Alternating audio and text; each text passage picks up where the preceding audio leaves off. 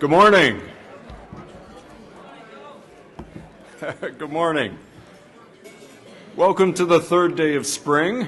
I hope you're enjoying this great spring weather. I think it was 41 degrees this morning in Washington, D.C. Welcome to the 62nd day of Trump.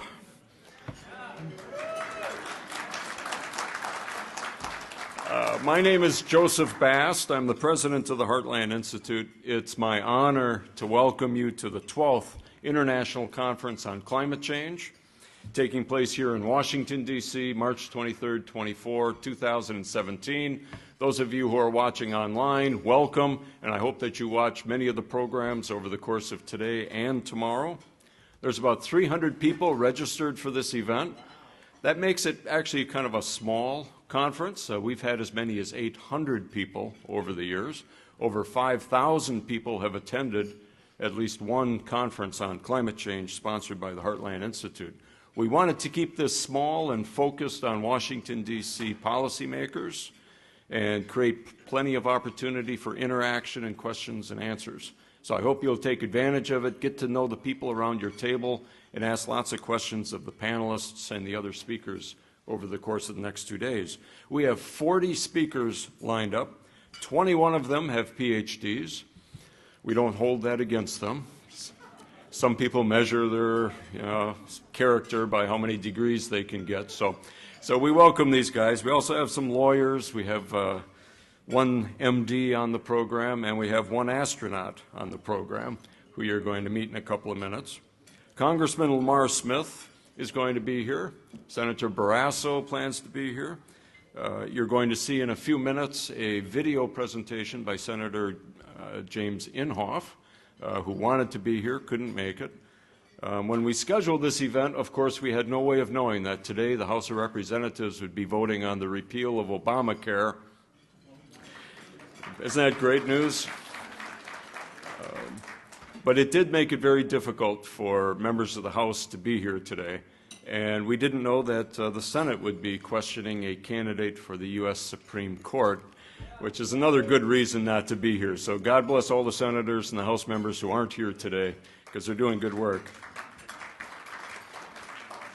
There are 4 people who are going to be getting awards at this conference. Because you may not attend or tune in to each of those award presentations, I wanted to mention them right now and recognize them. Colonel Walter Cunningham, the astronaut who helped make Apollo 7 and Skylab possible. Dr. Scott Armstrong, the University of Pennsylvania professor who is the world's leading authority on forecasting, scientific forecasting. Senator John Barrasso, who I mentioned earlier, he's the chairman of the Senate Committee on Environment and Public Works. And Myron E. Bell, who led the EPA transition team for the Trump administration. So these are all terrific people. They've made huge contributions to the climate debate, and we're really honored to be able to recognize their achievement by bringing them in front of an audience like this and letting them get the respect that they deserve. The theme of this conference is Resetting U.S. Climate Policy. We chose that theme for several reasons. First, because Donald Trump campaigned on the promise of ending the war on fossil fuels that was being waged by the Obama administration under the false flag of stopping global warming.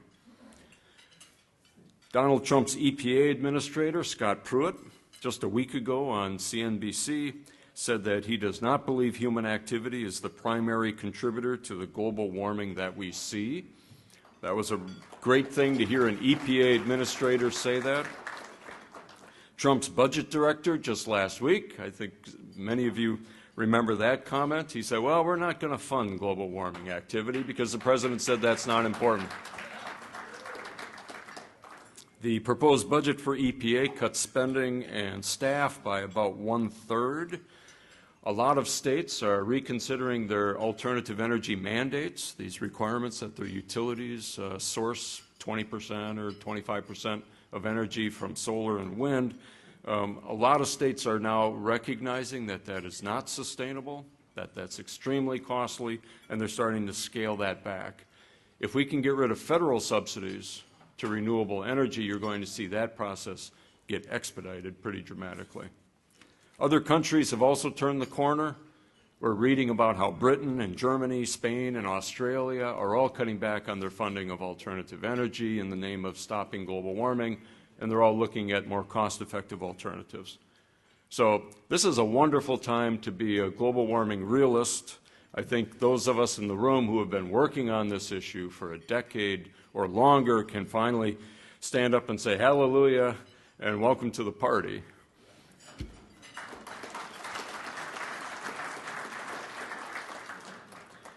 So many of the speakers during this conference are going to talk about where the scientific community comes down on this issue. So I'm not going to try to summarize the evidence that shows that most scientists are realists and not alarmists on this issue, that we actually represent the mainstream and not some sort of academic fringe.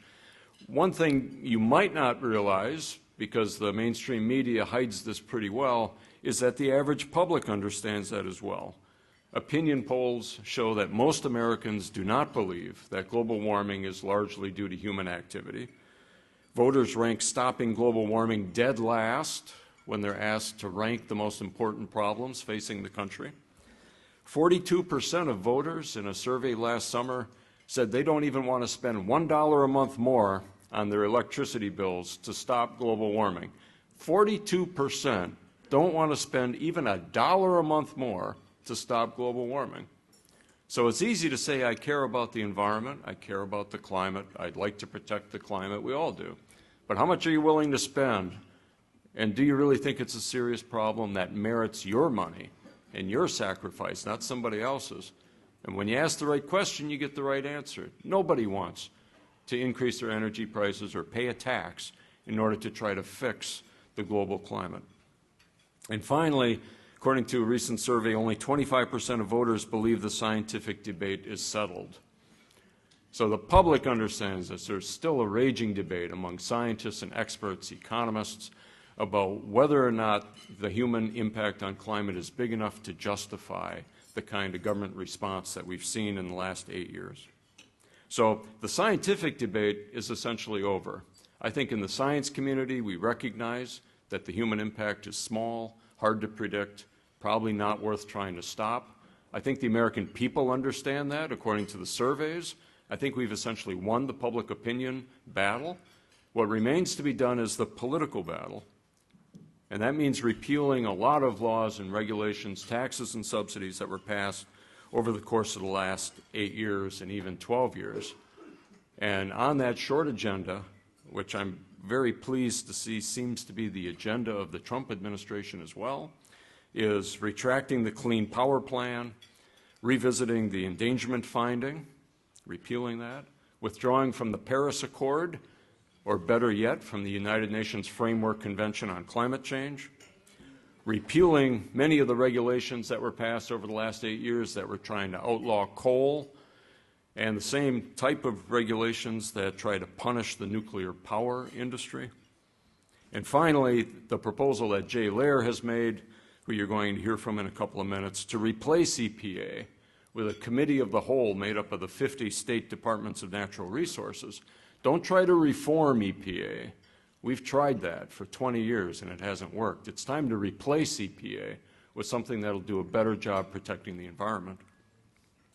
So, thank you. So doing all of this would produce a peace dividend. By ending the war on fossil fuels, we could give every man, woman, and child in the United States a peace dividend. And my best estimate of that, and it's a number that I'm hoping people in this room can help us fine-tune, is about $4,275 a year. So the average family in the United States would get a peace dividend of $4,275 every year if we could end the war on fossil fuels.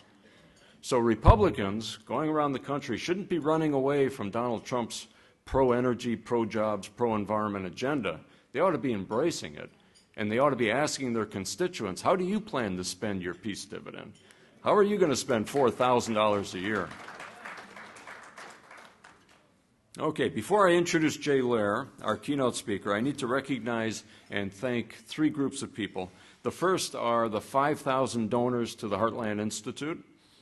These are very brave and committed individuals. Thank you.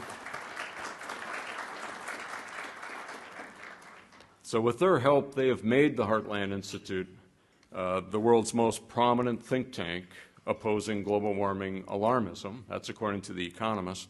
They've enabled us to publish more work on global warming than any other conservative think tank in the United States. That's according to Global Environmental Change, a peer-reviewed academic journal. And they've helped make us one of the top 10 free market think tanks in the entire world, according to the bestschools.org survey. So donors make it all possible. Thank you very much. I'd also like to thank Heartland Institute staff. The people in the room are going to get to know these people over the course of the next 2 days. Nikki Comerford is the principal organizer. Jim Lakely, John Noderf, Tim Benson, Keely Drukala, Sterling Burnett, Isaac Orr, Aaron Stover, and Fred Palmer. I believe all of them are in the room or will be in the room. So give them a round of applause. Thank you. Oh, and I left out Sam Karnick. Hey, Sam. Everybody give Sam Karnick a round of applause. All right, and finally we have conference co-sponsors. These are organizations that share our commitment to sound science and sound economics in the climate change debate, and they're willing to step up, put their name on the program, and attend this conference. And they are the Center for the Study of Carbon Dioxide and Global Change, the Committee for a Constructive Tomorrow, Competitive Enterprise Institute, the European Institute for Climate and Energy, Heritage Foundation, the International Climate Science Coalition, the Media Research Center, Reality News, and the Science and Environmental Policy Project. So a round of applause, please, for our co-sponsors. Okay. It's now my pleasure to introduce a video clip. Senator Inhofe had hoped to join us today, but he was unable to do so, so he recorded a welcoming message.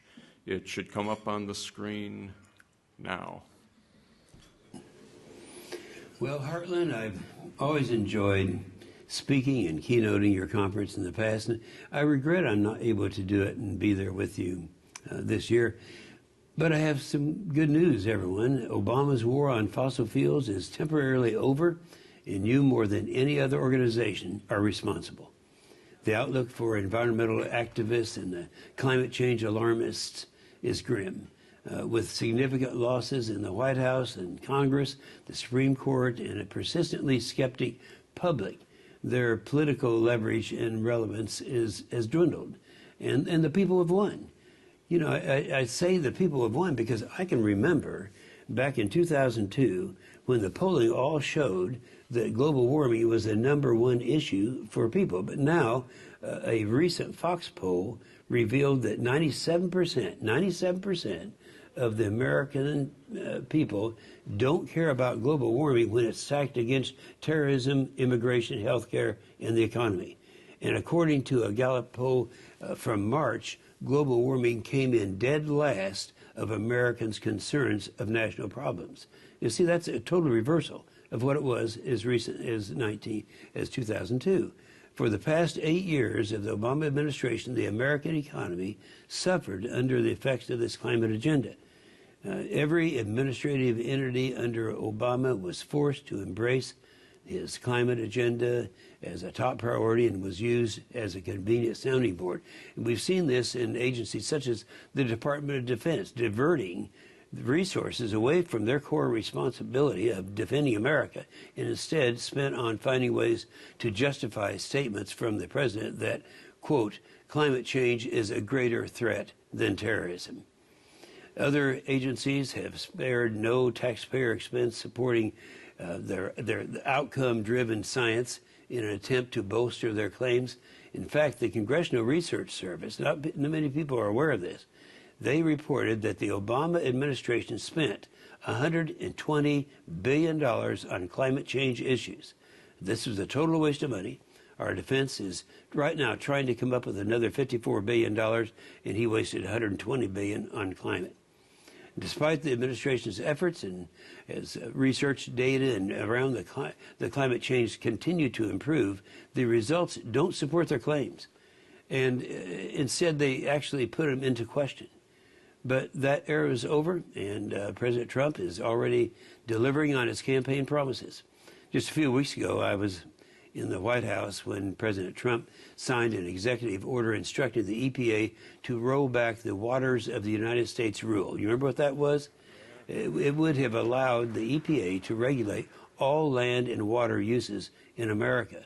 Repealing it will provide crucial relief for farmers. And, you know, I'm from Oklahoma. It's a farm state. And that was our farmers' main concern, was that water issue. And so help is on its way.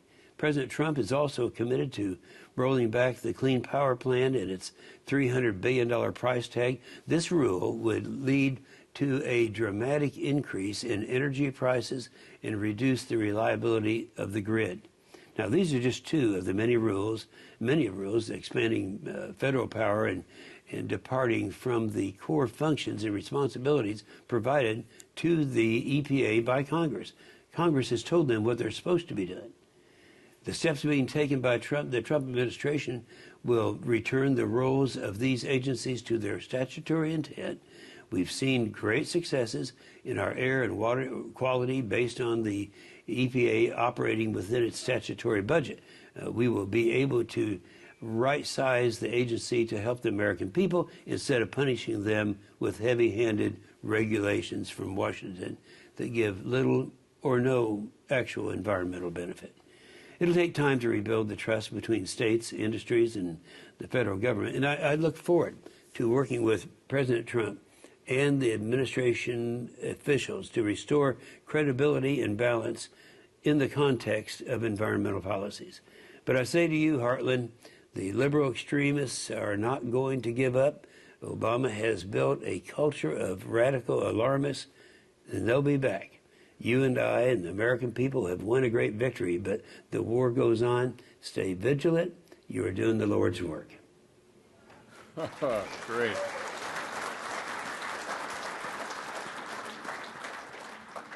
Well, thank you, Senator Inhofe. We're going to continue to try to do the Lord's work. And 97% sounds like a consensus to me. What do you guys think? Yeah. It's amazing. So let me ask you, if you had 20 minutes to explain the global warming controversy to the President-elect of the United States, what would you say, and who would you choose as your spokesperson to actually deliver that presentation? Well, we were asked, and we chose Dr. Jay Lehr to give that presentation. And Dr. Lehr is with us today, and he's going to give you that very presentation that we prepared for President Trump. Jay Lehr is the Heartland Institute Science Director.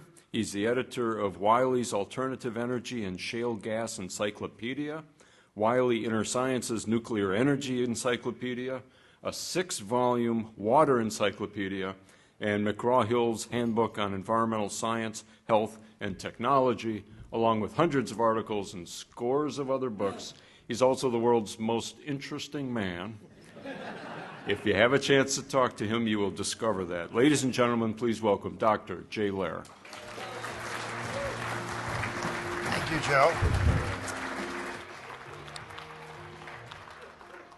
It was incredibly exciting to be asked by President Trump's top advisor to create the slideshow you're about to see, but I'm going to tell you two stories. First, one is Joe mentioned that I wrote the plan to devolve U.S. EPA actually over a 5-year period down to a committee of the whole, the 50 state agencies who do all the work. I'll be talking about that in the last panel today. But I had written this plan, and Heartland published it into a booklet. And shortly thereafter, I was on a program here in Washington with Senator Inhofe. And he preceded me on the podium to give a talk. And I had a feeling that he was going to give his talk and leave, and he wouldn't hear me talking about devolving EPA and eliminating it over a period of time and turning their all responsibilities to the 50 states. So he had a question period, and I raised my hand and I said, Senator Inhofe, are you going to be here a little while from now when I speak? He said, no, I have to go to a meeting. And I said, well, I really came here primarily to personally hand you this plan that I wrote on behalf of Heartland to eliminate, phase out EPA over a period of time and turn it over to a committee of the whole of the 50 states. And I said that I'm probably the only living scientist in the country today who has to claim responsibility that there is a U.S. EPA, because between 1968 and 1971, I was on a blue ribbon committee studying the idea of creating a Environmental Protection Agency, which President Nixon signed in 71. And I'm kind of now doing penance for that crime. And so I wrote this plan to get rid of it. And he paused for a second and he said, Dr. Lehr, if you think going around presenting this plan to get rid of EPA makes up for the crime you committed in creating EPA, you're wrong. And everybody fell out of their chairs laughing, and he's probably right. But actually, for 10 years, EPA did good work. We wrote 7 pieces of legislation that created a safety net. Not a single useful piece of legislation was passed after 1980, and we're now, I think, going to turn the clock back and take the onerous burden off of us. Well, that's one story. The second one is, if I don't really understand all of the slides I'm going to show you thoroughly, it's because of what happened to me on the airplane coming here yesterday, and it's a message for you that I feel very strongly about. I was studying the slides that Joe and Jim Lakely and I had created for President Trump, and what I was going to say to you this morning, and there was a woman next to me that kind of looked over my shoulder and saw some of the slides about global warming, and seeing that we were not in believers that man caused the temperature of the planet to go up, down, or sideways. And she started questioning me. Well, she turned out to be a super liberal professor of social work at Ohio University in Athens. And she started challenging me, and she had clearly read all the alarmist stuff. She said, well, how can you say man is not causing global warming? And 97% of all the scientists believe that. And she said, how can you say that when clearly all the glaciers are melting? And wildfires, tornadoes, and hurricanes are increasing. How can you say these things? Well, I kept my cool very, very calmly. The plane was delayed for a half hour on the ground. I had an hour flight, and I just gave up studying for this very presentation, and I calmly described to her the evidence in reverse. And then I made a really good decision. I said, tell me about your work. And it turned out that she worked on drug addiction in Southern Ohio. She worked on prison reforms, talked about the fact that we imprison more people, percentage of our population, than anybody, any other country in the world. And so I really made friends with her in her area. And then she came back and she started asking more questions. At the end of the hour and a half, we arrived here. She said to me, you know, everything you've said to me is really interesting. Could I give you my husband's email, and would you contact him, because he believes absolutely reverse, and you have now convinced me that we're wrong. I mean, what a victory. I mean, I literally, I floated off that plane. Now, I had the good fortune of having an hour and a half to do that. But I'm going to challenge everybody in this room that in the next year, and what you heard Senator Inhofe say, and Joe as well, the battle is not over. We have won the science clearly in any debate. An intelligent audience would recognize we win, and I'm going to show you what we prepared for President Trump in a moment. But the battle's going to go on. I suspect that we will not bury the global warming situation until the very end of President Trump's 8-year administration. And the challenge I make to you is that in the next year and every year following, set a target to turn the minds of 5 people in a year. And I say that because it's not going to be something you're going to do, in 2 minutes at a cocktail party. It's going to be an opportunity of talking to somebody that you think, is reasonably intelligent and would listen to you for a period of time, maybe over a period of time. And there are 200 people in this room. If we all set our goal as changing the minds of 5 reasonably neutral, sensible people, that'd be 1,000 people. And the journey of 1,000 miles begins with the first step. So we've won scientifically, but we still have not won the attitude of the whole public, and that's what we want to do. All right, let me go on. What we did for President Trump, and I think it is very exciting, is essentially to turn back every single argument that the alarmists have. And these are the 5 or 6 areas that I'll go through very briefly in talking about the slides.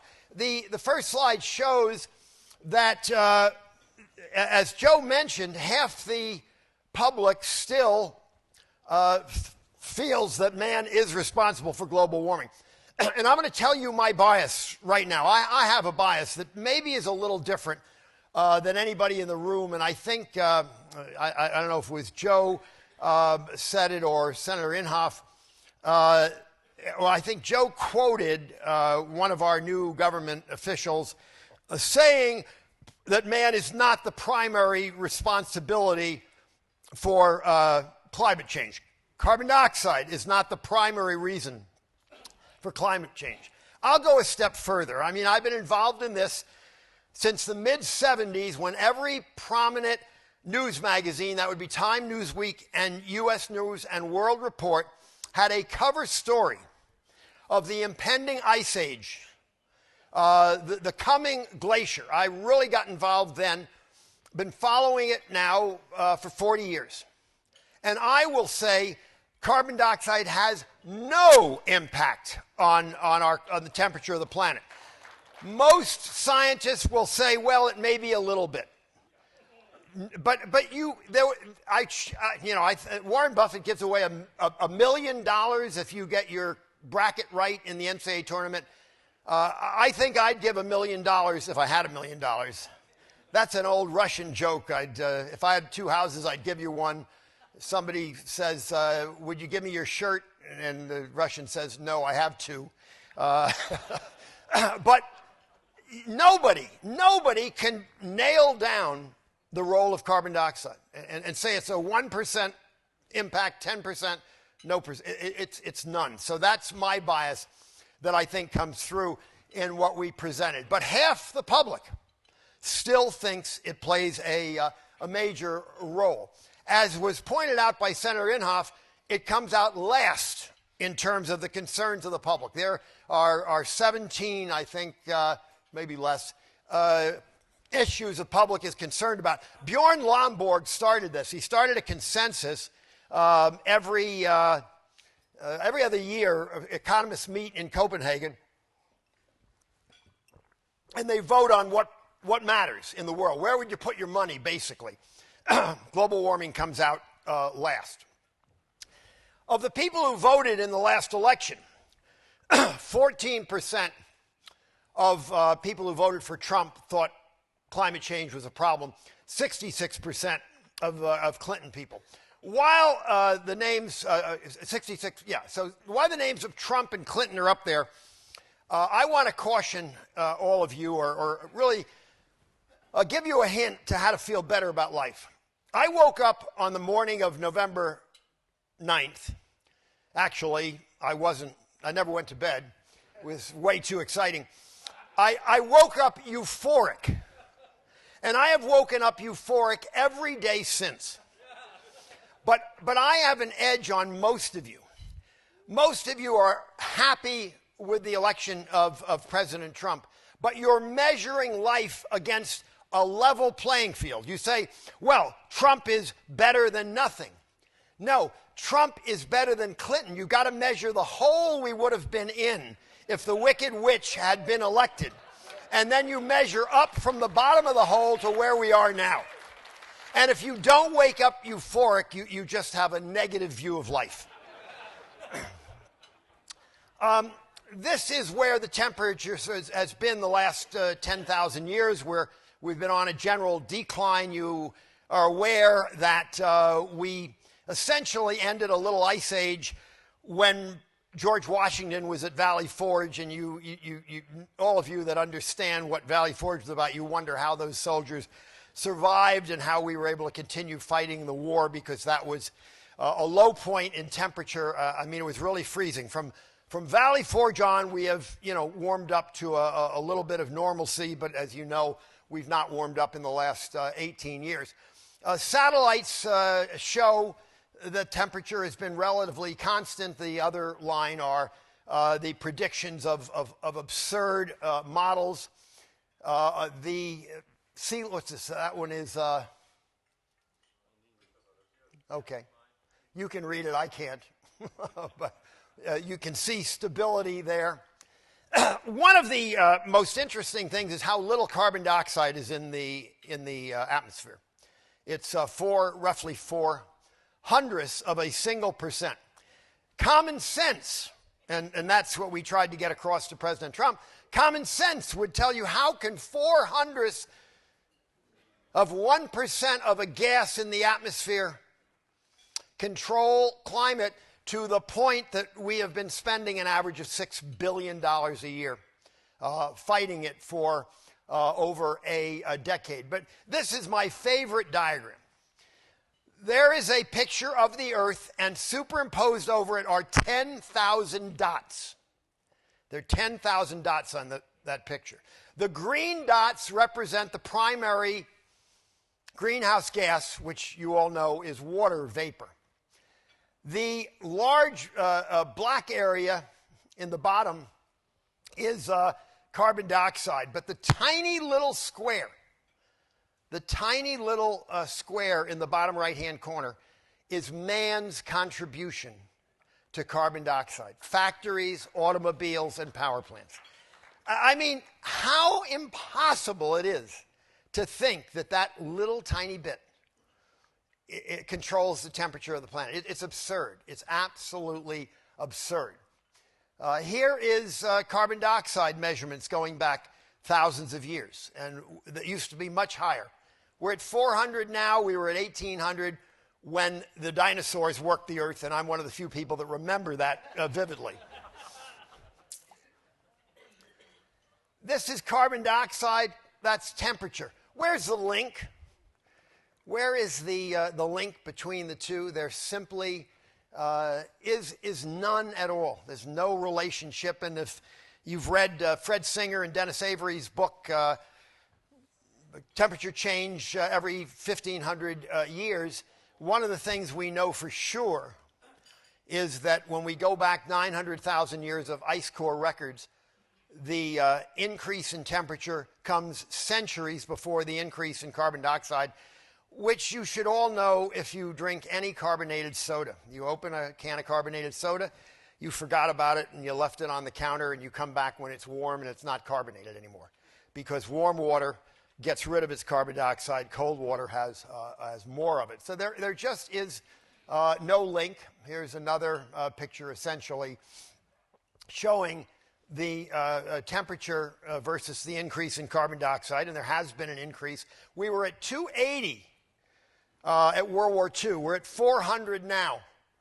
Somebody in the audience, other than Craig Itso, yell out to me the level of carbon dioxide at which we all perish. 150.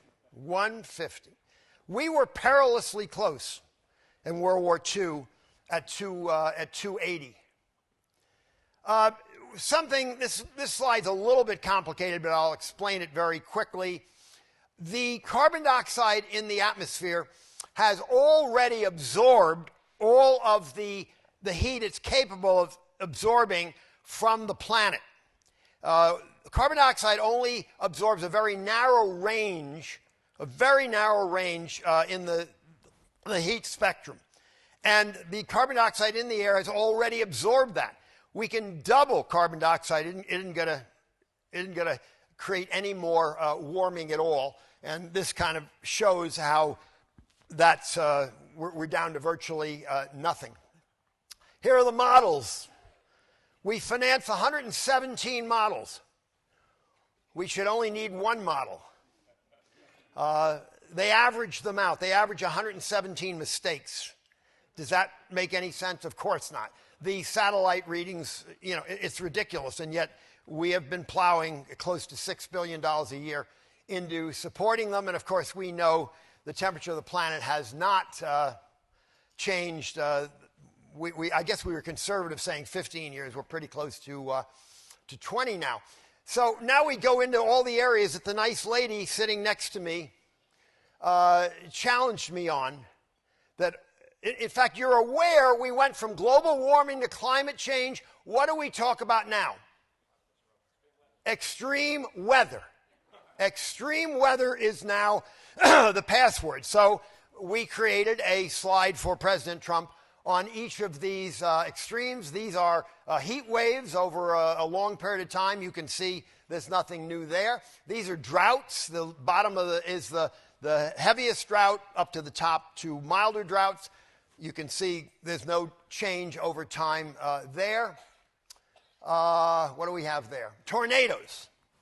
If you live in Oklahoma, as Senator Inhofe does, it's called Tornado Alley, Oklahoma, Kansas. We've not had any increase in tornadoes. Most of you are aware. We have not had a hurricane touch land in 10 years. Wildfires are on the way down. I was amazed how smart this woman was, at least reading the newspaper. She knew all the scare stories. And I was able, over an hour and a half, to refute them. Here's the hurricane slide. They're all very simple, and Joe and Jim Lakely, who are really more responsible for the slides than I, were able to show one that would very quickly show President Trump. Now, what they asked us was, as you well know, I was told, and you know, President Trump has called global warming a hoax. What he wanted was the technical support for his position that it is a hoax. Now, I'm a little worried, I've got to admit. There are two people in his administration who are unsure of it being a hoax and may cause us to still spend money. I hope not. One is his daughter, who makes great dresses. But she's a greenie, and one of her closest friends is Chelsea Clinton, and that should scare the hell out of you. And the other, unfortunately, is Rex Tillerson, who wants to stay in the game. I think he's going to be a great Secretary of State, but I hope he doesn't have too much influence on the president's position of climate change. Sea level hasn't changed at all. Tom Weissmuller is on the program, and that's one of his areas of expertise. Worked for NASA for years, and we know that sea level rises, I think it's 7 inches a century or 7 centimeters, and it's been the same for 800 years. We've got terrific sea level measurements. You can see high water marks all over the globe, and we know there's been no change in sea level. I teach economics. And one of my heroes up until a week ago was Art Laffer. Art Laffer writes a lot about economics and really bright. And when he was challenged on money spent on global warming, his response was scary. I'm about to tell you. He said, I have to refer to my friend Al Gore on that. That was the end of him being a hero of mine. One of the great things with the increase in carbon dioxide is the increase in yields in agriculture. As you can see here, wheat production, rice production, soy and corn have all increased as a result. You all know carbon dioxide is to a plant what oxygen is to us. In the volumes that we've put out, Climate Change Reconsidered, we have hundreds of articles showing how plants and trees have prospered, food crops, wildlife, human health, and economic growth. We really have to be more on the offensive. And for the 5 people each year you're from now on are going to convince that man is not causing any impact on the temperature of the planet, we really have to make them understand that carbon dioxide is wonderful. It's wonderful. It's why we live here. I mean, the primary reason that I have no idea whether there's life on other celestial bodies, but I doubt it, is the lack of carbon dioxide. I mean, to have plant life, to feed animals, to feed us, it's all about carbon dioxide, and we're so fortunate to have it, and we're fortunate to have more of it. The Dutch have been growing their tulips under excessive carbon dioxide for 50 years or more. Intense. They pump in the carbon dioxide. Growth is better. Everything about carbon dioxide is good. And the most important thing we've got to do in the next few years is reverse the endangerment finding. I mean, the absurdity of the... It's crazy. It's absolutely crazy. The 97 consensus situation is so crazy, I will not attempt to explain it to you, but you all have a book in your bag called Why Scientists Disagree on Global Warming, Climate Change, and in it, it explains Naomi Oreskes' original article, and there were 3 other articles. If you read about how those studies were done to come up with 97%, you have to break out laughing. You just absolutely have to break out laughing. And yet it's been bandied about for so long that if you really don't understand anything about climate, you've been hearing it forever and you accept that number. It's patently absurd. You all know about ClimateGate. You know the lies and all the emails that we found.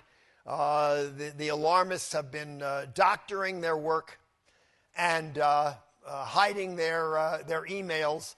We caught them, but of course it doesn't matter to the mainstream media or to the alarmists. One of the things that people don't understand about the IPCC is their charge. There's some people here that were once on the IPCC committee and resigned. The charge was not to find out about global warming or climate change. The charge was only to find man's role in increasing the temperature of the planet. Just so absurdly flawed that it's not worth talking about. So Jim Inhofe mentioned the Clean Power Plan. Ultimately, that's going to save the coal industry. We've been fighting for coal at Heartland for years. EPA regulations, we're rolling them back literally every day. Scott Pruitt, I think, was a good choice. He's moving a little slow for my money, but I think we'll get things done. The end of the Paris Agreement is critical. Let me tell you a few things about the Paris Agreement that you do not know, but if you read the book Klexit by Don Deers that each of you has in your bag, the entire agreement, I think it's 41 or 47 pages long, is in Don Deers' brief 100-page book called Klexit. And in the book, there are 6 things you want to know that required of the United States being a part of the agreement. 1, it says, because we're the richest country, we got to pay most of the bill. Obama committed $3 billion to the Green Action Climate Fund and wrote the check for $500 million. I'm reasonably confident that our new Secretary of Treasury isn't going to sign a check for any more money. The next neat thing is the treaty says that any country other than the United States can sue the United States if they can show that our greenhouse gases floated over their airspace. They can sue us. And if we we challenge it, the situation is adjudicated by members of the treaty, not a court. And Iran has been labeled as one of the countries that would sit on the adjudication court.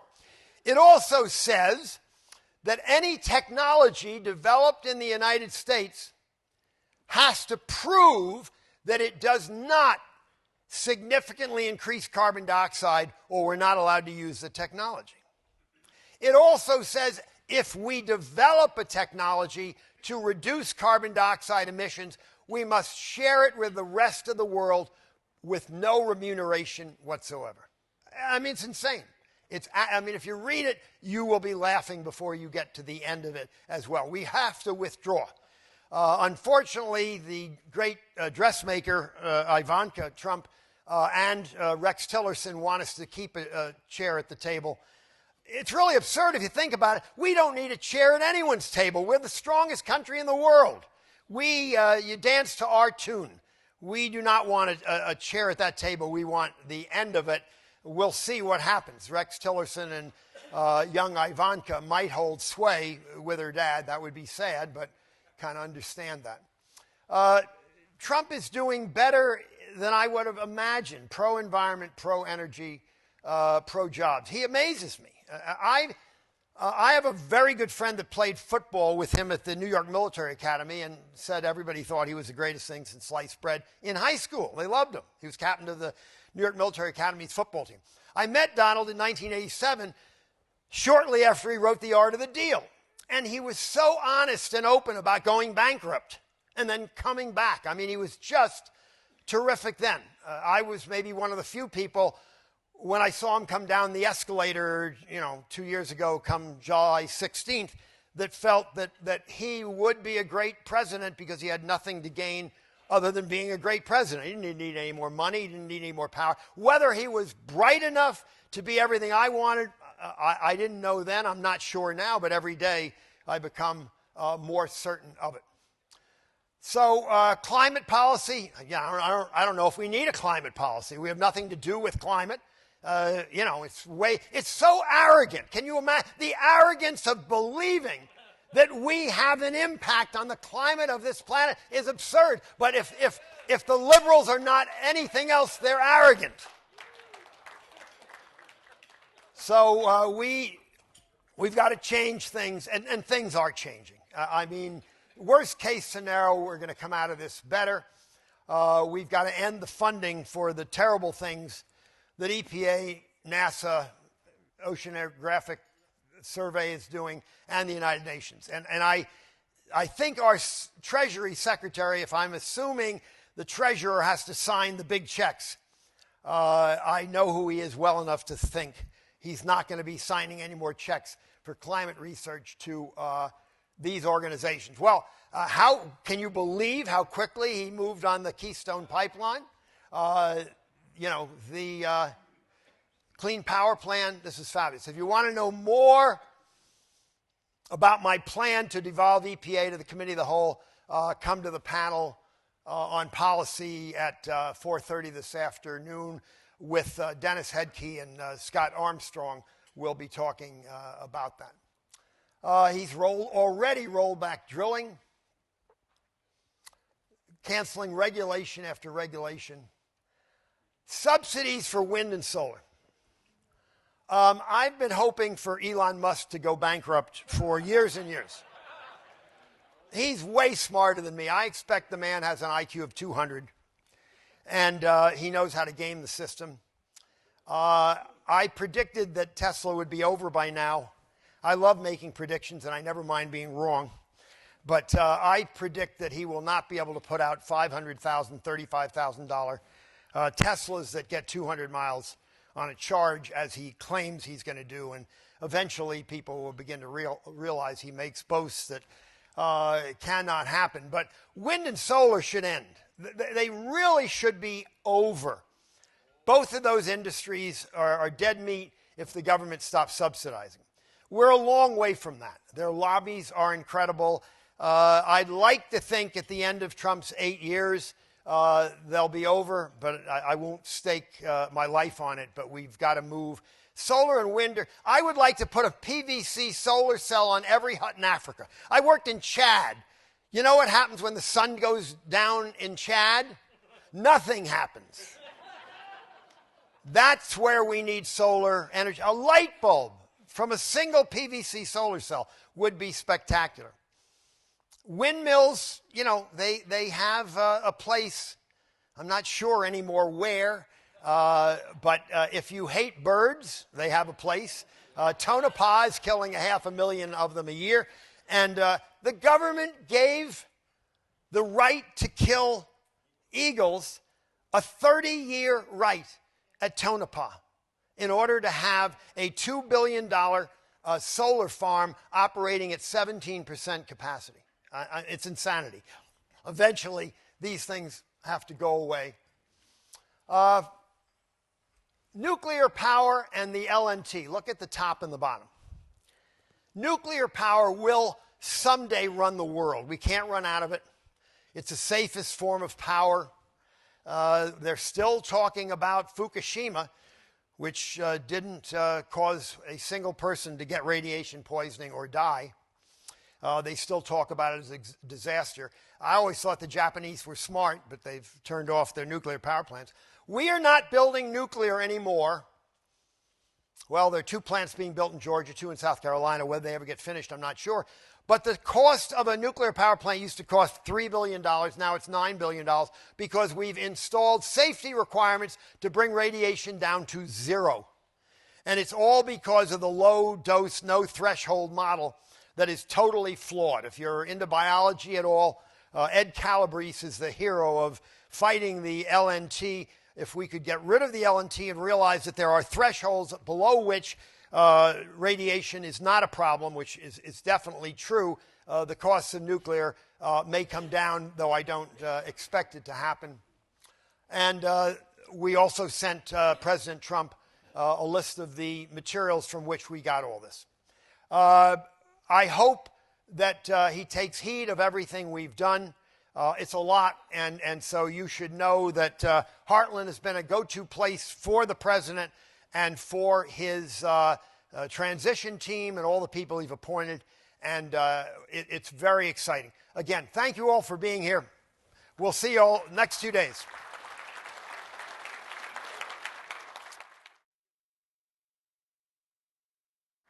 Who's up now?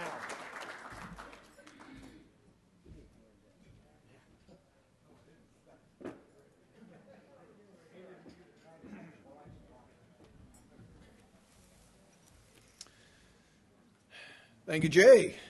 My name is Craig Rucker, and I serve as the Executive Director of the Washington, D.C.-based Committee for a Constructive Tomorrow, or CFACT, as we call it, a nonprofit group that's been around since 1985, working on issues of energy and development, and a proud co-sponsoring organization of this gathering, as we have been in the past. As has been our custom at previous meetings, we would like to take this occasion to honor someone who has made a big difference to our cause of presenting climate realism to the general public. We call our award the Dauntless Purveyor of Climate Truth Award. And we give this out to those who are courageous and bold enough to champion our message to the general public, but we also like to award it to those who like to stir the pot and mix things up a bit. Our first award was given out a couple years ago in Vegas, and it was given to Lord Christopher Monckton. And I think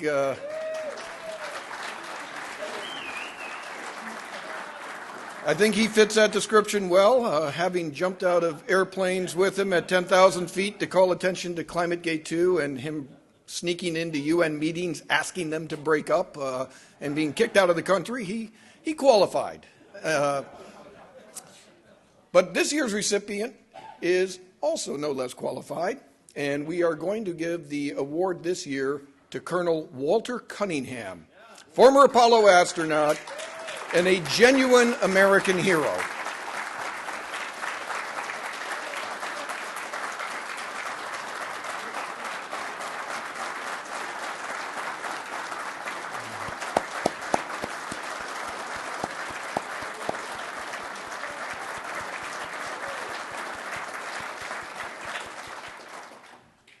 no doubt a bit more low-key perhaps than Moncton, but what really impresses us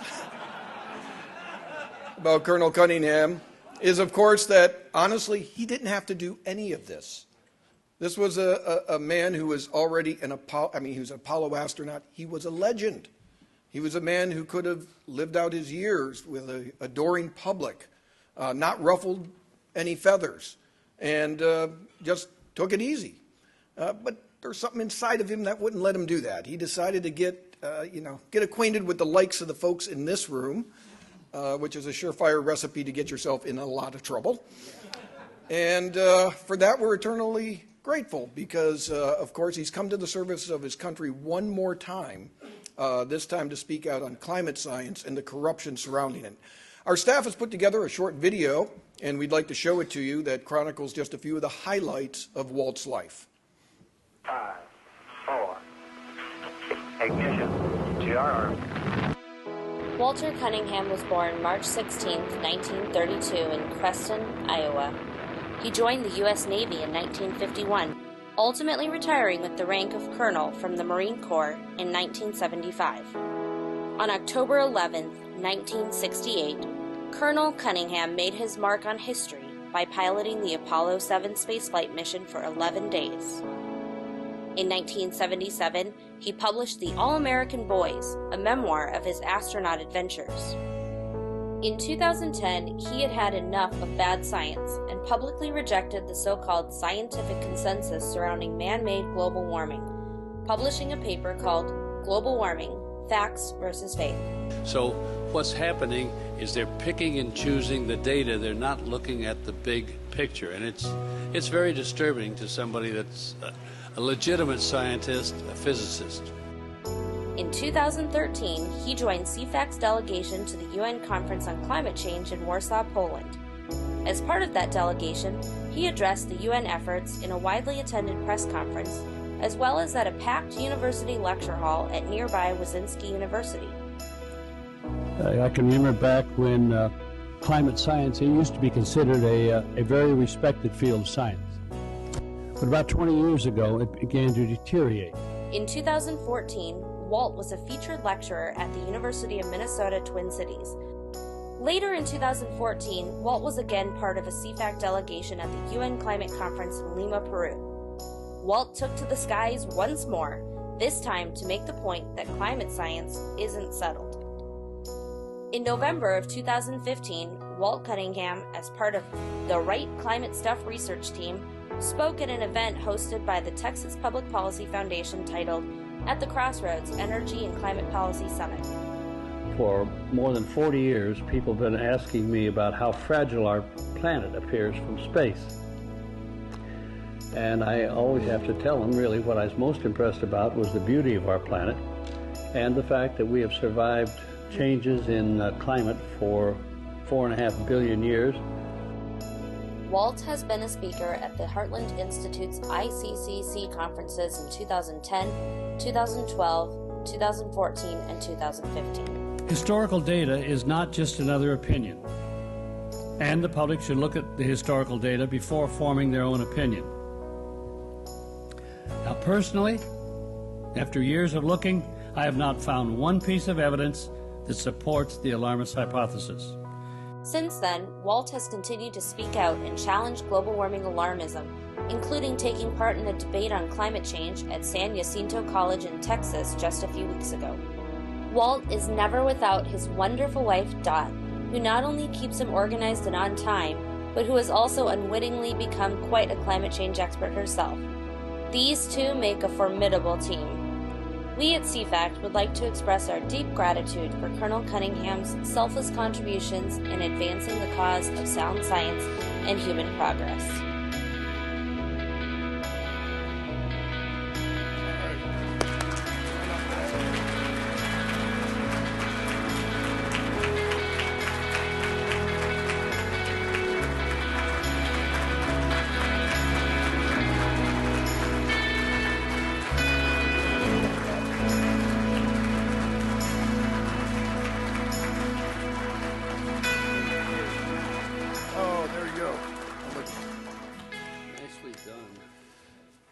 Well, I could let you know a little bit more about him before I let him speak by telling you some of the many things on his resume, but that is in your Heartland brochure. I do want to share one quick story that impressed me about Walt from a CFAC perspective, and his wife Dot as well. We met Walt first in Warsaw, Poland at a climate change conference over there, and used him effectively to speak to a university, do a UN press conference right at the UN gathering, and he was just wonderful. We invited him the following year to come to Lima, Peru, and he accepted. Of course, for those who have been with CFAC trips, you know there's always a little twist to them. And we said, yes, come with us to Peru. We want you to do something, which is essentially jump off a cliff in the Andes and with a parasail with a banner behind you that draws attention to, I think, Climate Gate 2 at that time. Well, when we got there, and I'm not so sure Dot was happy with this, but we went up into the Andes Mountains to do this particular stunt, and the winds were terrible.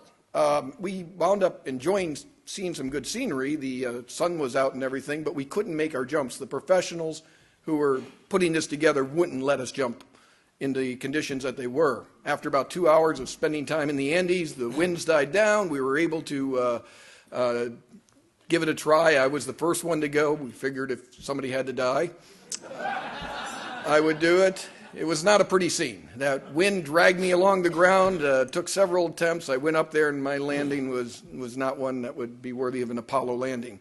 It was pretty bad. One of our other staff members, Christina, who helped put this together, she took off, and I remember Walt and I looking out and going, she's not making it back, is she? She went off down the valley. We found her in a farm field miles away.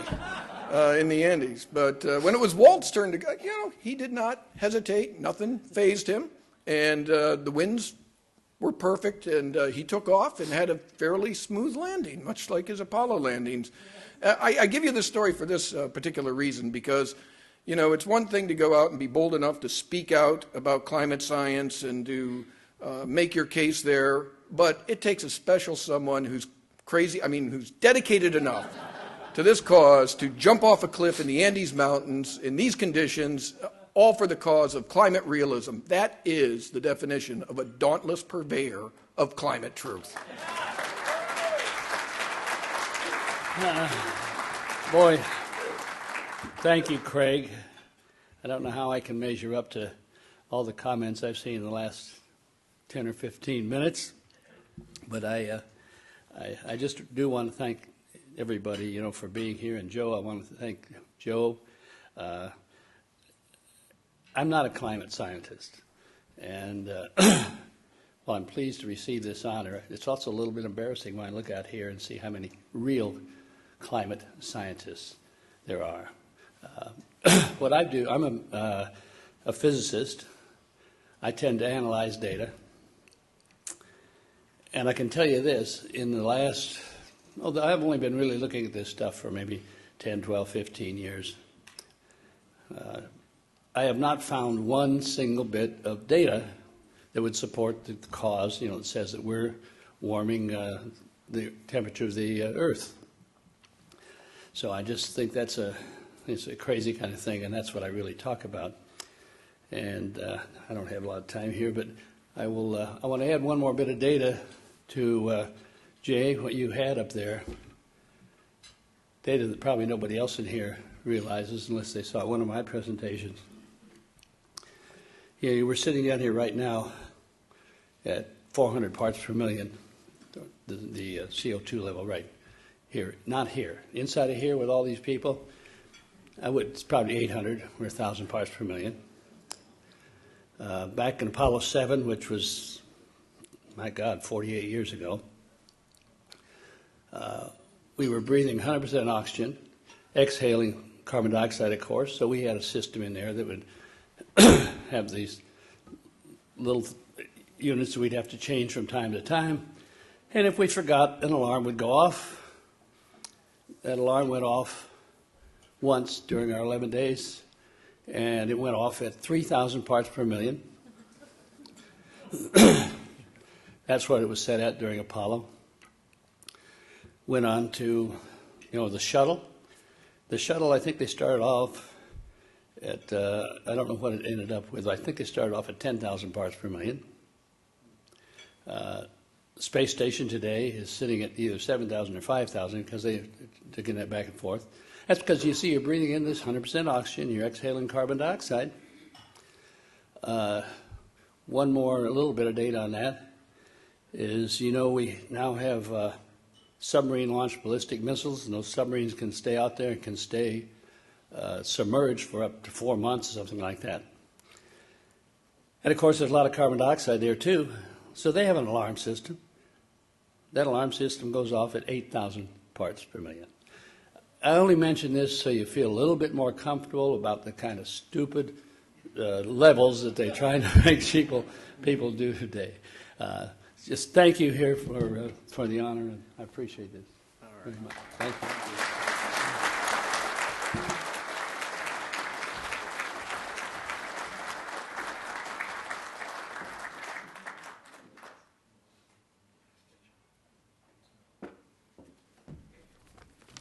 Okay, hi. What a great morning that was. And how about another round of applause for the great Walter Cunningham and that great presentation by our friends at CFACT. I'm Jim Lakely. I'm the Director of Communications at Heartland. I'm not all that important, except that it is my job to come up here after every plenary session and let you know that it is over. So when you see me, that's either good news or bad news. And to let you know that we're running a little bit behind schedule, but that is fine because this was a great morning already. In this room, after about a 25-minute break, is going to be panel 1A, Environmental Economics, moderated by Sam Karnick, featuring Randy Simmons, Dan Sutter, and a pinch hitter for Timothy Terrell, whose flight was canceled and couldn't make it. Cal Beisner is going to be joining that panel, talking about that. In the room just next door, panel 1B on climate science, with moderated by Heartland's Sterling Burnett. It's going to feature Willie Soon, Fred Singer, and Don Easterbrook. And you could look in your programs. There'll be a repeat panel right after that in both the rooms. And then we reconvene here for a plenary lunch after a break from noon to 12:30. So 12:30, we'll start our lunch plenary session right in here. And that will feature Representative Lamar Smith, the chairman of the very relevant committee in the House on climate issues. Thank you very much for joining us here this morning. And everyone on live stream, we'll see you in about 25 minutes to 30 minutes. Thank you.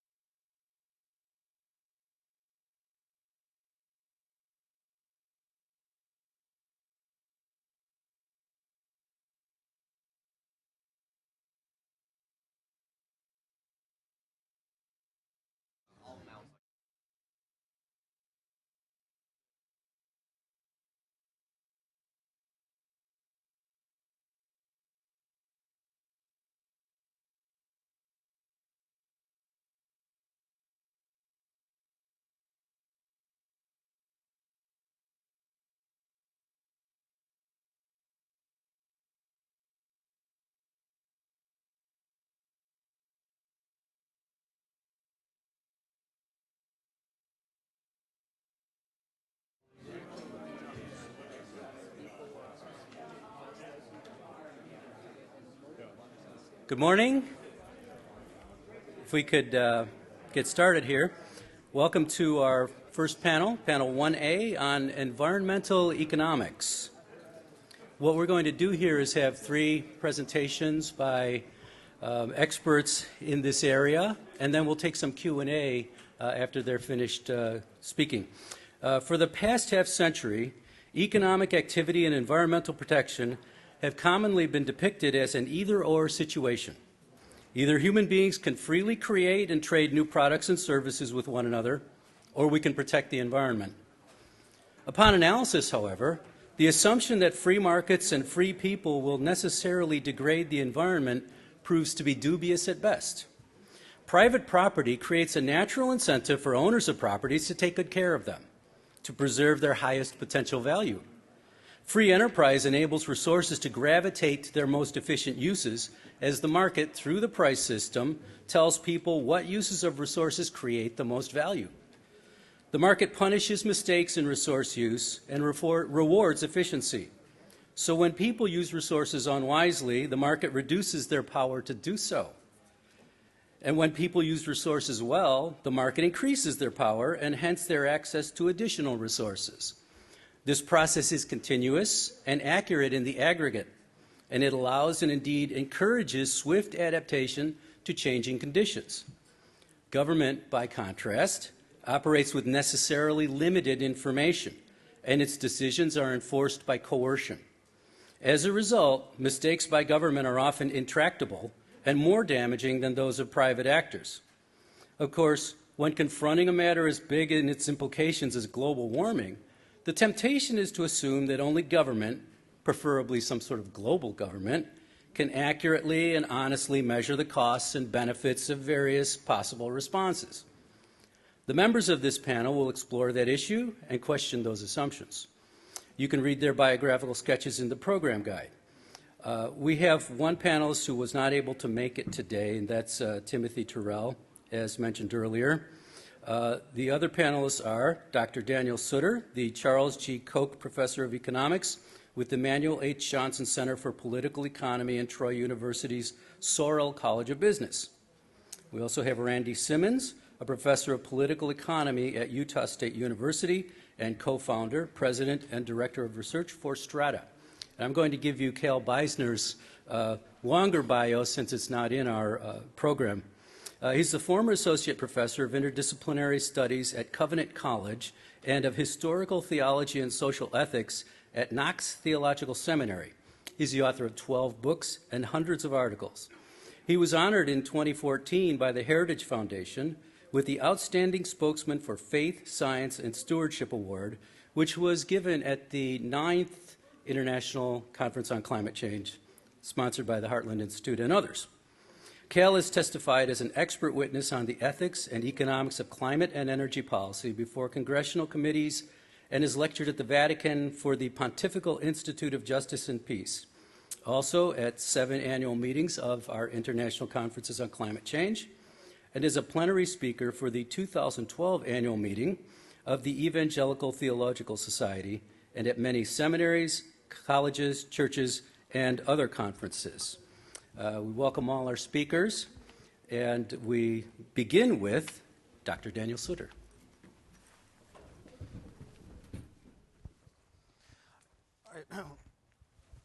Well, thank you very much. Very pleased and honored to be here, actually. So let's get started right away. Whoops. Back up one. Again, thank you for coming, and thank you for your attendance here. Well, I just want to start by talking about economics generally and then introducing what environmental economics would be about. And economics is about scarcity and trade-offs. We live in a world where we can't satisfy all of our wants and desires, and we can't get everything we want. So this is the fundamental economic reality that any economic system has to deal with. The goods and services that we want to consume have to be produced. They have to be produced using labor and natural resources and other factors of production.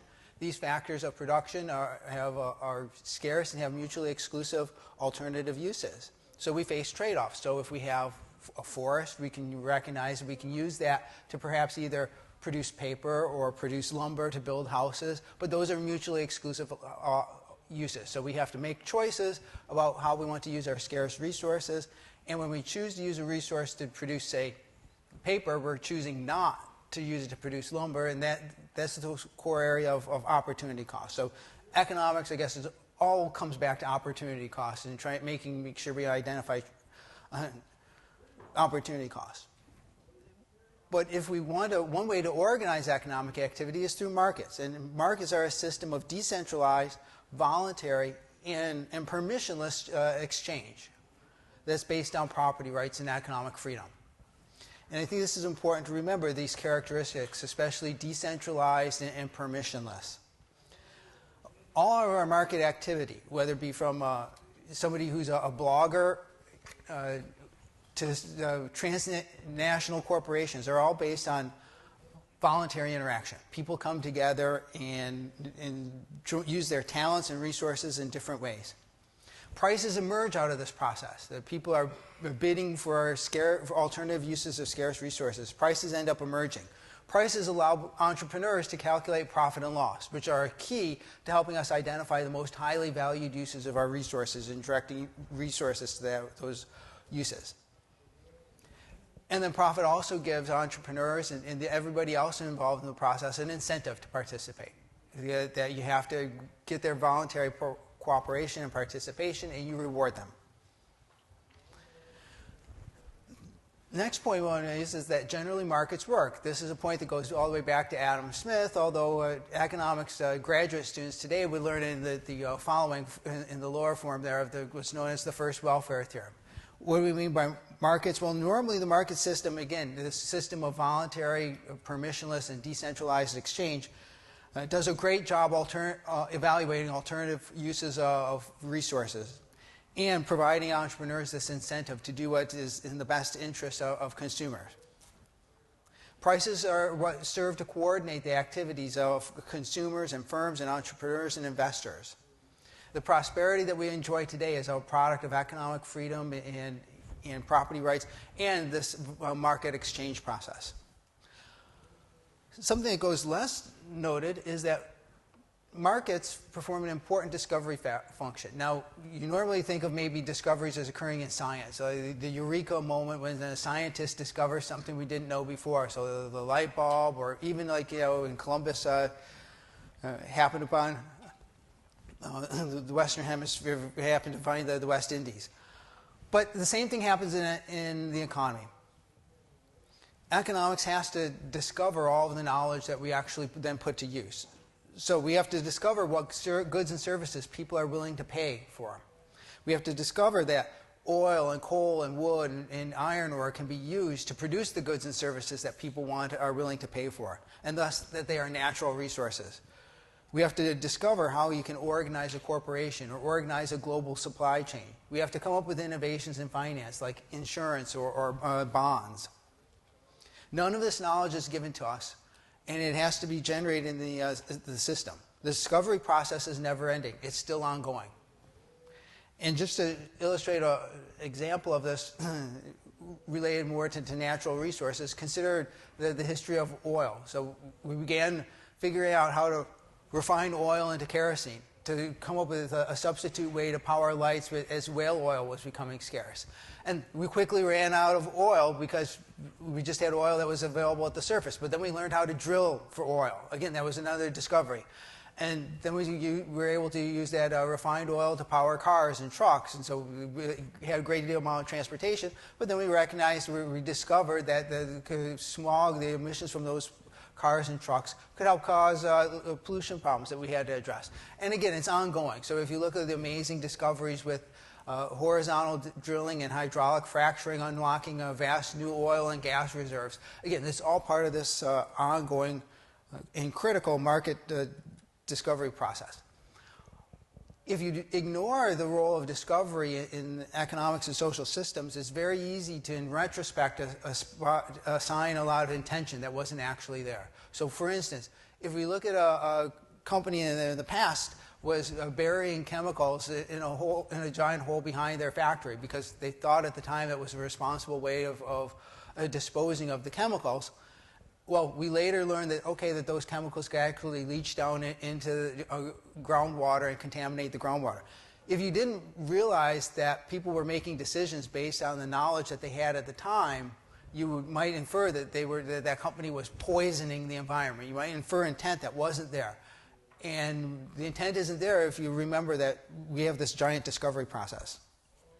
So how do we integrate the environment into this process? Well, we can just think of different environmental protection, forms of environmental protection as an additional use of resources. So whether it become providing a habitat for animals, or birds, or fish, wetlands that help clean the water naturally, or if you think of clean air or clean water that can be spoiled if we dump waste into it untreated, what we can actually see is that there's an additional use of a resource. And then sometimes these are be non-use uses of resources, that we don't cut a tree down to provide habitat. But it's still a use of resources. If we want to make sure that forests are there to provide habitat for a species, we have to choose not to use the forest, say, to produce lumber. And so again, it's the same basic economic thing of alternative uses of scarce resources, and we have to think about the alternative uses and trying to direct resources to their most highly valued use. Now, a lot of economics ignores a lot of the important discovery process that's involved here with the environment. Now, this is a diagram that would come out of a textbook showing sort of like the textbook treatment of a negative externality. I don't want to go over the details of this diagram.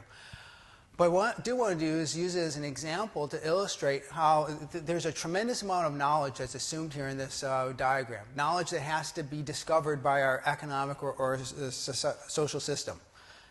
To detail it, we'd have to know first off that there's a harm that's occurring to the environment. We'd have to know second that this harm has a human cause, it's not a natural cause, and we have to know the exact economic activity that's actually causing the harm to be able to draw this diagram. Third, we need to be able to know the value that different people would attach to the preservation or use of resources that would be generating this environmental benefits. And then finally, we'd have to know what, if anything, can be done to reduce the harm that's being created here. So there's a lot of knowledge, and again, remember, this knowledge is never given to us. It's something that the market system has to come up with on its own, has to develop for us. So what makes the environment a challenge for economics, or why is there anything that would be a special field of environmental economics? Well, it turns out that for some detailed reasons that Dr. Simmons will probably be getting into more in his talk, some of these uses of resources can be hard to get their value adequately represented in markets. That due to property rights definition or enforcement problems, or what economists like to call transactions costs, we might recognize that this trout stream is valuable. It provides habitat for the trout. And we know that conserving fish populations is valuable. But it might be hard in the market to be able to harness that value and be able to bid against alternative and maybe more direct uses of resources. So if you're willing to pay to divert water from a stream like this for irrigation for agriculture, that gets represented more fully in sometimes how markets operate. And these non-use or environmental protection uses can be difficult to assemble the value that's out there in society. People do value these uses. It's a challenge. Now, sometimes entrepreneurs can come up with some very clever ways to harness some of that value and help these non-use or environmental preservation, conservation uses bid in the marketplace. And so you could think of something like ecotourism even as something as a way by which you could harness some of the value that some people will place on preserving the environment as a way to help help bid for resources. Now, sometimes then when we have when the market doesn't work well, we need to rely on a government policy to intervene and try to direct additional resources to environmental protection. And when we do that, we rely on what's known as cost-benefit analysis. It's a way to try to duplicate what would be happening normally in markets through prices. But if we aren't going to be able to use the market for one reason or another, if we believe that for various different reasons that we need to rely on government. We need to come up with some way to try to replicate the profit and loss analysis that occurs in markets. And that's what we do through cost-benefit analysis. And again, it's not perfect. You're trying to replicate what we would like to have done through the market directly. But this also leads to another point in environmental protection, and that is our policies that we adopt to try to protect the environment should disrupt the market as little as possible. That we do want to maintain as much of the decentralized and permissionless system of resource allocation that we have in markets. So that's why economists like things like using pollution taxes or cap and trade permit systems, because it does allow a lot of decentralized and permissionless exchange to occur. People don't have to get approval from regulators, which you would have to with command and control regulation. With command and control regulation, you're taking away the power of parties out there in the environment to make these permissionless decisions. You're creating a system of permission or permits that are required for all kinds of different decisions. And that ends up that would end up causing additional harm to the market process. So if we want to protect the environment, we want to do it as narrowly as we can. Well, I think, what does this mean for climate change? Because everything I've talked about here is extremely general in terms of environmental economics. There's 2 points I want to make. First is that the discovery process is ongoing. I think that that's probably particularly true in the case of climate change, although perhaps Dr. Lehr would disagree and say that the discovery process already worked to show that maybe there's no harm that's occurring. But we definitely are still in the process of having this discovery, of establishing the knowledge that would be necessary before you could go ahead and apply something like, okay, now we know we want to have a carbon tax or something like that. So there's a lot of knowledge that's still in the process of being discovered. And we need to keep that in mind. And furthermore, that part of this is what economist Thomas Sowell likes to call the validation of knowledge. That we have to have that knowledge be validated in such a way that we all agree on it and are willing to use it in decision making. And then finally, the last point I want to make is that alternative options exist for addressing climate change. And I know this is a topic Dr. Simmons is going to get into more detail. So even if it were the case that the climate science were completely settled, we would face choices about what we want to do about the potential climate change. The broad options include trying to reduce the emissions of greenhouse gases or mitigation, making economic and societal changes to live with a warmer environment, what's known as adaptation, and then there could also take actions to reduce the concentration of carbon in the atmosphere, say climate engineering. And then there's a range of different mitigation options that we could imply, from cap and trade or carbon taxes to command and control. The choices we want to make about this depend on the values that we place on environmental protection, and also the cost the value that we would all place on what we would have to give up. If we have to give up burning fossil fuels, we have to consider what is the value to people of being able to burn fossil fuels. And so therefore we have to balance what we would be protecting against what we would be giving up. And that is ultimately an economic decision. So there's always going to be an economics, at least here. And I'll leave to other people on in this conference who can talk more about the climate science, because economics is all about the division of knowledge. And I know I've come to the limits of my knowledge here, so I will stop. Thank you.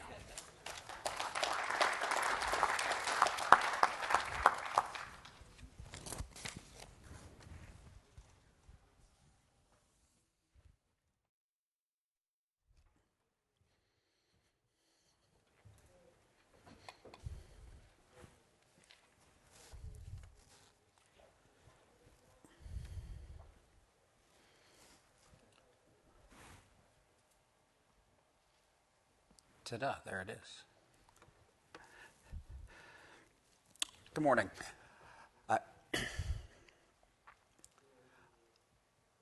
I tell my students that I am sort of their parents' worst nightmare. I'm a university professor at a state university, so that means I'm a bureaucrat.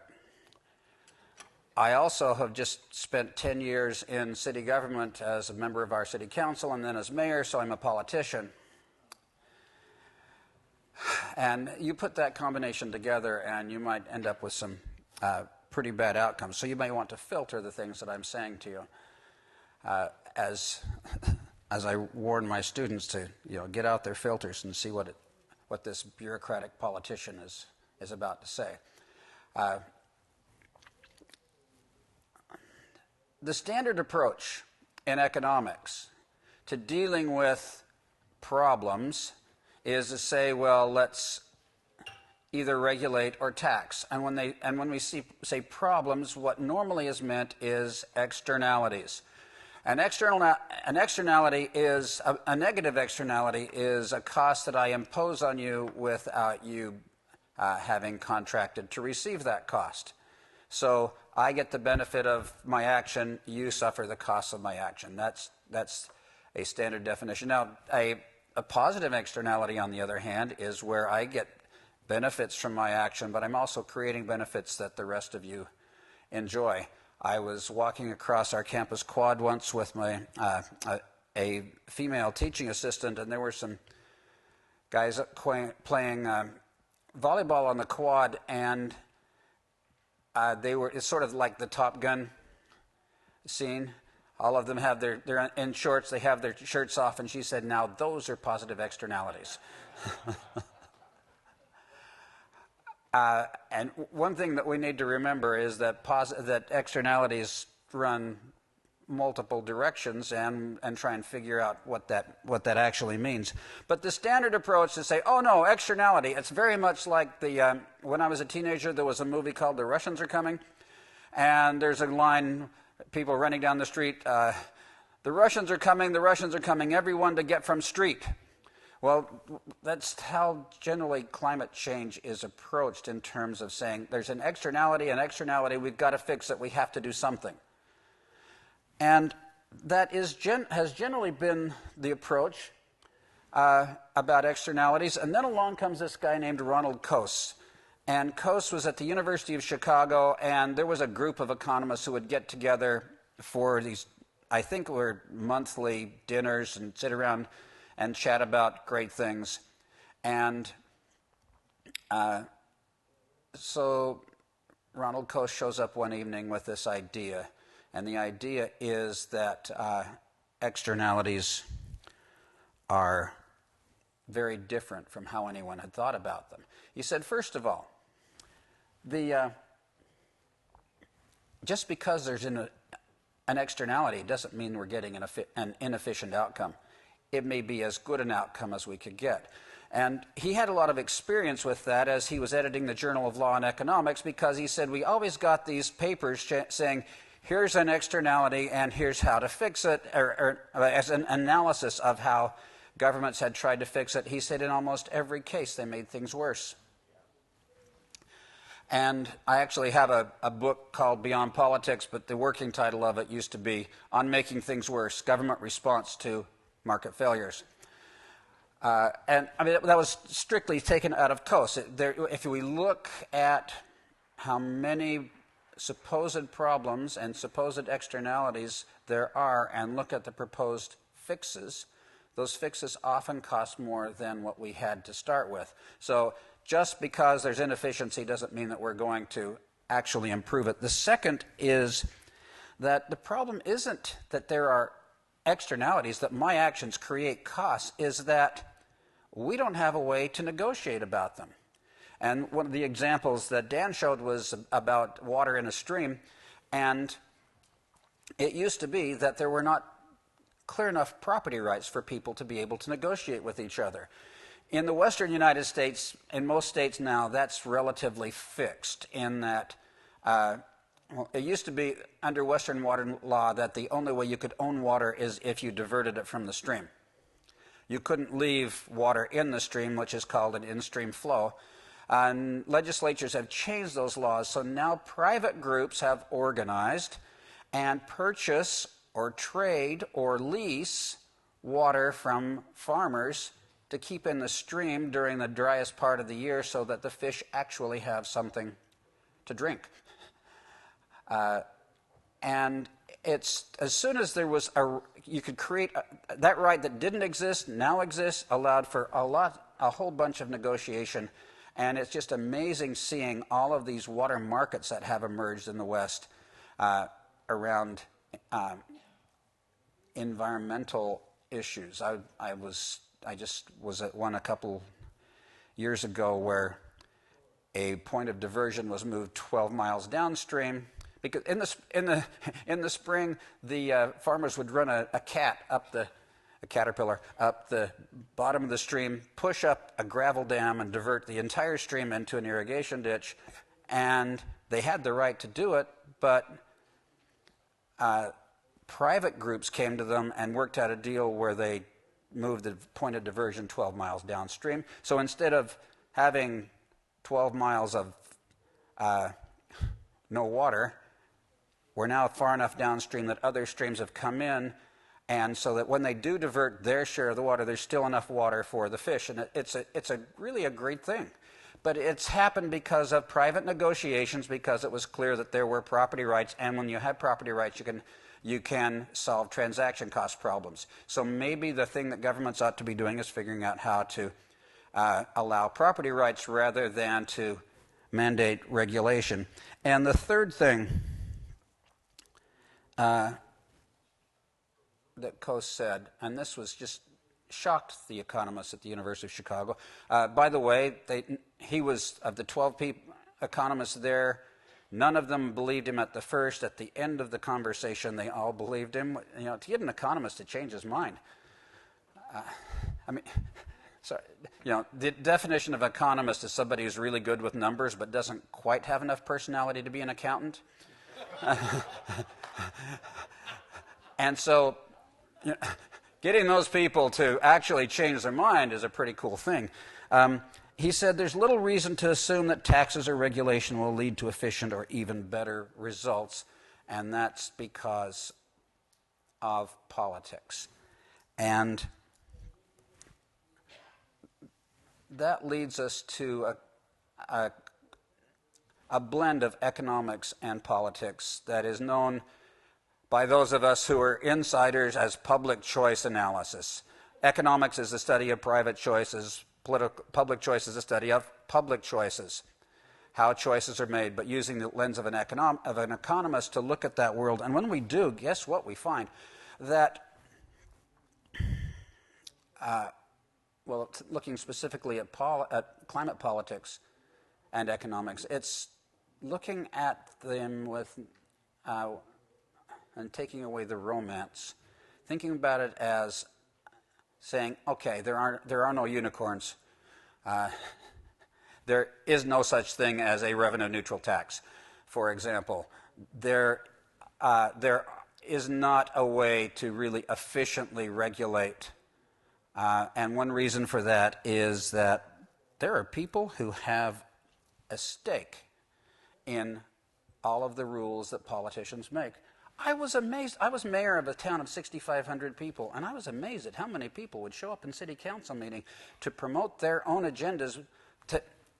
Well, I'll tell you one more story. I'm a Mormon, and I spent some years as a Mormon bishop, and it was kind of like a parish priest. And then I was a mayor. And people said, so what's it like being mayor? I said, it's kind of like being bishop, except that when you're a bishop, people are coming to you with their problems and trying to make things better. When you're a mayor, people are coming to you with their problems, and they're just trying to screw their neighbors.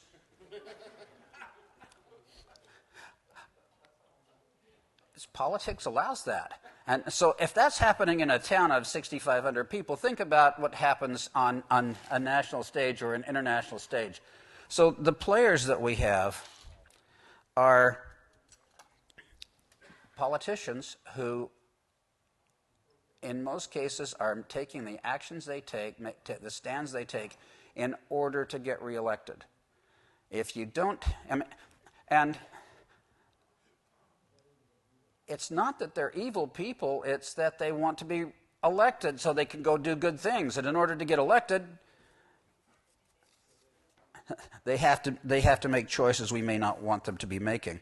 Second is voters. Voters will be relatively sympathetic to climate change, for example, but remain completely uninformed, but they think we should do something.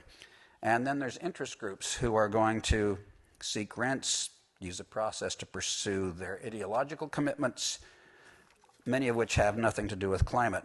So if we look briefly at the conference of parties, et cetera, you notice that there are politicians and there are interest groups in forms of companies. There are bureaucrats and NGO staff. What are these people getting out of this process? Well, it very much like what Professor Yandel at Clemson called a bootleggers and Baptists problem. The bootleggers, he grew up in the South. He tells the story so much better than I can, especially with his Southern accent. Anytime that a town or county that is dry, when somebody is proposing to make it to allow alcohol to be sold there, the Baptists come out in force against it. They're funded by the bootleggers. Well, think about climate politics as being a bootleggers and Baptist problem. There are,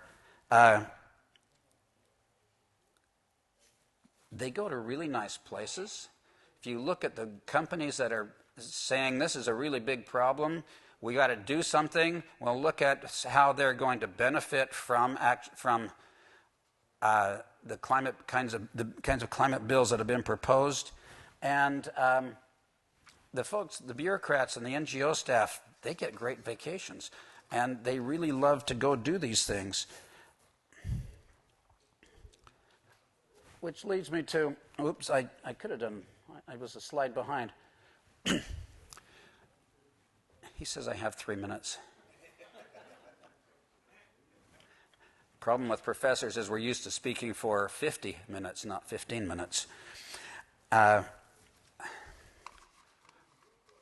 Given that politicians are likely to screw things up, I mean, the first cap and trade bill was 50 pages, and it didn't go anywhere.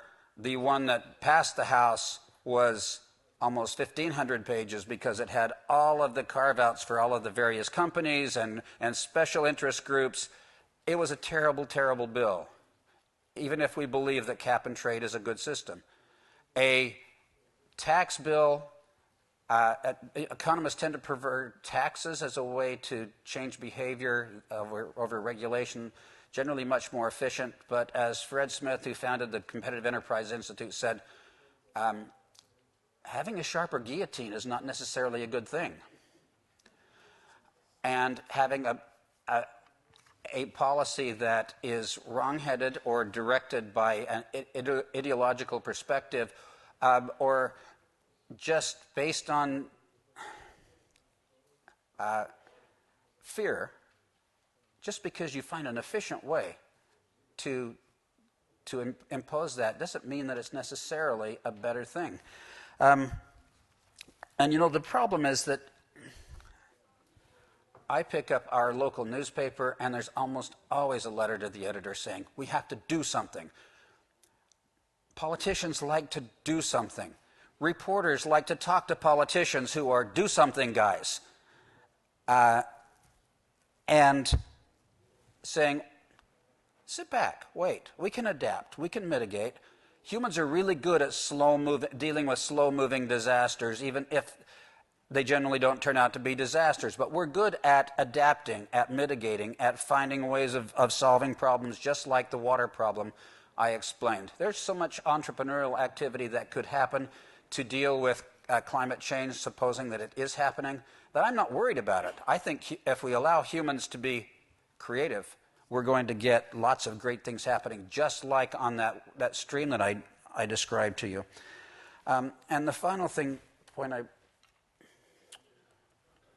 wanted to make is that most humans are actually really bad at evaluating risk. And we're easily scared, and that's a problem for any politician who's going to be promoting sane policy, because people are scared, and so you're going to get all kinds of electoral pressures to promote solar and wind, so we subsidize them. To subsidize other supposedly green products like Solyndra or the Orangey Hatch geothermal plant in southern Utah, which failed. It's hard It's really hard for a politician in that world to say, wait and see, we can figure this out. But that would be the best policy for all of us. So that's my take on how you use an economic lens to look at how politics works in the climate change world. Thank you.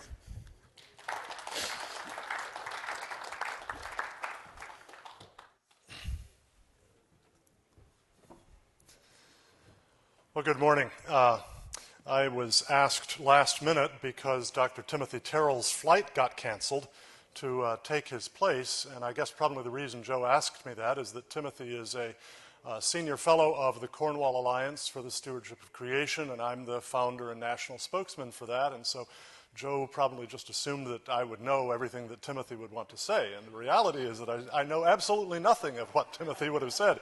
You really missed out on a great lecture, though. I'm quite positive of that, because Timothy's PhD is actually in environmental regulatory economics, and he's been focusing on that for all the years since he finished and has been a professor and so on. So I'm sure he would have done a really spot-on, highly targeted lecture.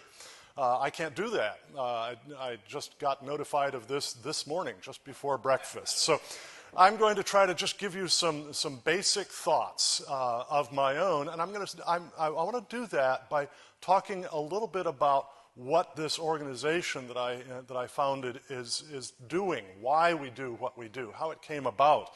The Cornwall Alliance for the Stewardship of Creation, first of all, to just set aside any curiosity questions, Cornwall is not from England, right? It's from the fact that in 1999, a group of about 35 scholars on the ethics and economics of environmental stewardship gathered together at a retreat center in West Cornwall, Connecticut, and spent about 4 days talking through those issues. And after that, a few of us said, why don't we kind of try to put together a 2-page declaration of principles based on what we've discussed here, and they asked me to draft that, so I did, and then after a long time of editing and whatnot, we came up with what we called the Cornwall Declaration on Environmental Stewardship, and that was initially signed by several hundred scientists and economists and religious leaders from around the United States, and eventually by over 1,500,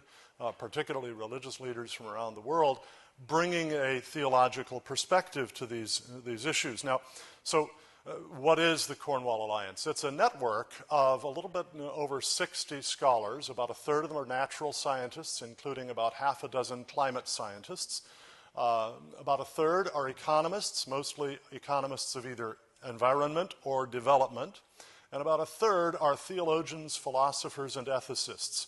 And we work to bring biblical worldview, theology, and ethics together with excellent science and economics to address questions related to environmental and developmental economics and science. Our aim is to promote good earth stewardship and economic development for the very poor around the world, and the proclamation and defense of the gospel of Jesus Christ. All of those things interwoven together. Well, why mix those things? Well, somebody actually asked me about that this morning as we were setting up our exhibit table out here, and I came up with a way of saying it that I hadn't used before, and I kind of like it. It's that, science tells us what is. Science is all about observation, right? And it can tell us a little bit about what can be, but it can't tell us anything about what ought to be. And economics tells us about what people do, but it doesn't necessarily tell us what people ought to do. Now, it can tell them what they need to do in order to achieve certain ends, but it can't tell them what are the ends that it needs to achieve. Theology is what addresses that issue, theology from which we get morality. I did my master's in society and specialization of economic ethics under the late Dr. Russell Kirk, known often as the founder of modern American conservative political philosophy. And Dr. Kirk was fond of saying that the economic problem is rooted in the political problem is rooted in the ethical problem, and the ethical problem is rooted in the theological problem. So we at Cornwall Alliance try to integrate all of those different issues together. What got me into all of this in the first place really, truly extends clear back to my toddlerhood. My father was with the U.S. State Department and posted to Calcutta. And while we were there, my mother contracted a spinal virus, a tropical virus that attacked her spine, and she was paralyzed for 6 months. She wasn't expected ever to recover, but she did. But during those 6 months, my sisters and I were farmed out. 2 of them were old enough to be in school, so they went to school, a school that was headed by a nun who became Mother Teresa. And the other sister and I were farmed out to Indian families. Each morning, very early, I would be picked up at our apartment by an Indian woman, my ayah, or nurse, and she would walk me the 4 or 5 blocks or so through Calcutta to the home where I would spend the day, and then she would walk me back that night. We were out very early in the mornings. The earliest picture memories I have are of the bodies over which we stepped every morning, of the hundreds of people who would have died within just those 4 or 5 blocks of starvation and disease, and the trucks hadn't come around to pick them up yet and take them to be burned. I saw poverty, and I saw poverty at a depth that is unlike what most Americans have ever seen. And I saw the horrors of that, and I want to help people to avoid that. But I also have another picture memory from that period. We lived in an apartment complex, and there was a courtyard, and there was a great big tree in the middle of it, and from it hung a vine with beautiful flowers, red flowers, great big huge red flowers. And I remember looking up at those and seeing the beauty of them. And it wasn't until much later that I believe God gave me the sense to recognize that these 2 early picture memories from my childhood of the horrors of poverty and of the beauty of his creation could flow together in motivating me into work that would promote both simultaneously the beauty of creation, preserving and actually even enhancing that, and overcoming poverty. And what really began to bother me as I studied a lot of economics starting in the early 1980s and eventually did my master's in that and then wrote a textbook in the field and a further textbook in the field was how many environmental writers treat economic growth or economic development as a huge threat to the environment. In fact, Paul Ehrlich, the butterfly biologist, he's a specialist in reproductive habits of butterflies. That's his real area of expertise. But he's the one who wrote the book, The Population Bomb, that came out in 1968. He coined a formula called I equals PAT. Impact equals population times affluence times technology. Impact is the impact that human beings have on the environment. And by the way, for Ehrlich and other environmentalists, impact is always negative. It's always harmful. They can never think in terms of human beings doing something good to the environment, right? So impact is a function of population times affluence times technology. The more people you have, the more environmental impact you're going to do. The more affluence you have, the more damage you'll do. And the more technology you have, the more damage you will do. And the amazing thing is that so many people believed this. And the reality in history is precisely the opposite. Actually, by the way, my PhD is not in economics, it's in history. Actually, the political thought of the late 17th century Scottish Covenanters. And if you want to understand the people who were real fire-breathing advocates of liberty against absolute government, you want to study the Covenanters of the 17th century. But at any rate, if you look at economic history and environmental history, you discover a very simple fact. A clean, healthful, beautiful environment is a costly good. And like any other costly goods, guess what? Richer people can afford more of them than poorer people can. This is why the greatest threat to the environment is not affluence, it's poverty. And the second greatest threat to the environment is government. Socialist government, tight government controls over what people do. And that's partly because socialism causes poverty, right? It doesn't help people to overcome poverty. But it's also partly because socialism deprives people of that basic incentive of property rights that both Randy and Daniel have talked about. The basic incentive of property rights, which really gives you the answer to why you find graffiti on public bathroom walls, but not on the bathroom walls of your own home, right? Because you have an incentive to take good care of what belongs to you. So, as I studied this, I realized that an awful lot of people were prescribing as a cure for environmental problems policies that would actually exacerbate those problems at the same time that they undermined economic development for the poor. So that's why I'm involved in these things. And I want to just give you a couple of basic insights here. One of them is what is typically referred to in environmental economics as the environmental Kuznets curve, or we also can call it the environmental transition.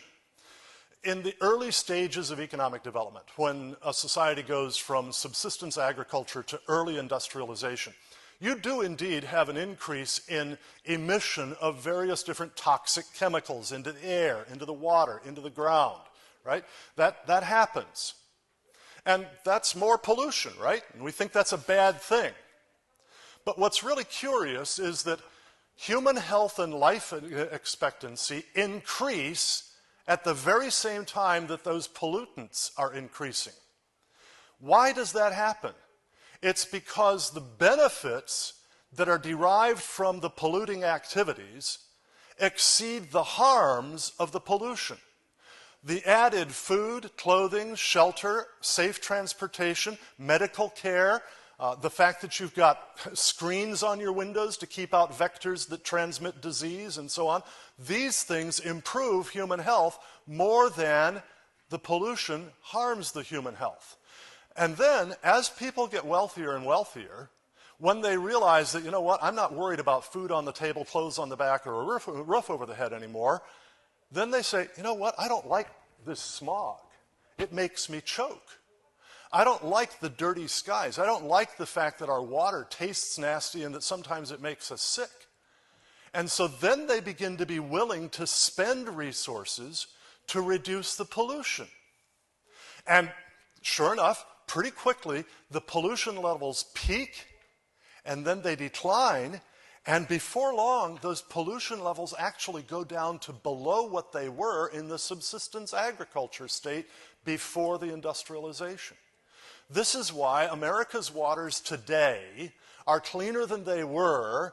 They are less filled with various diseases, not just before the 1960s. Not just before the 1940s, but before the mid-1800s. This is why our air is cleaner than it's been in over 150 years. This is what happens. And so when the environmentalists get uptight about economic development happening in poor countries around the world, I say to them, look, if you really want a clean, healthful, beautiful environment, you want that to happen, instead of opposing its happening. So that's one basic idea. Another is that capitalism is a much better defender of the environment than socialism is. I wrote a chapter for a book that has yet to be released. It's coming out from the Institute on Faith, Work, and Economics. I wrote a chapter answering the accusation that capitalism is harmful to the environment. And if you look at history, the history of disastrous environmental problems, socialist countries have a far worse record than capitalist countries. Also, by the way, to push that point a little bit more, private enterprise has a far better record than government. The worst environmental disasters in history have been done by governments, not by private enterprises. And, of course, governments can usually exempt themselves from their own laws, right? So, now, obviously, in a brief talk like this, I can't go into a lot of detail, but I have gone into significant detail on this in a monograph I did called, What is the Most Important Environmental Task Facing American Christians Today? I hope it's appealing not only to Christians. And we have copies of that at our exhibit table out in the hallway. If you'll give us your name and email address and let us subscribe you to our newsletter, you'll get a free copy of that and a couple of other matters as well.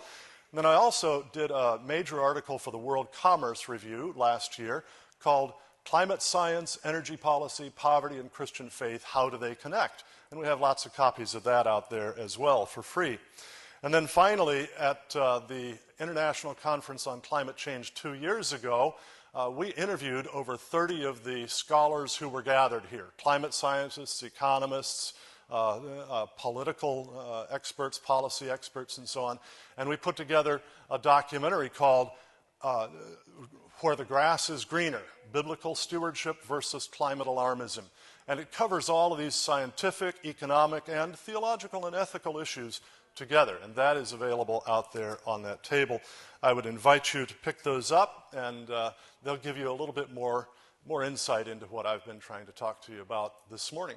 And now I think we're done, so Sam will come on up here and we'll have some Q&A time.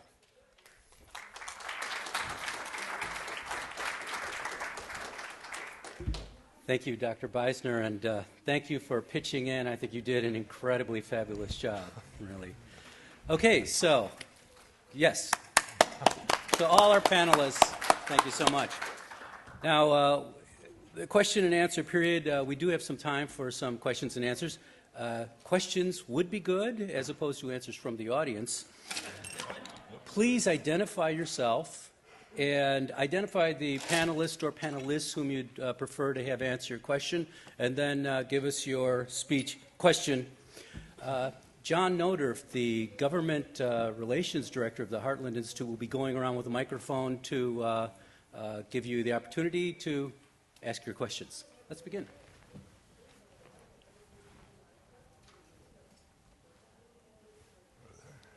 Dr. Beisner, my name is George Mears, Suffolk, Virginia. I'm an environmental Hi, George.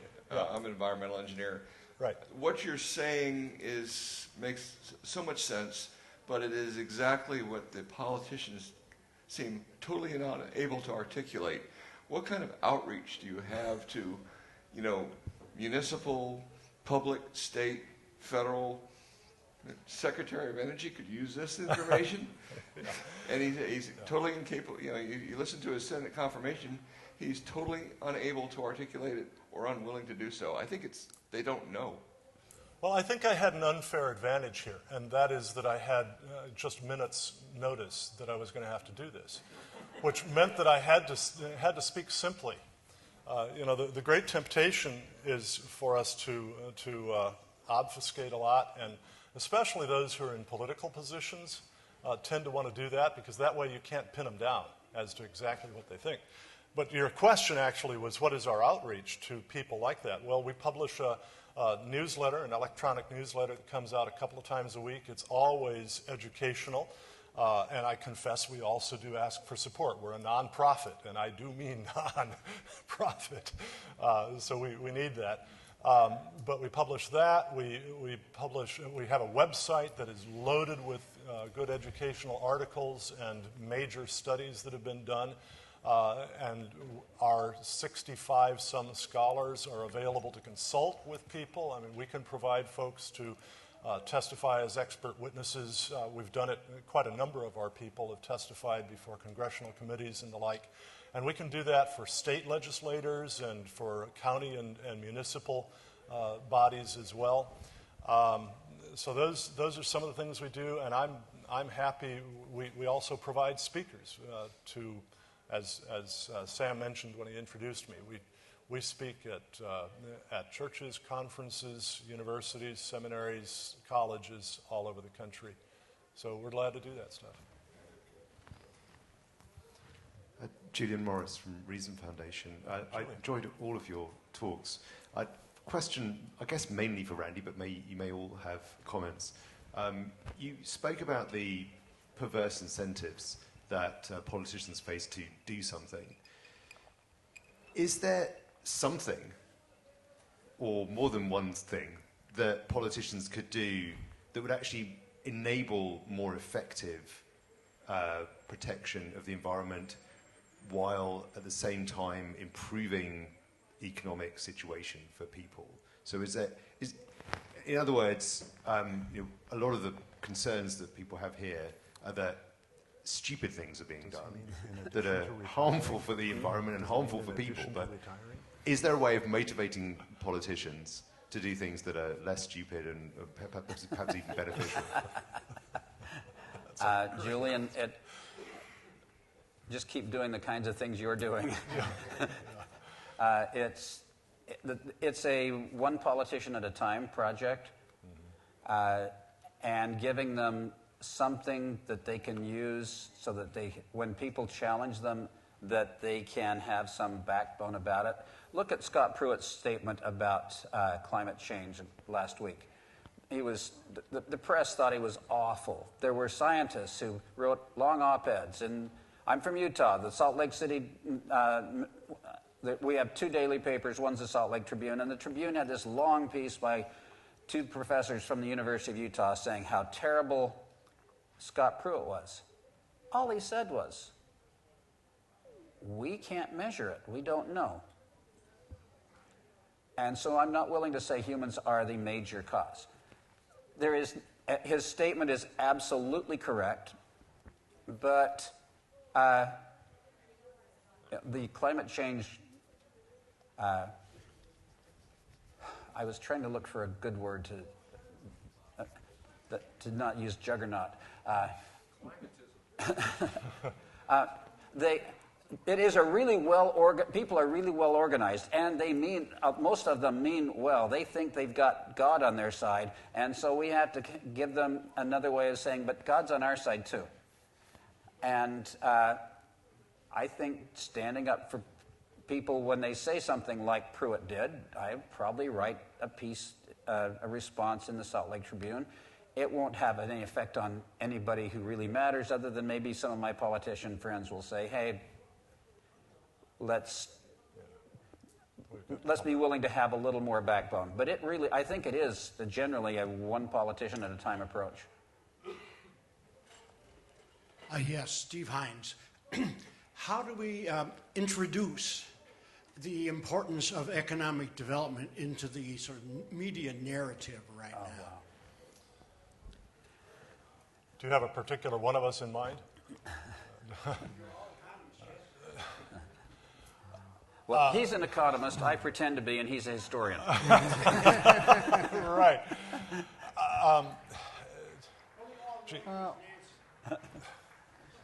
Well, I mean, certainly, the economy and jobs and is an important, is an important theme in the media. It's certainly an important theme in political campaigns as well. I mean, I think, if anything, what you need to do is move more toward educating people that government doesn't really have a role to play in leading that economic development. That what they need to do is stand out of the way and allow markets to work for economic development. And I think there's a good deal of truth for that for environmental protection too. Allow entrepreneurship and markets and to work both for economic development and environmental protection. I can add a little bit on that because I'm also a journalist. I was a newspaper reporter, editor, and publisher for a number of years. My dad was a journalist all his life. So I know something of the profession. There are 2, I think, particular obstacles. One is that the Society of Environmental Journalists, clear back in, I believe it was 1986, actually voted at its annual meeting officially that it would not be neutral on environmental issues, that it would not seek to tell even-handedly all sides of those issues. It became explicitly an advocacy organization. That makes a really difficult thing for us to deal with. And so part of what I've found has been important is to get around the specifically environmental journalists and go to journalists in other interests and show them how the environmental and the developmental questions impact on their own interests as journalists and get them to start telling the story. So that's a part of it. And then the other part of it is just simply for us to have, I think, a lot of patience. After years as a reporter, and having to cover 20 different issues in a single week, week after week, reporters do not have the time to become deeply informed on any issue. And so that's why, I mean, when I meet reporters who want to interview me on climate change issues, even on the science, and I've read voluminously on that, over 50 books on the science of climate change and thousands of articles on it. I try to start them out as simply as I can. I just kind of inform them. I ask them questions so that as I interview them, they discover the depths of their own superficiality, if I can use the oxymoron, depths of superficiality. And that then helps them to realize maybe I need to learn a little bit more here before I start writing with such great assurance. And it's useful to have stories. Yeah. Just to be able to say that more people have been lifted out of abject poverty in the last 20 years than in the history of the world. Yeah. Not just in numbers, but as a percentage of the total population. Yeah. And that's because of markets and economic development. That's a great lead-in to have the conversation, I believe. But we need reporters like stories, and we need to be able to tell good stories. Yeah. I'm Pierre Bataille, a climate realist from France. You talked of God, you talked of religion.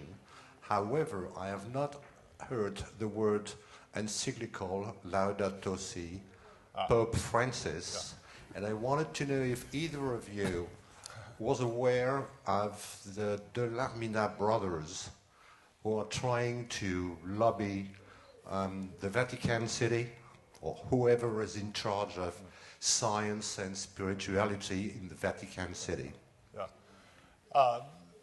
I'm not aware of those brothers, but if you would put me in touch, I would love to be in touch with them. I carefully, thoroughly read Laudato Si.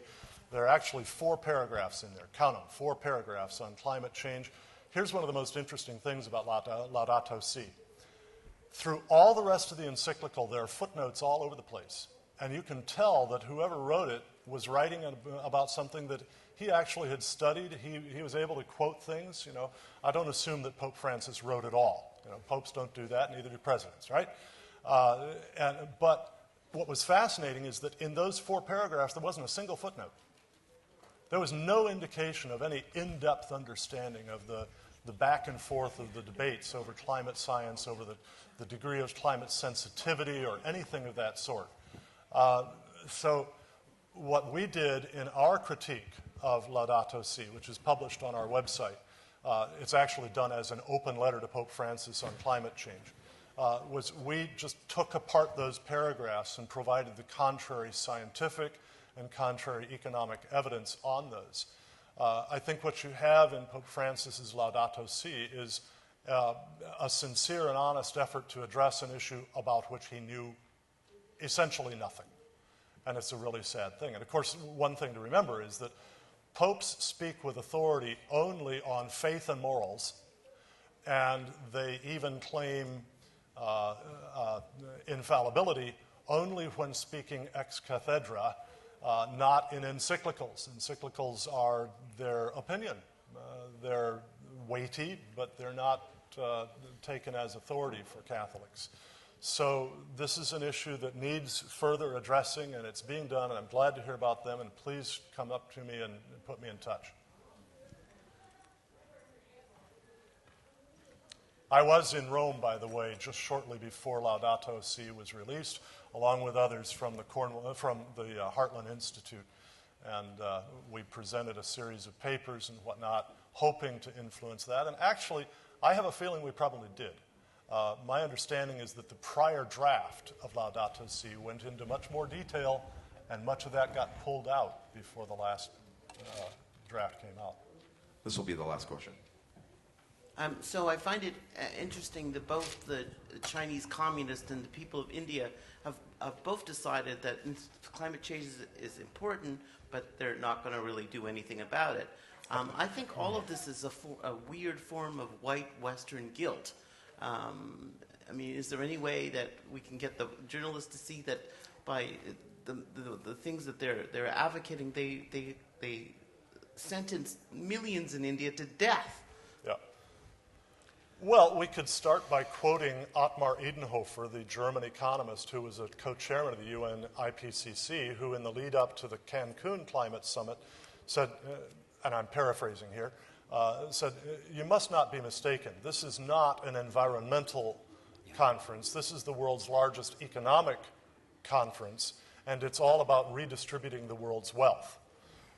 We blame the industrialized countries of the West for causing cataclysmic climate change, and then we fine them, we penalize them by forcing them to give $100 billion a year to developing countries and to cut back hugely on their own use of fossil fuels while the developing countries get to continue using them. Now, I'm frankly, because I generally agree that CO2's impact on global average temperature is minuscule. All right? I think it's probably real. That's pretty basic physics, but pretty basic physics also tells you that if you drop a rock and a feather at the same moment, they'll hit the ground at the same time, unless, of course, they're in a vacuum, in air, right?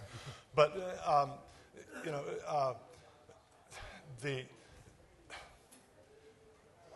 I'm sorry, I just suddenly lost track. Why India and China, right. You know, what they realize is their interest is in bringing in the money from the West through all the climate negotiations. Once that collapses, I think all their interest in the climate change issue is going to disappear completely. Because frankly, as President Modi, or Prime Minister Modi of India has put it, development for our people is our #1 priority. And because the risks of poverty far outweigh the risks from anything related to climate. I mean, if you're just tolerably well off, like you know, the bottom quintile in America, you can thrive in any climate from the Arctic Circle to the Sahara Desert, right? But if you're dirt poor, you can't thrive in the greatest tropical paradise, right? Modi gets that. And so he's making it clear, we are not going to reduce our use of coal. We're going to increase our use of coal. We're not going to cut back on our emissions. We're going to increase our use of energy because that energy is absolutely indispensable to lifting our people out of poverty. I think that's the right way to think. So when I hope the whole clamor for a global climate agreement to actually be implemented, not just signed, right, with intentions, right? When that clamor dies down, I think India and China will get totally off the issue because there will not be anything as a reward for them. Thank you for your questions. I think as our panelists have made clear, environmental issues are economic issues. If we're going to reset climate policy, economics has to be central to that process. I want to let you know that the next panel will be at 10:45. We'll have fossil fuels and human prosperity in this ballroom, and cost-benefit analysis and the social cost of carbon in ballroom C through E. I want to thank our panelists, and I hope you will join me as well.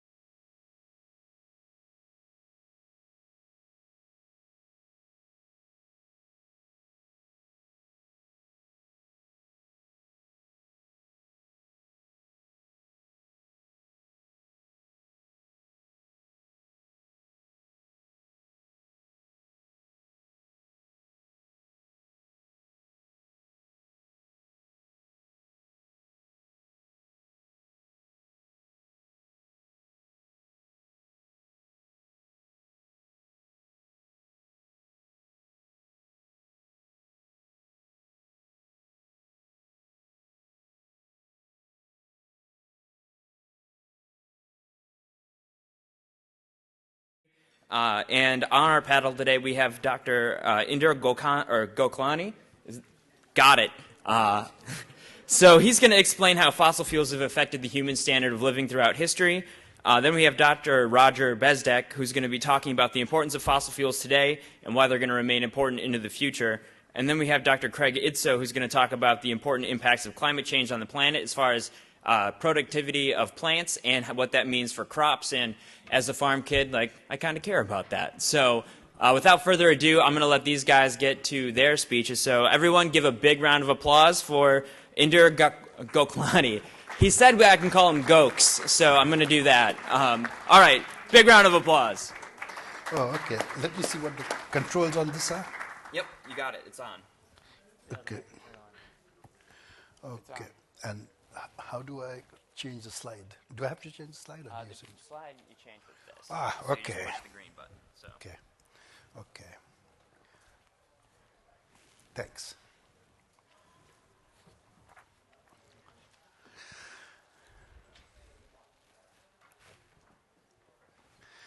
Okay.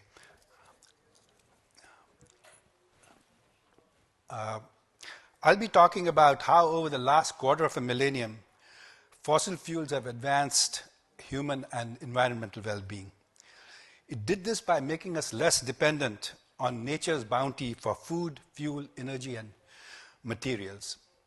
Before fossil fuels came on the scene, we got everything from nature's current account. Food, of course, came from the sun, etc., etc. And for the fuel, we used timber and whatever we found on the ground. And same thing for energy. And for materials, we again used timber and vegetable matter, etc. For fiber, we used cotton or sheep or what, you name it. But everything essentially came from nature one way or the other. And because of that, we were subject to nature's whims. If we had a bad harvest, humanity would suffer. And it wouldn't be just humanity that would suffer, it would also be the beasts and the animals and the ecosystem that would also suffer. What fossil fuels allowed us to do was to substitute these nature-based products with not using nature's current account, but using what nature had put away in its own battery. That's what fossil fuels are. They're nature's battery. And it has allowed us to break free from nature's whims. And because of that, I'll go through it, I'll show you how we no longer have to starve when we have a bad harvest. Crop failures are now almost a thing of the past. If crop failures happen, it's not because of anything other than the fact that there's conflict going on or there's really poor governance.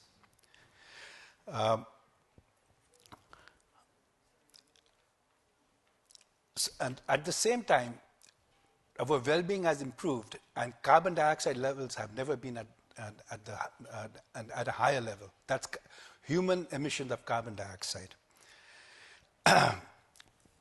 So a couple of days ago, I Googled 3 warmest years, and what I got was that the 3 warmest years were 2014, 2015, and 2016, in ascending order. At least this is what I got from Google. Let's assume that the surface data record on which this is based is good, accurate, etc. We don't want to get into that. That's a different matter. And this makes perfect sense if you are, quote unquote, a warmist, because CO2 levels are also at their highest levels. Now, we are also told that as CO2 goes up and temperatures go up, life will become miserable for all of us. We will have famines, crops will fail, and increasing numbers will die from various diseases. Extreme weather events will devastate us. Life expectancies would drop. We would run out of water, incomes would drop, poverty would increase, and the rest of nature would suffer, and so on. In other words, we should expect human and environmental levels of well-being to be at its lowest levels. At least it should be declining. And we should be actually living the worst of times.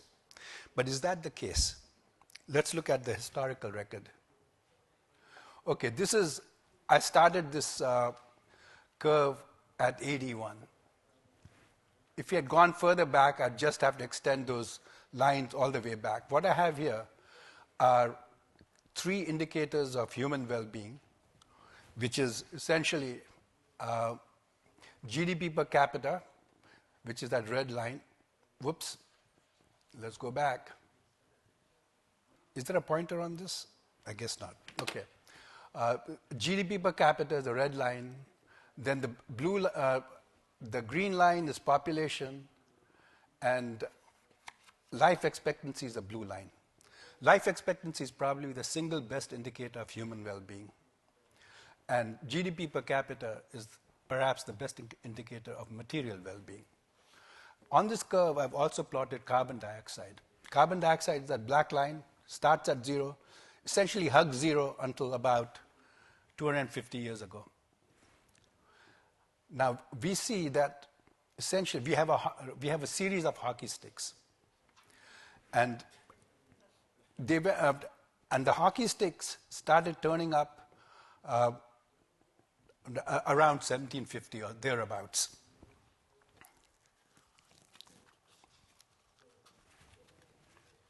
Now, we can see this a little bit better. We can see what was happening a little better if we take a look at just the last 250, 260 years. We see, first of all, that initially there was some improvement in the population level, and also some improvement a little bit of improvement in the life expectancy.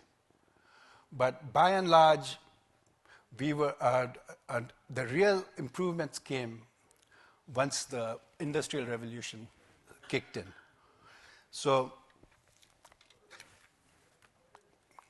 and it wasn't that the Industrial Revolution started this. Things were already improving because over time, humanity had learned a lot of things. We had developed tools. We had developed trade.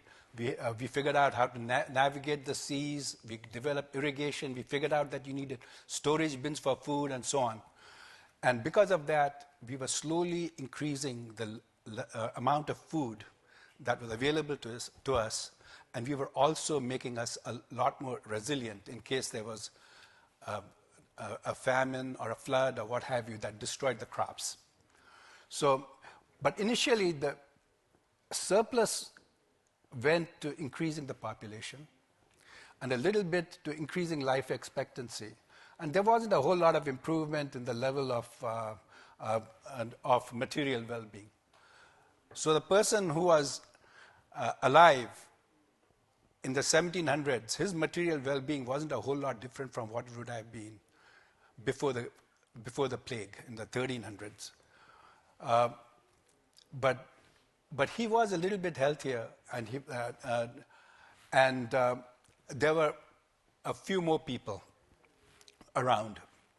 So it's not surprising that, in the words of Hobbes, the life of man was solitary, poor, nasty, brutish, and short. This started to change with the Industrial Revolution.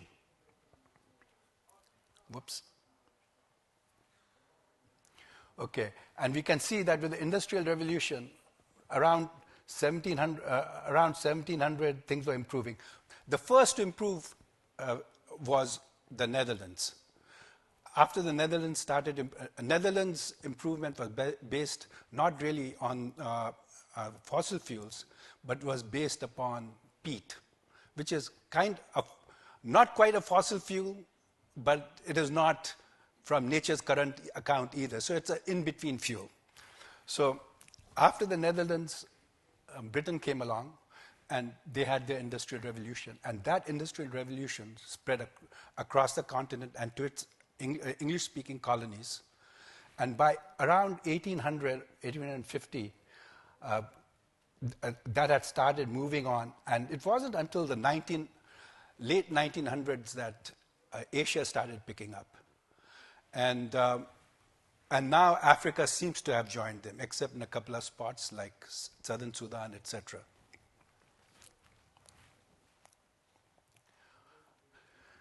Now, this tells us that what I have here is I've plotted the growth rates for population prosperity, which is GDP per capita, life expectancy, and CO2 emissions. It tells us what the growth rates were for the first millennium, from 80,000 to 1750, and then since 1750. We can see that there's very little progress in the human enterprise until around 1750. This essentially is affirming what I was saying. But we can see that until around 1750, there was virtually no growth in human emissions of carbon dioxide. And it was only after it picked up that everything else went up. And one of the things that I've said is that we were living longer. The important thing, one of the things that automatically comes up when you say that we are all living longer is, but are we living healthier? And the answer to that is, yes, we are living healthier. And the way we know that is that we take a look at life expectancy, and we also look at something called health-adjusted life expectancy, HALE. It is supposed to adjust life expectancy downward for health-related problems that people have, okay? So HALE can never exceed life expectancy. What this tells us is that in the year 2015, our health-adjusted life expectancy exceeded life expectancy, total life expectancy unadjusted in the year 1950. And I would say at least until 1960, 1970. Take a look at China, for example. Its life expectancy in 1950 was 41. Today it is its HALE is 68.5. Its life expectancy is in the 70s, and so on. That's true for every place under the sun. I think I did this analysis, and I think I compared it for each country, and it was true for every country, but I think excepting none. So we are healthier, we live longer, and we are healthier. At the same time, as we saw,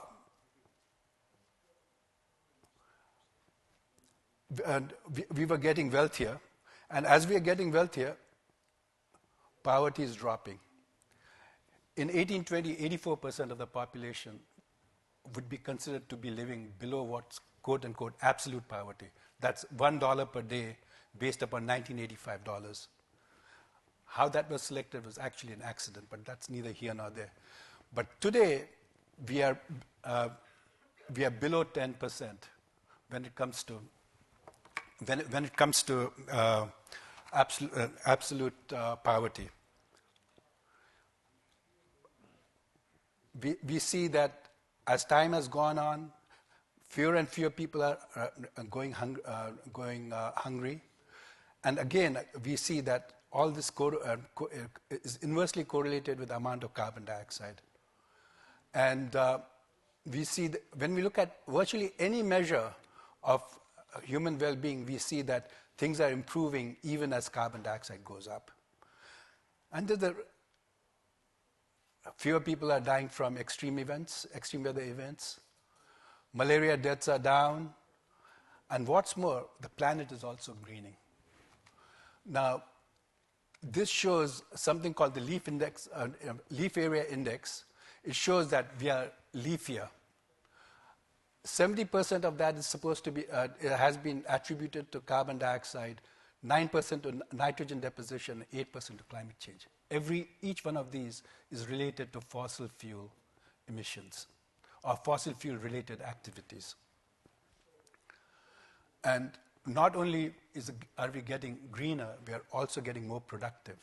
In fact, according to the IPCC, there's a line that says that we are 5% more productive today than we were in the late 1700s. Now, so when we look at the data,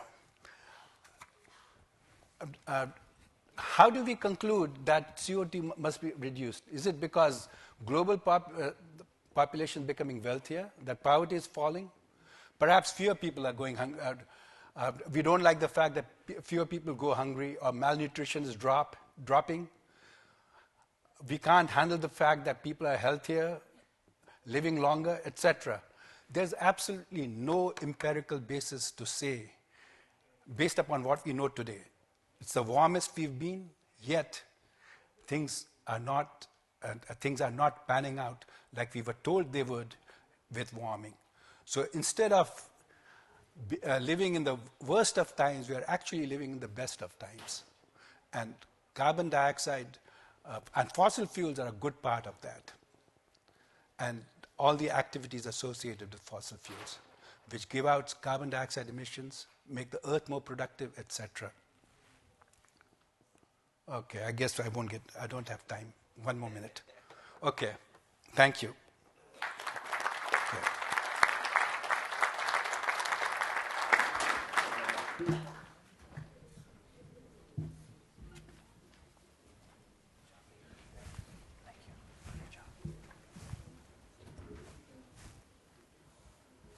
Okay, where are the slides?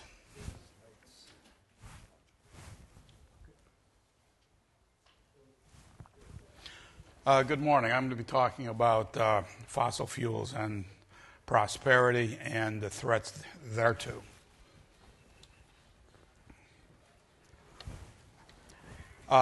Fossil fuels are absolutely essential to the world's economy. As Dr. Gauklani indicated, they have been for a long time. They continue to be. And to all credible forecasts for the foreseeable future, they will continue to be. What is the major threat we face? Things such as the Paris Agreement and various accords, where people are trying to reduce greenhouse gas emissions to anywhere from 80 to 90% less than they were, not today or forecast to be, but to where they were in the late part of the last century, 1990.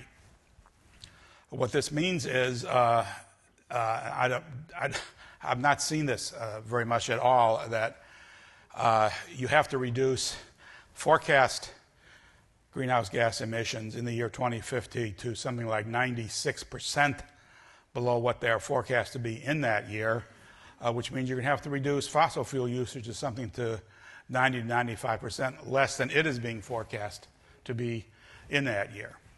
I won't spend too much time in the next two slides because Dr. Gauklani just made the point.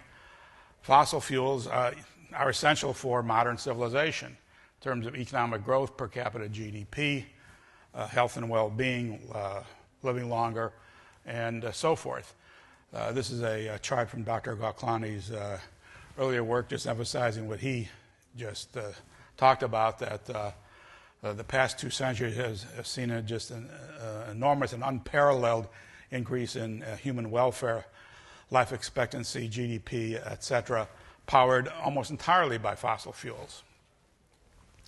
What I've done here is just a simple plot of the relationship between CO2 emissions and economic growth over the past century or so. It's not a straight line, but it's pretty close to it.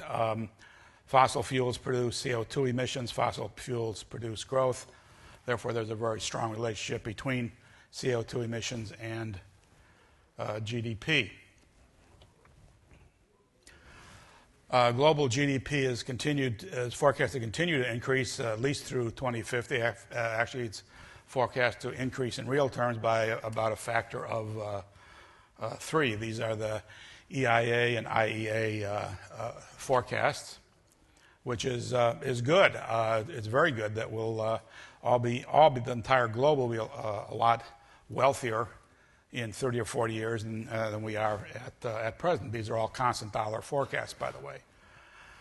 I've plotted the increase in CO2 emissions against future changes in global GDP, and again, you get almost a perfect correlation.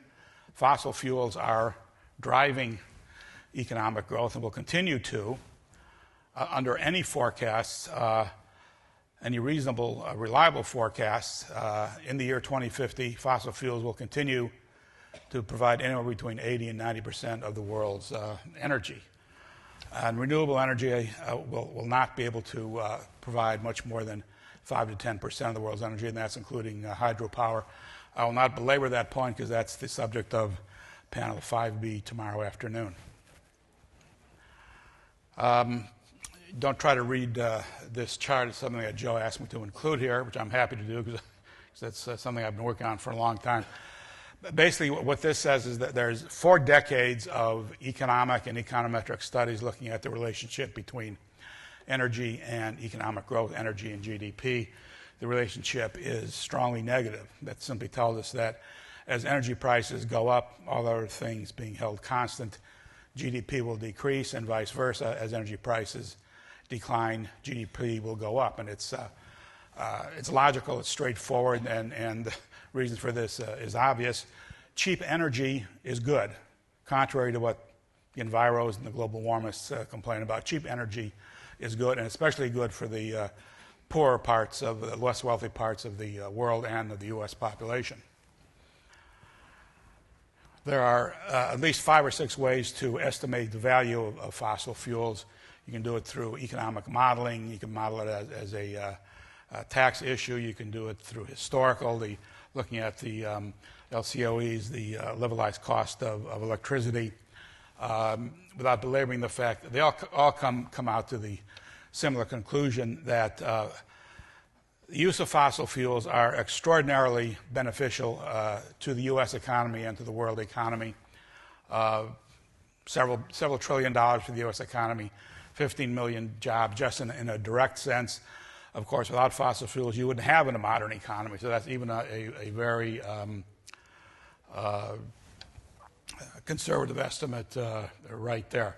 So basically, fossil fuels drive the economy and jobs. They have for the past 200 years, they currently do, and they will continue to do so for the foreseeable future. Yes, renewable energy will be a larger part of the world's energy mix. If you're looking at wind and solar, it may go up from 3 to 4% to maybe 4 or 5% over the next 40 or 50 years. Subsidized or unsubsidized, what have you. Nuclear will remain significant but relatively minor. The future of world energy is fossil fuels. Now, let me get to the at least 2 or 3 major points I want you to leave you here with this morning. These crazy goals that the UN and EU and others are talking about. This ludicrous idea that the world has to reduce greenhouse gas emissions in the year 2050 to 80 or 90% less than they were in the year 1990. That indicates that greenhouse gas emissions in the year 2050 must be reduced to 96% less than they are forecast to be in the year 2050, which means fossil fuels will have to be reduced to somewhere like 90% less than they're forecast to be in that year, which means that the world economy will tank something accordingly. The second point is that it's even worse than that, because all of the forecasts through the year 2050 of economic growth, energy consumption, fossil fuel energy use, and greenhouse gas emissions, they're not business as usual straight line extrapolations. There's an awful lot of decarbonization already included in the forecast, which means that it's that much more difficult to talk about a 90% reduction over the next 20 or 30 years. This is the point I just made. The blue line is the forecast of world GDP, again in constant dollars, through the year 2050. The orange line is the forecast of the increase in fossil fuel energy use over that period. Notice it's not anywhere near paralleling or matching the blue line. It's much, much less, which means that the current forecasts already are predicting that there'll be an enormous amount of decarbonization, decoupling of energy use from economic growth. Similarly, the red line is CO2 emissions growth through 2050. That's even lower than the orange line. So the relationship between CO2 emissions and economic growth has already been decoupled, and there's the growth of CO2 emissions is much, much less than forecast growth in the world economy. Here is the rub. Here is the dilemma. Here's what makes these reductions ludicrous. You'll see the far red bar, 1990 actual greenhouse CO2 emissions. The middle bar is the current or 2015 level of emissions, and the far red bar is the forecast 2050 emissions. Again, utilizing a vast decoupling of CO2 emissions from economic growth. That little blue bar you can barely see represents a 90% reduction of 2050 CO2 emissions from the level of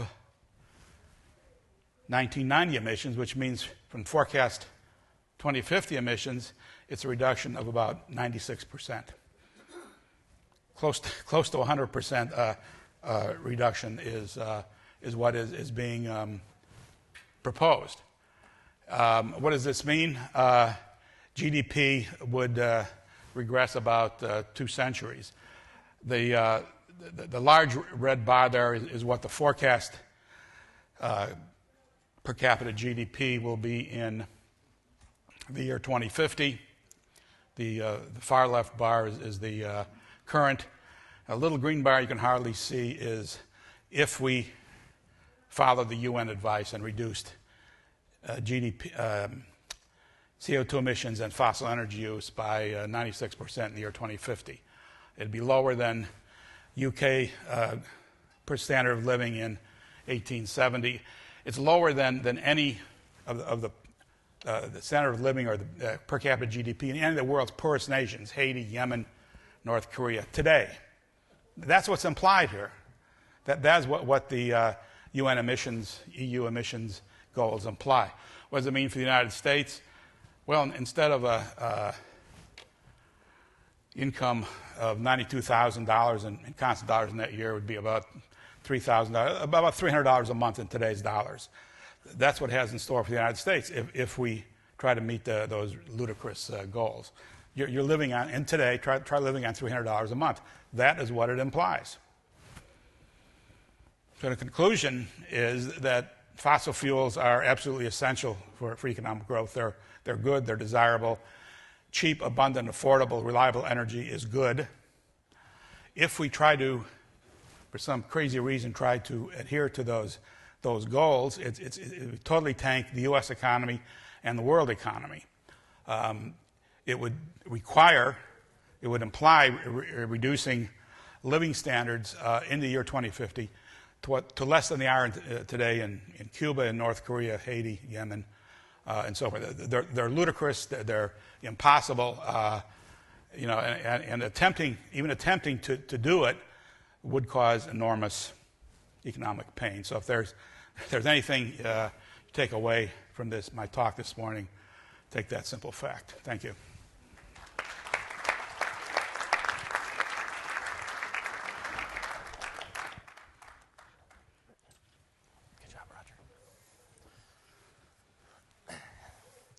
Well, good morning. It's a pleasure for me to be here at this conference. I would like to thank the Heartland Institute for inviting me to speak. I've had a long association with Joe Bast and the Heartland Institute, for which I'm grateful. Over the years, they've done so much good in fighting against climate alarmism, such that years from now, when the book is finally written about how this battle was won, there must be a chapter, and that chapter covering the Heartland Institute and the works that they've done, and that must account for pretty much all of that book. Well, with respect to our current panel, I've thoroughly enjoyed listening to both Inder and Roger speak. They have provided ample empirical evidence that fossil fuel use is intrinsically tied to human prosperity. My talk will further reinforce this reality, albeit from an alternative perspective. Who has the clicker? Here it is. The title of my talk is Direct Monetary Benefits of Rising Atmospheric CO2 on Global Food Production. As explained by our previous speakers, the modern use of fossil fuels has led to numerous real and quantifiable indirect benefits to human prosperity. But it has also led to one very important and significant direct benefit of which most policymakers are seemingly unaware. That benefit is the ever-increasing stimulation of global crop production by rising atmospheric CO2, which is occurring courtesy of the ongoing and ever-increasing human combustion of fossil fuels. At a fundamental level, carbon dioxide is the basis of nearly all life on Earth. It is the primary raw material or food utilized by the vast majority of plants to produce the organic matter out of which they construct their tissues, which matter subsequently becomes the ultimate source of food for nearly all animals and humans. And, as has been demonstrated in literally thousands of laboratory and field experiments conducted on hundreds of different plant species, the more CO2 there is in the air, the better plants grow. And the better plants grow, the more food there is available to sustain the entire biosphere. In commenting on the manifold real and measurable growth-enhancing, water-saving, and stress-alleviating advantages that elevated atmospheric CO2 concentrations bestow upon Earth's plants, the father of modern research in this area, Dr. Sylvan H. Witwer, wrote in 1982 that the Green Revolution has coincided with the period of recorded rapid increase in concentration of atmospheric carbon dioxide. And it seems likely that some credit for the improved crop yields should be laid at the door of the CO2 buildup. So just how much credit should be attributed to the rising atmospheric CO2 concentration? Well, a few years ago, I conducted the first comprehensive analysis seeking to answer this very important question, publishing my findings in a report titled The Positive Externalities of Carbon Dioxide, estimating the monetary benefits of rising atmospheric CO2 concentrations on global food production. Those findings are also set to appear in a final report to the Non-Governmental International Panel on Climate Change, entitled Climate Change Reconsidered 2, Benefits and Costs of Fossil Fuels, which I believe is set for release later this year. Now, in completing my analysis of the benefits of CO2 on global food production, the first step required identifying which crops currently provide the bulk of that production. Using data from the Food and Agricultural Organization of the United Nations, I found that, to my surprise, a mere 45 crops accounted for 95% of that production over the 50-year period 1961 to 2011, which period served as the length of my analysis, given that no data were available outside that temporal window at that time. The top 45 crops, accounting for 95% of total global food production, are shown in this slide. Other data that were needed to conduct the analysis included annual global atmospheric CO2 values since 1961 and crop-specific CO2 growth response factors. To this end, I obtained annual global CO2 data from the most recent United Nations Intergovernmental Panel on Climate Change report, whereas crop-specific CO2 growth response factors, which represent the percent growth enhancement expected for a given crop for a known rise in CO2, were acquired from the online Plant Growth Database of CO2 Science. Now, I have personally built and maintained the CO2 Science Plant Growth Database for nearly 2 decades now. It is available online at www.co2science.org for free. And this database contains the growth response of literally thousands of plant CO2 enrichment experiments conducted on hundreds of different crops grown under a variety of environmental conditions. Now, using that database, I was able to calculate a CO2-induced growth response factor for each of the 45 food crops, obtaining an expected increase in crop growth per part per million rise in atmospheric CO2. Then using those factors, I was able to quantify the degree to which crop yields in any given year were enhanced by higher levels of atmospheric CO2 above the baseline value of 280 parts per million that existed prior to the Industrial Revolution and anthropogenic buildup of CO2 in the atmosphere. Then, completing another set of calculations, I was able to determine the percentage of total annual production and yield of each crop in each year that was due to CO2. Thereafter, I concluded my analysis by providing an estimate of the annual monetary benefit of atmospheric CO2 enrichment on global crop production since 1961. Now, the monetary values for each of these 45 crops examined are presented in this next slide. As shown here, the financial benefit of Earth's rising atmospheric CO2 concentration on global food production is enormous. Over the period 1961 to 2011, such benefits have amounted to at least $1 billion for each of the 45 crops examined. And for 9 of the crops, the monetary increase due to CO2 over this period is well over $100 billion. The largest of these benefits is noted for rice, wheat, and grapes, which saw increases of $579 billion, $274 billion, and $270 billion, respectively. Another interesting aspect of these calculations can be seen in this next figure, which shows the annual total monetary value of the CO2 benefit for all 45 crops over the 50-year period 1961 to 2011, revealing an ever-increasing influence of carbon dioxide enrichment over time. Whereas the monetary enhancement of CO2 amounted to approximately $18.5 billion in 1961, by the end of the record, it had grown to over $140 billion annually. And in summing the annual benefits across the entire 50-year time window, the total benefit of rising atmospheric CO2 on global food production since 1961 amounts to a whopping $3.2 trillion.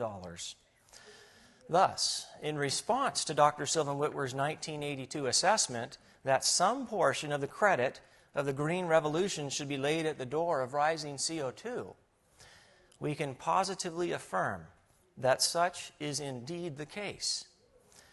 But what about the future? Well, future monetary benefits of rising atmospheric CO2 concentrations on crop production can easily be estimated using a slightly different protocol. Consider the following figure, which depicts the 1961 to 2011 historic yield data for sugarcane, plotted as the solid blue line.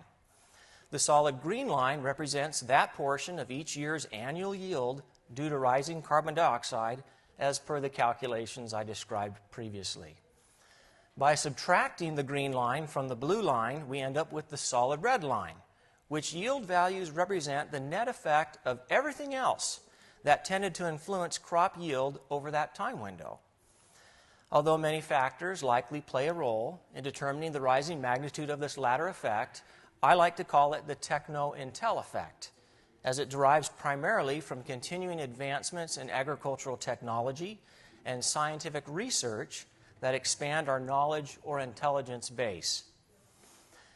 And incidentally, I should point out that although I am not including the techno-intel effect as a CO2 benefit in my study, it is clear that this effect is mostly derived through the indirect use of fossil fuels, which has enabled advances in farm machinery, fertilization, and other important improvements that have benefited crop growth and production over this period. Thus, a very strong case can actually be made that nearly all of the modern increase in agricultural production can be laid either directly or indirectly at the door of humanity's use of fossil fuels. Now, as mentioned a moment ago, the difference between the red techno-intel line and the observed blue line above it represents the annual yield contribution due to rising atmospheric CO2, which, as noted by the solid green line, is found to be increasing in relative influence over time. Now, this fact is borne out in this next slide, where the techno-intel yield values are plotted as a percentage of total sugarcane yield. So whereas the influence of technology and intelligence accounted for approximately 96% of the observed yield values in the early 1960s, by the end of the record in 2011, it accounted for only 89%.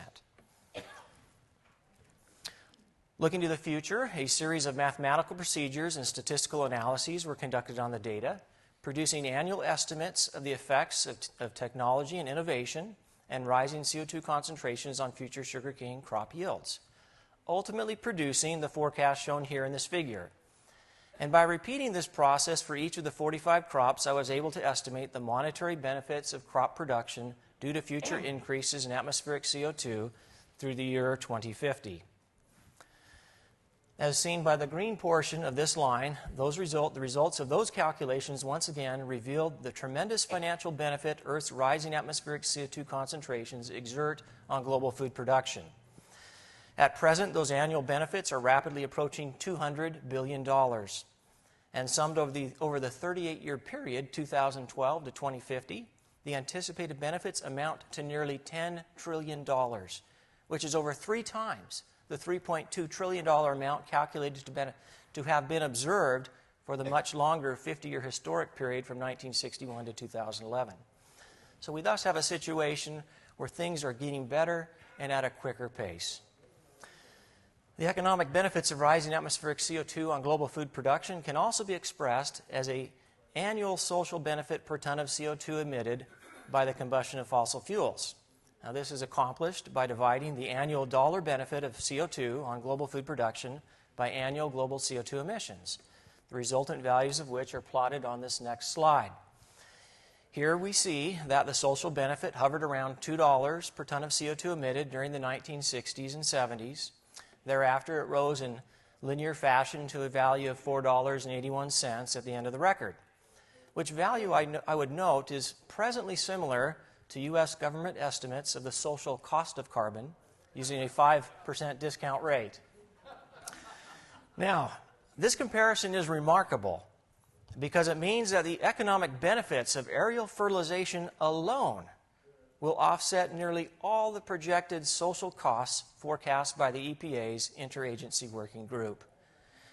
And by incorporating the additional CO2-induced productivity benefits realized by the timber industry, along with those experienced outside the human timber and agricultural industries, that is, the rest of plants existing and sustaining wild nature, it is likely that the CO2-induced direct benefit is sufficient to completely overpower all the projected and so-called welfare damages of future climate change. Well, given such good news, it is unfortunate that despite these clear and well-defined benefits, multiple members of the media, activists, scientists, non-governmental organizations, and elected and appointed government officials continue to outright deny them. Rather than celebrating CO2, they pursue policies at the federal, state, and local level designed to reduce its emission into the atmosphere. Such proposed reductions, however, will not come without serious consequences. Consider, for example, the impact of reducing global CO2 emissions by 28% from 2005 levels, a percentage that was actually proposed under the Obama administration during President Obama's tenure. In 2005, 29.7 billion tons of CO2 were globally emitted. A 28% reduction would drop annual emissions to 21.4 billion tons, values last seen nearly 30 years ago in 1987. Well, returning back to our previous figure, we can see that the social benefit of carbon from increased agricultural productivity amounted to $2.91 per ton of CO2 emitted at that time, meaning the world would lose a minimum of $1.90 per ton of CO2 in benefits, or $86 billion annually, once it reverted back to 1987 emission levels and atmospheric CO2 concentrations. Well, in concluding my talk, it is clear from the material presented that the modern rise in the air's CO2 content is providing a tremendous economic benefit to global crop production. Quoting once again from the eloquent words of Dr. Sylvan H. Whitwer, the rising level of atmospheric CO2 could be the one global natural resource that is progressively increasing food production and total biological output in a world of otherwise diminishing natural resources of land, water, energy, minerals, and fertilizer. It is a means of inadvertently increasing the productivity of farming systems and other photosynthetically active ecosystems. The effects know no boundaries, and both developing and developed countries are and will be sharing equally. For the rising level of atmospheric CO2 is a universally free premium, gaining in magnitude with time, on which we can all reckon for the foreseeable future. The relationship described by Dr. Whitwer is illustrated in this final slide, where data pertaining to atmospheric CO2 emissions, food production, and human population are plotted. Standardized to a value of unity in 1961, each of these data sets has experienced rapid and interlinked growth over the past 5 decades. Rising global population has led to rising CO2 emissions, and rising CO2 emissions have benefited food production, which in turn has benefited both humanity and the biosphere. It is time for a new attitude to prevail, one that properly recognizes the many important truths about carbon dioxide. For far too long now, the political climate has pursued policies at the federal, state, and local level that have besmirched and defamed the many virtues of this critically important trace gas. Atmospheric CO2 is not a pollutant, it is the elixir of life. Thank you.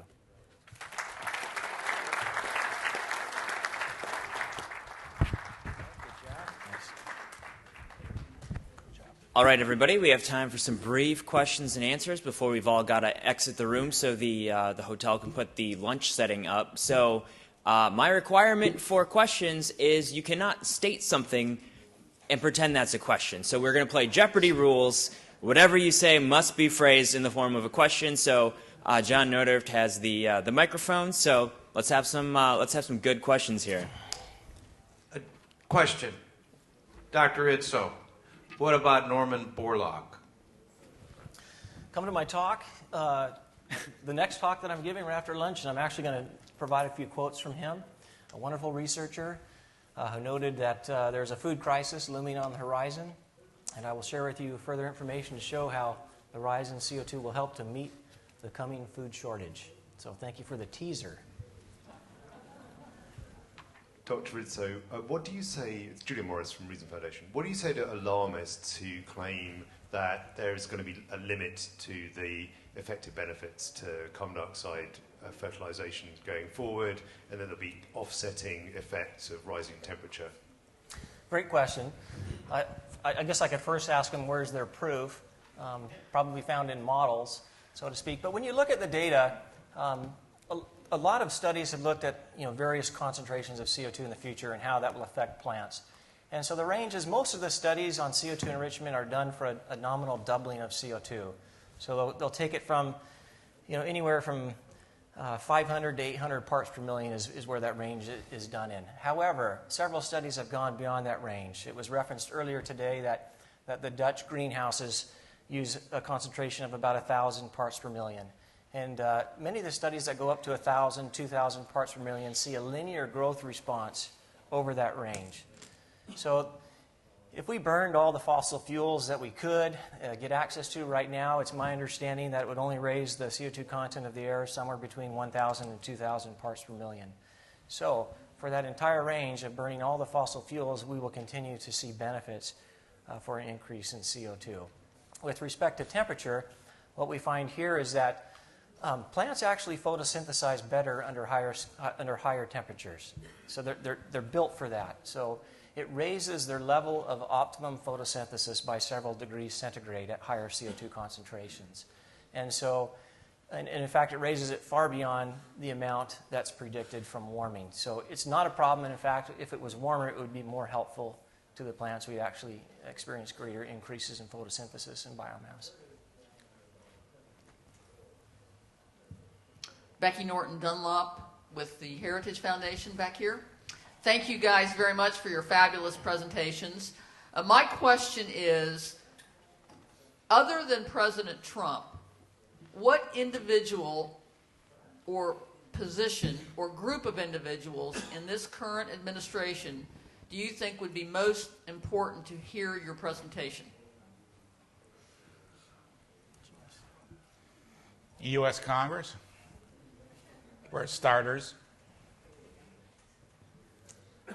I think from the agricultural perspective, the USDA would obviously be an important place. Department of Interior as well. Department of Energy, Yeah. EPA. Yeah. All of Ivanka them. Trump, all the above. Yeah. And that's really too that the message that CO2 is a benefit is one that's largely ignored. You all know about it. You've been coming to these conferences, but outside this room, very few people know this benefit. It's not taught like it was back in 5th grade science class for you and I when we learned back then that CO2 was plant food. That's all ignored now. It's that they're taught now in 5th grade science class that CO2 is a pollutant and that we need to reduce it. Also, that abundant, affordable, reliable energy is good. It's not bad. I think that is something that needs to be repeated over and over and over to all elected representatives, bureaucrats, the general public, because as Craig indicated, it's been turned around that people think energy development, economic development is something evil you have to somehow suppress, and it's just the opposite. If we want a healthy environment, if we want to alleviate poverty, etc., you need vast quantities of fossil energy. It is actually the best argument against universal education, the way it is taught here. There isn't a single... I've come to the conclusion that virtually everybody must have missed that class in biology that said carbon dioxide is plant food, because it is news to everybody. I don't know how you get around that, but it really is a very poor... It's an argument against the education system as we have it. Virtually every greenhouse in the world pumps carbon dioxide in to facilitate plant growth. Question back here. Yes, Jerry Barufi from Seattle. You showed one slide about global warming of the oceans, and how does that CO2 infiltrate the oceans, and what kind of effect will that have? I don't think any of us showed a slide of that, but I'll comment on it. The oceans are absorbing CO2, and it's absorbed at different rates, different time scales. And so there's the concern that it might cause ocean acidification. That's a term you're all familiar with. When in fact the oceans are basic. The pH is roughly a value of about 8.1. 7 is neutral. And there are fairly good reasonable estimates that the pH will drop a little bit, maybe 0.1 to 0.3 pH. But in all of the research I've looked at, and I've got a lot of this you can look at on my CO2 Science website, if you go to the subject index under ocean acidification, you can see that pH varies over a daily scale, large amounts, far larger than the amounts that are expected to predict or expected to occur over the next century. And organisms can adapt, and there's lots of issues with the studies that look at the negative results that are coming out there. So my conclusion and my estimation of reading all that research is that it won't be a problem, that there'll be enough time for organisms to adapt, and some will actually benefit from the extra CO2. And there is one more factor that needs to be considered, and that is that corals and other organisms that live in the ocean, they've been there for eons. They've seen different carbon dioxide levels throughout. They've experienced it before, and that's what has allowed them to, they've evolved through that, and there is more than a good likelihood that they'll be able to deal with it. And one of the things that we always forget is that we think that what's happening today has never happened before. But if it's happened previously, you have to believe that there is a mechanism that has allowed organisms that have lived through that to adapt. That's how they got here. They got through that before, and they'll get through it again. We keep forgetting that. And that's the other thing that seems to have been lost. Most of these people seem to have forgotten about evolution. And if you have evolved through that, there's a good likelihood that if it comes again, we will be able to deal with it. And another thing that we need to remember is that if it warms, the gases in the ocean there'll be outgassing, and there will be some emissions of CO. So there's an equilibrium level that has to be figured out that has to do with the chemistry and the temperature and a bunch of other things. It's not as clear as it looks. In fact, virtually every study that they seem to have done on ocean acidification with real organisms that have looked at acidification through changes in the carbon dioxide pressures indicate that there's a lot of evolutionary potential right there. Yep. It used to be that they used to do this by subjecting them to acidification via hydrogen chloride.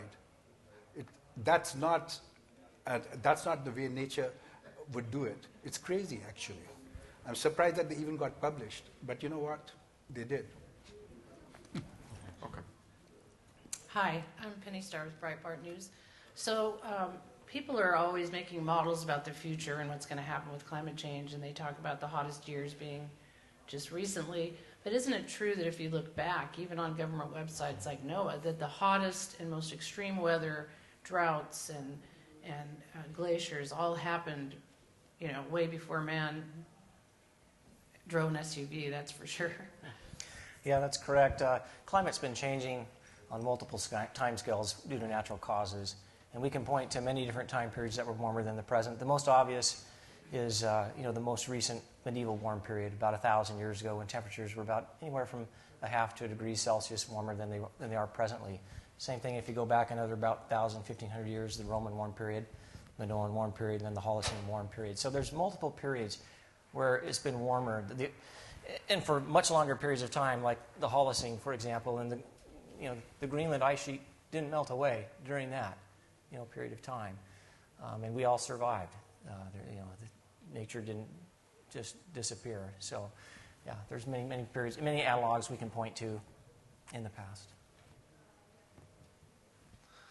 Ben Deniston, 21st Century Science and Technology.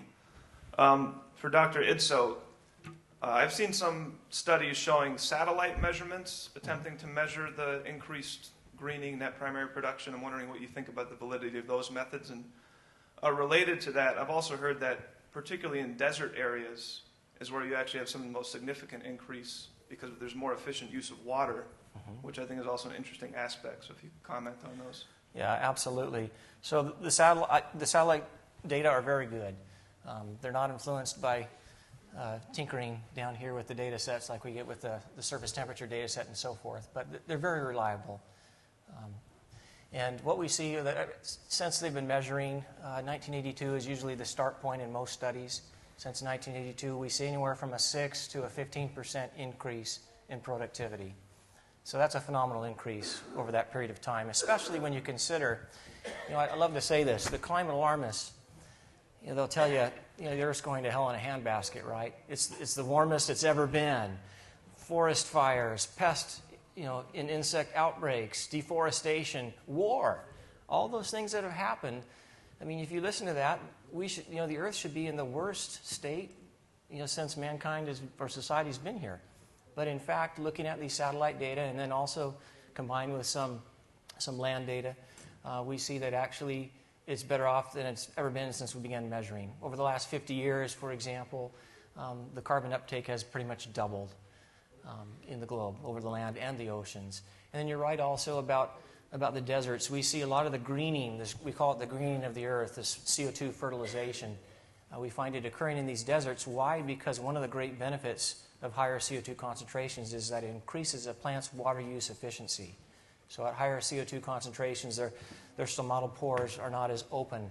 They lose less water to the air by transpiration and evaporation. So they need less water to produce the same amount of tissue. And so you can find that in these situations where you have water limiting lands and also hot temperatures, as I talked about also, that higher CO2 helps alleviate that stress and perform better, that you can actually see this great greening taking place already in some of these deserts. And there have been studies looking at the Sahel, for example, that have documented this. In other words, what we should be trying to facilitate is the greater use of fossil fuels, more CO2 rather than less. Andy May, a retired petrophysicist. Dr. Itso, phytoplankton in many ways is kind of the base source of life in the oceans.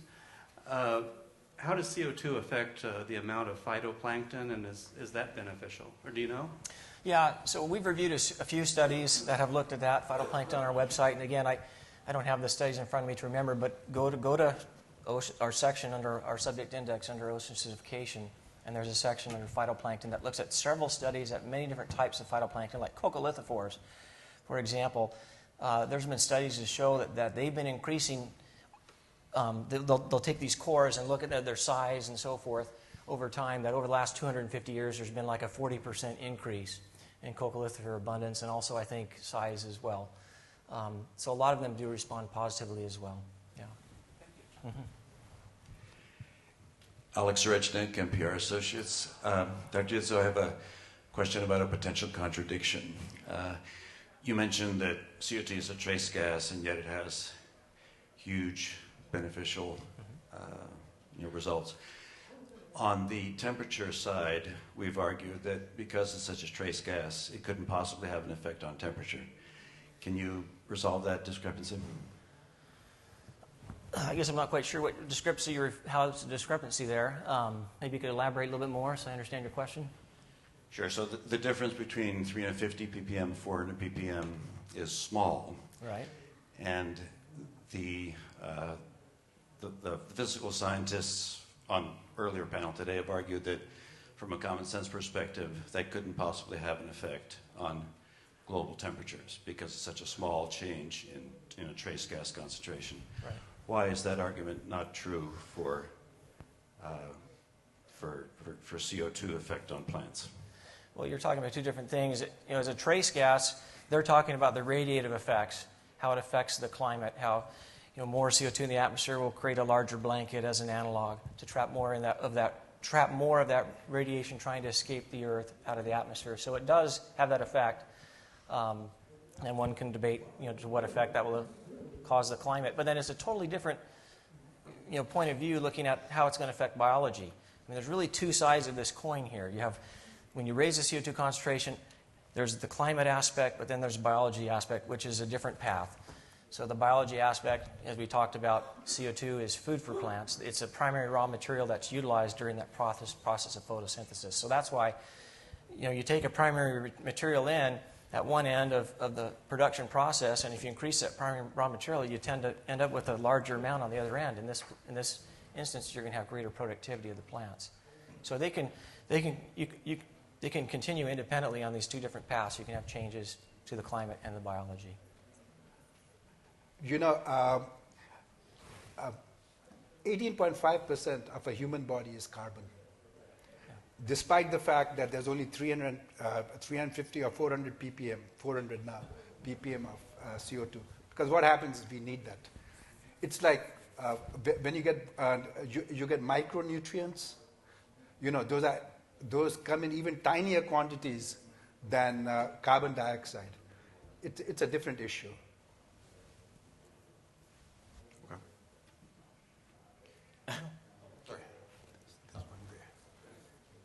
Getting away from the issue of carbon as a pollutant, the endangerment finding is what EPA is going to have.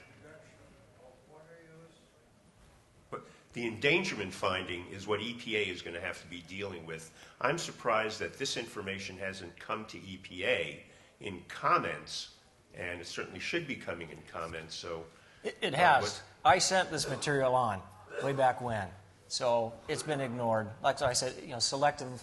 And hopefully the new administration is not going to be ignoring it. Yeah. Hope not. That's for sure. Yeah, we've got a question in the back that's going to be getting answered. All right, so we've got about 8 more minutes for Q&A. So this is a long Q&A. Question to Craig Izzo. Do you have any data on the decrease in water use with increasing CO2? Yes. So you can look at what's called intrinsic water use efficiency. It's a measure of these plants over time. And scientists will go and they'll core trees that have been long-living trees like bristlecone pine or various other kinds. And they've done that all across the globe. And you can plot and see that for the longest time period before the Industrial Revolution, an intrinsic water use efficiency line is pretty flat. But then over the last 100 to 150 years, there's a nice increase that dovetails perfectly as we would expect with the increase in CO2. Probably to Dr. Itso, though, any of you, I'm interested in comments. Is there like a comfort zone? Say you could release unlimited amounts of CO2. Is there like a comfort zone, like 1,500 ppm, 2,000 ppm, something where beyond which you think potentially the disadvantages might start kicking in? Yeah, Walt Cunningham talked a little bit about it this morning about classrooms. You can get 1,000 to 2,000 parts per million in a classroom. I've done a lot of studies like that as well, where a normal classroom of 30, 40 students can raise the part per million to about 1,500 part per million as long as there's not a lot of air exchange within the outside. But it's really not a problem for human health until you get to values of about 15 to 30,000. About 30,000, you'll start to feel some nausea and dizziness, 30,000 parts per million. So, there will never, ever be a direct negative to human health as the CO2 concentrations rise. As far as optimum, I would say, any range that we can raise it, because we talked about if we burned all the fossil fuels, we're only going to get to 1,500, maybe 2,000 parts per million at the most, and we'll see great increases, almost linear increases in crop yields over that range. Yeah, Walt Cunningham this morning mentioned that in the submarines it's up to 8,000. And International Space Station it's up to 10,000 with no ill effects on inhabitants. So this will be the last question. Again, for Dr. Rizzo, and I wanted to first of all say you do great work, and we really appreciate the work you do. Rich Trupack. So most of the time when the other side argues against those of us who are realists, 90% of the time it's you're on the pay of name the oil company, right? But every once in a while you do get a technical argument from the other side. What is when that rarely happens? What is the technical argument that they try to push back with? A lot of that technical argument is what was brought up with one of the very first questions about, well, the temperatures are going to get too hot and plants won't be able to survive. And again, that's just not true. That's been documented by a fair amount of research. It's very solid research that as the temperatures rise, the plants will actually photosynthesize a little better. And that will allow them, you won't have the extinction of species. So that's where they're really coming, that temperatures are going to rise too fast, too furious, that these plants and animals won't be able to move quick enough to avoid extinction. But you see that that's actually not going to be the case, that they can match that temperature increase and go beyond it. So. Yeah, the question I've been getting for 2 decades is why don't we just get rid of fossil fuels and power everything with renewables, wind and solar? And I've been trying to answer that question and without too much favorable results, unfortunately. People just don't get it. Well, you guys are good Jeopardy players. I don't think we had a single statement instead of a question. So we're going to clear out of this room because they need to set the tables up for lunch. So make sure to take all of your belongings with you. Don't leave anything thinking that you can just come back for it. So lunch is at 12:30, so enjoy the break until then. And then we will have Willie Soon and Pat Michaels will be doing the keynote address, the first keynote. And the second keynote will be Representative Lamar Miller of Texas. So you guys are going to come back for that. All right.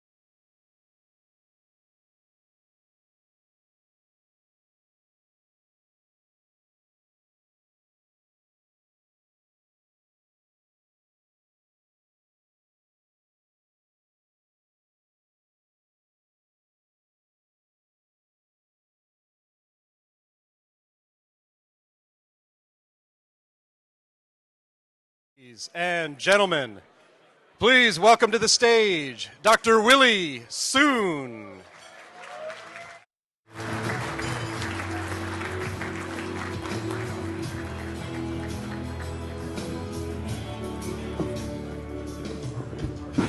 All right, good afternoon, everyone. I hope everybody have had a very good lunch. The dessert is truly, truly special. Anyway, you might wonder, why am I standing here trying to introduce Pat Michaels? I have known Pat Michaels for quite a long time, actually. We worked together since the mid-1990s, where we write a lot of articles for the World Climate Report, where he was the editor. So I basically learned my bad English from him. Thank you. Well, let me take no more time from this, but I want to mention that Pat is really a man of all talent. He has gotten his A, B, and SM degree in biological sciences and plant ecology from University of Chicago. The most important of all, he has a PhD in ecological climatology from the University of Wisconsin-Madison, that radical school, in 1979. And guess where who he got it from? He actually got it from a rather famous person by the name of Professor Reed Bryson. Professor Reed Bryson is actually very well known. He is actually known as the great American father of climatology. And he is actually among the one who has the most famous saying about this thing called CO2. You can actually go outside and spit into the air and have the same effect as doubling CO2. So don't try that tonight, but later maybe.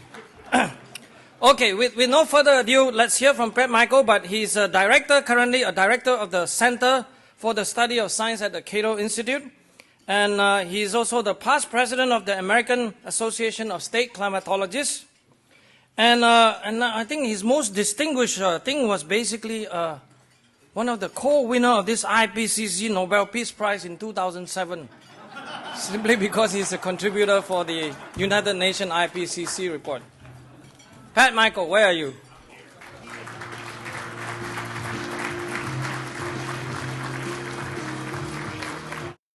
Checks in the mail.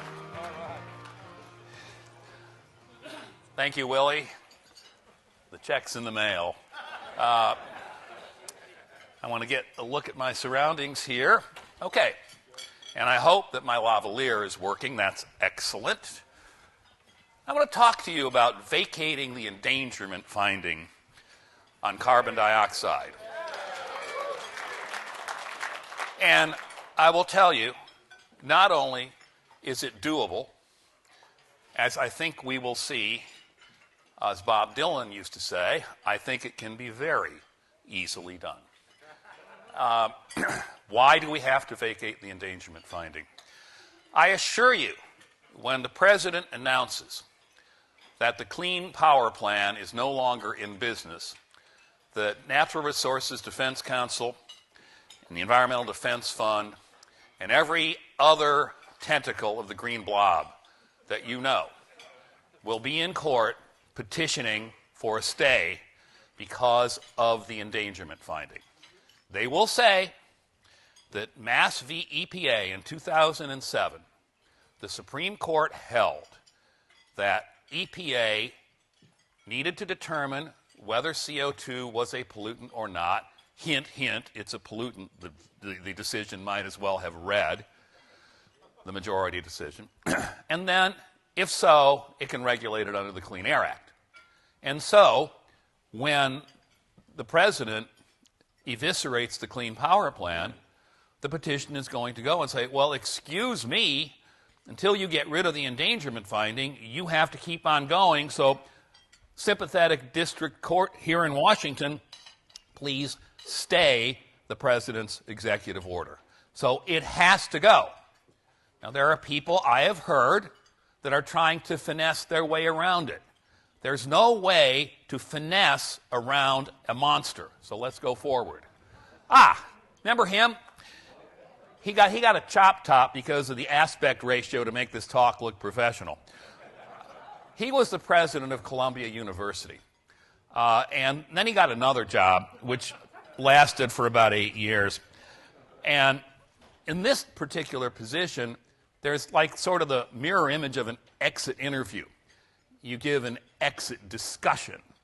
And in his exit discussion, he made this famous statement on January 17, 1961, about the military-industrial complex. In the councils of government, we must guard against the acquisition of unwarranted influence, whether sought or unsought, by the military-industrial complex. The potential for the disastrous rise of misplaced power exists and will persist. And everybody on the left said, oh, wow, that's really cool. Didn't bother to look at the next two paragraphs. The free university, historically the fountainhead of free ideas and discovery, has experienced a revolution in the conduct of research, partly because a huge cost involved, a government contract becomes virtually a substitute for intellectual curiosity, or a government contract to produce a general circulation model, which can be used to study climate. Is it climate science? We're going to find that out in the course of this brief discussion. Yet, in holding scientific research and discovery in respect, as we should, we must also be alert to the equal and opposite danger that public policy itself could become the captive of a scientific technological elite. No prescience here at all, folks. The prospect of domination of the nation's scholars by federal employment, project allocations, and the power of money is ever present and is gravely to be regarded. So, you see, what happened was when Vannevar Bush, at the instruction of the dying President Roosevelt, was asked to produce a document to federalize scientific research, he did. It was a document that then enslaved the universities. And the reason academia, one reason it's so big on political correctness, is because it is dependent upon the welfare of overhead. Science and engineering departments support the Germanic languages department. Science and engineering departments paneled the president of Stanford University's yacht. And when the NSF and the Congress found out about this, they got very upset. And Donald Kennedy was called before Congress. And he eventually resigned as the president of Stanford University. And for his perfidy, he was rewarded the editorship of Science Magazine, the most prestigious science gateway magazine in the world. Yes, that's what we have. Now, let's talk about Mass v. EPA. Court held the 1992 Clean Air Act clearly states that if EPA finds carbon dioxide is a pollutant, meaning endangering human health and welfare, it must regulate it. And so, here comes the endangerment finding. President Obama's inauguration address in 2009, the first action item was health care. The second action item was global warming. In fact, he was so gung-ho about it that perhaps unlike the organization of the current administration, 90 days, that would be mid-April, after the inauguration, the EPA had issued a preliminary finding of endangerment. And in time to give us bona fides at the Copenhagen Climate Conference, the UN conference, where Kyoto was to be replaced by a new international binding agreement, the administration put out this finding of endangerment, the final one, on December 7th, Pearl Harbor Day. And the president went to Copenhagen, and he went into a meeting of the BRICS, Brazil, Russia, India, blah, blah, blah, China. And he said, hey, I want to find out what's going on here. And they said, we don't want you here. And that didn't work out real well. And then the meeting announced a great success, and President Obama said, got to go, because he had to take Air Force One through the first of the 2009-10 blizzards. It landed in a 0-0 whiteout at Andrews Air Force Base, and all they had agreed to do was to provide a plan about what they were going to do by next February 15th. Later in January, Ivo de Boer, the head of the whole climate thing at the UN, said, well, you really don't have to do that, and then he quit. So, the endangerment finding, based upon the risk of high-end warming from models with fat probabilistic tails. Now, I'm going to get into the core right here. In global warming, it's not the heat, it's the sensitivity. CO2 will warm the lower atmosphere. So what? Big deal. And if CO2 is warming the lower atmosphere, because of the physics of it, the stratosphere, particularly the lower stratosphere, must cool. The lower stratosphere cooled concurrent with the warming of the lower atmosphere beginning in the late 1970s. And then a funny thing happened around 1995, both in the lower stratosphere and in the lower troposphere. In the lower troposphere, the warming stopped in the satellite data, and so did the stratospheric cooling. Do you know why the latter happened? Three most important words in life. Not I love you. I don't know. And I think a lot of scientists should actually use those words. It might get their credibility level up a little bit. Well, here are some fat tails. These are the computer models that were used to generate a probability density function, the black line, for the social cost of carbon that the administration uses. And you can see there are non-trivial probabilities of, say, 5-degree sensitivity warming. Sensitivity is the amount of warming that you get eventually for doubling carbon dioxide. Insensitivity is this talk. And now, what you see is, how's this working out? Well, it's not really working out real well. This is the average of the United Nations 102 climate models for the lower troposphere. And the reason it does so well here is the two volcanoes, El Chichon and Pinatubo, are put in to give them a break. And then after that, it's volcano-free. And you can see it is largely truth-free also. And these are the circles are the weather balloon data, and the squares are the satellite data sets, all three of them averaged up. They're 5-year running means through here, and then to get more data, this is a 3-year running mean at the end. So that pops up because of the warm 2016, and it will probably pop even a little further with a 3-year running mean at 17. And then it's going to go down. And what's going to happen, which you can see happening here, here's the surface observations from HAD Crew 4. Here's the 1998 El Nino. You notice it dropped to below where it was. Boom, it's back down here. Now, it's doing some funny stuff. They were thinking that another El Nino might blow up, but the most recent data looks like not, at least from my biased perspective. But here is the real failure of the computer models. Now, I want you to understand something. The endangerment finding is based upon these models and nothing else. So if these models are demonstrably failing, the endangerment finding can get thrown out the window. But it's worse than that. This is like a commercial for some kind of glue. Just pay attention. There's more. Okay. This is designed to confuse you, or at least to confuse our greener friends. This is a graph of up, and this is the temperature change predicted and observed. This is 10,000 feet. This is 18,000 feet, and so on up to the upper troposphere here, and then this is in the low stratosphere. And you can see the warming that is being observed, 1/10 of a degree per decade, 0.15 of a degree per decade, blah, blah, blah. The red is the average of all 102 of those computer models. Thank you, John Christie, for doing this, by the way. And you can see, my God, the difference here is breathtaking. Look at 200 millibars.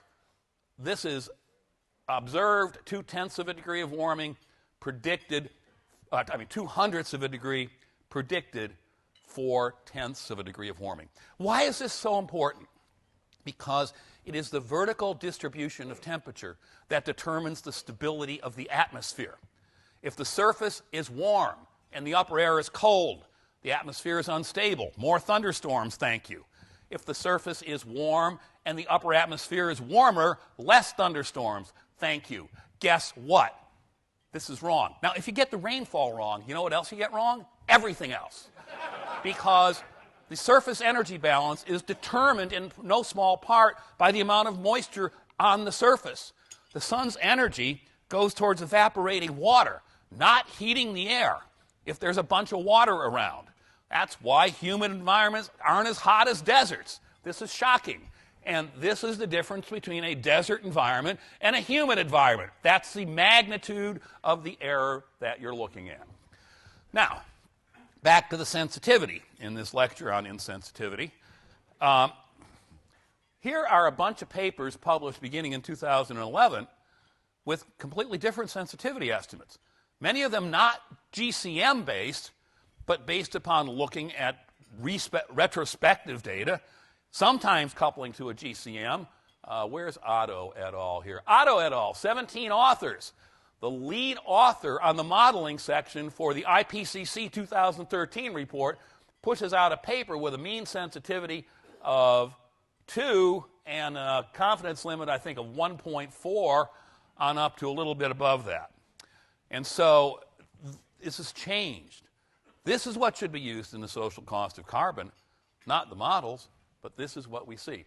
This is the average of the reviewed literature here since 2011, and this is the range used in the administration's calculation of the social cost of carbon.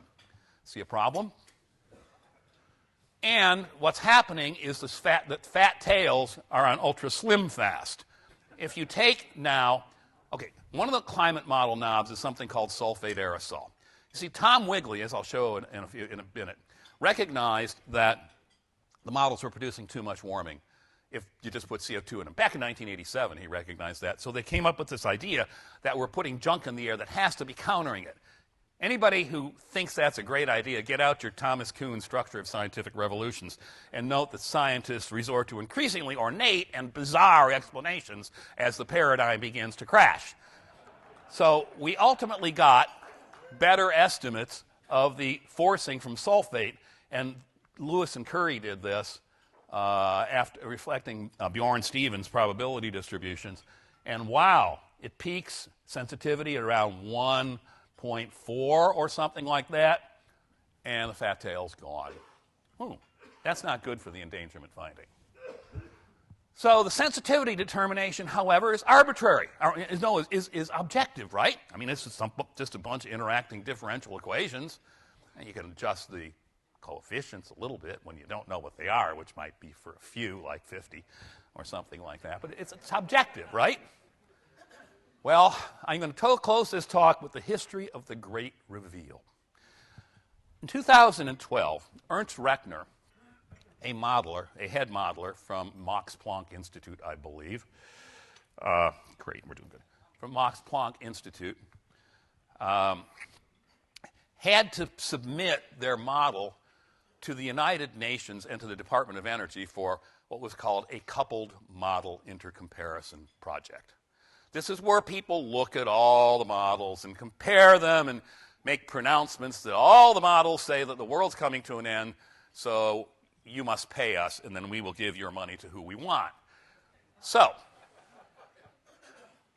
Rechner was ill-disposed. I don't know whether he was ill or unreachable or whatever the deal was.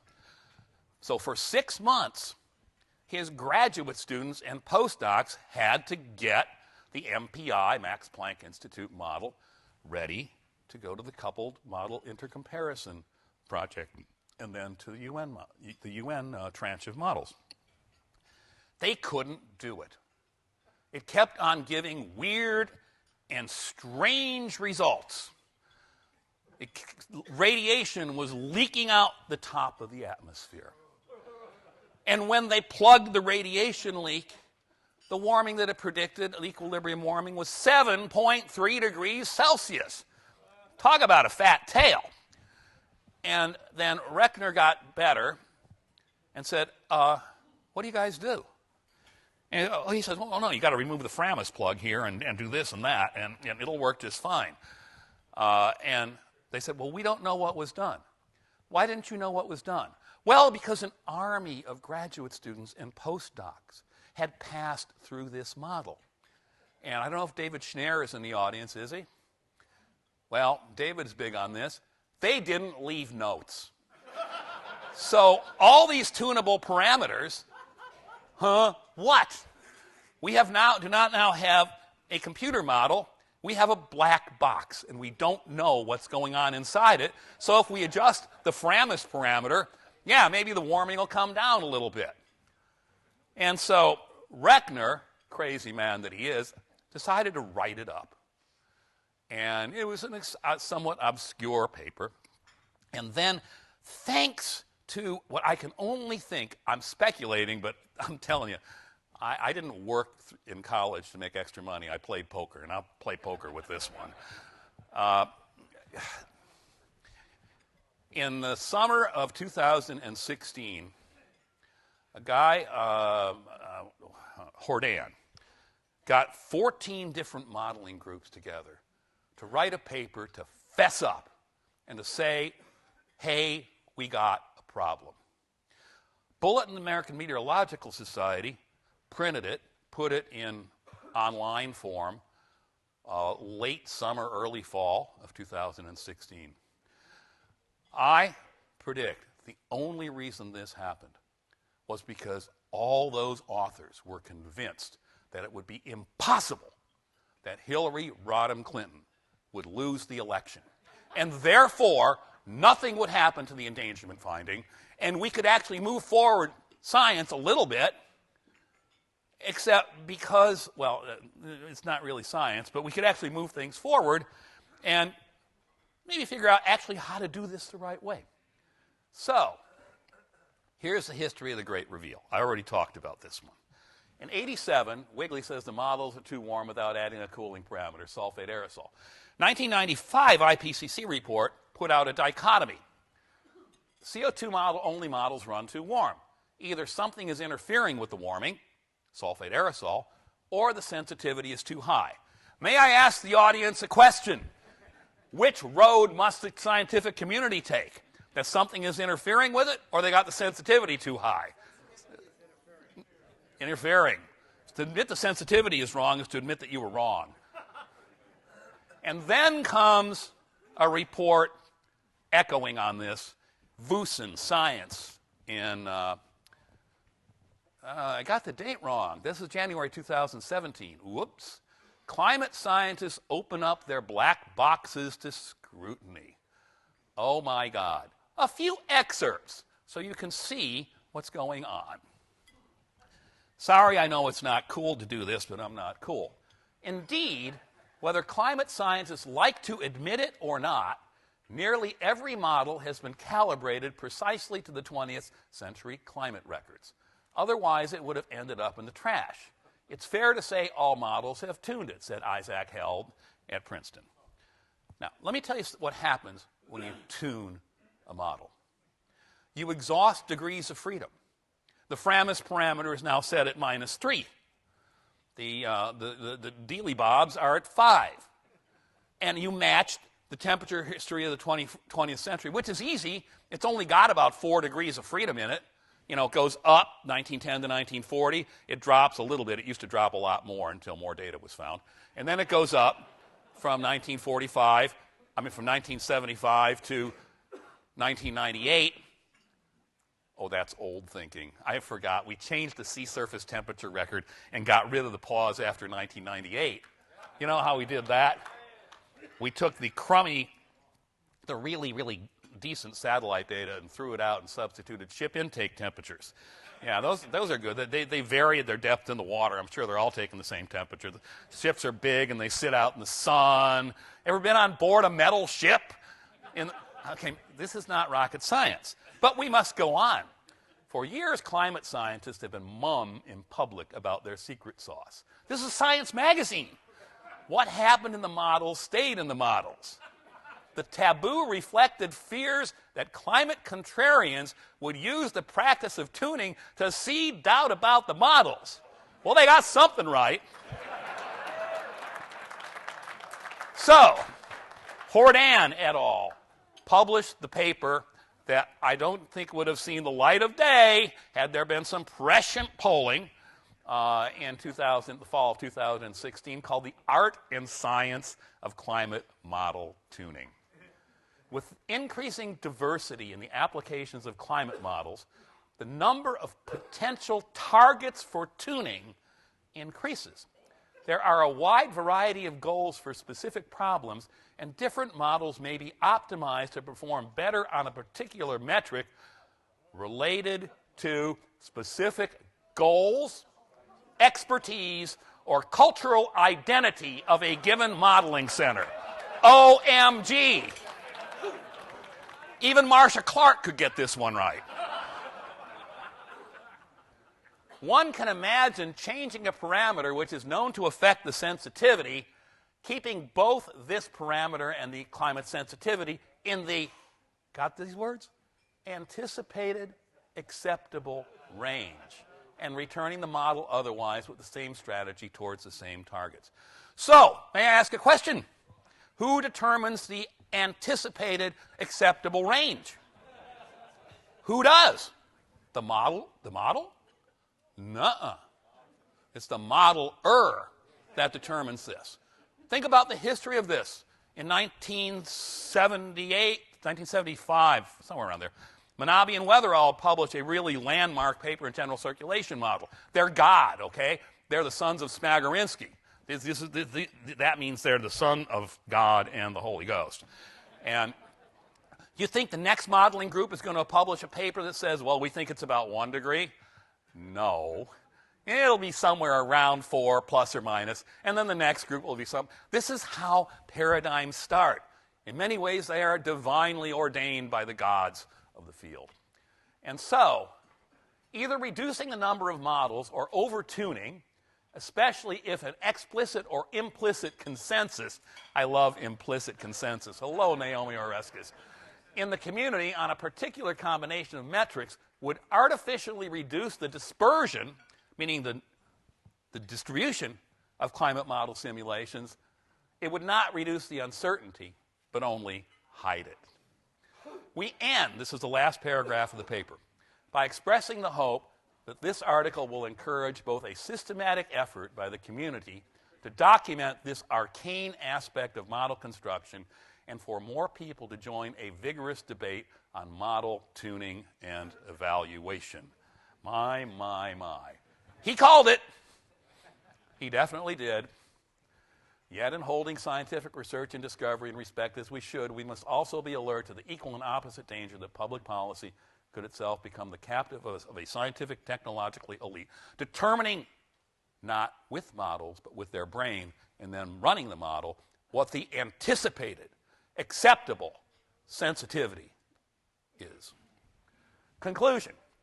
All models are tuned to the 20th century climate. Anybody in this room can do that. They fail systematically when compared to satellite and radiosonde data, the best that we have. It is the modeler, not the model, that decides what the anticipated acceptable range is for the sensitivity. Implications. Failure to correctly simulate observed climate would cause a modification of hypothesis. In other words, that disparity between the models and the weather balloon and the satellite data. That should cause a modification of hypothesis. Emphasize, if this were science. The model and not the modeler would determine the sensitivity, if this were science. I have decided that I am dropping climate science when I refer to these models.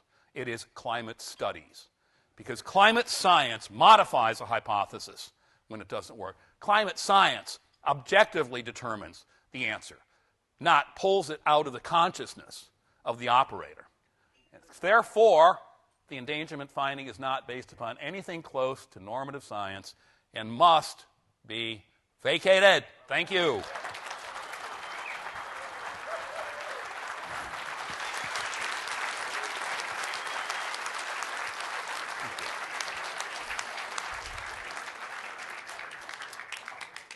I told you we'd go to 123.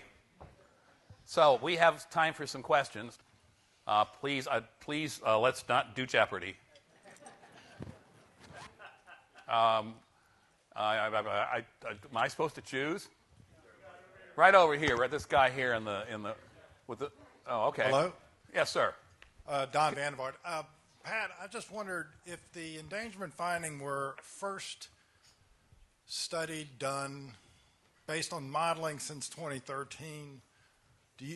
Even by the modelers that tweak the 50 parameters, would we have a different result? Possibly. But I think the strongest argument is, first of all, it was not based upon that. It hasn't been changed since then. And it's very clear that these were Framis-adjusted models done within the psyche and the worldview of the culture of the modeling organization. I hope you caught that earlier on. Gavin Schmidt's culture is not my culture. But yet, he who controls the parameters controls the climate. Down over here. Sterling Burnett. Hi, Sterling. Institute. Hi, Pat. You've given a powerful presentation. My question is, has anything you've said been able to filter up to the White House? Have you advised them on this? Have you done it through surrogates? I have not. It is my understanding that there is debate, hopefully, over the endangerment finding.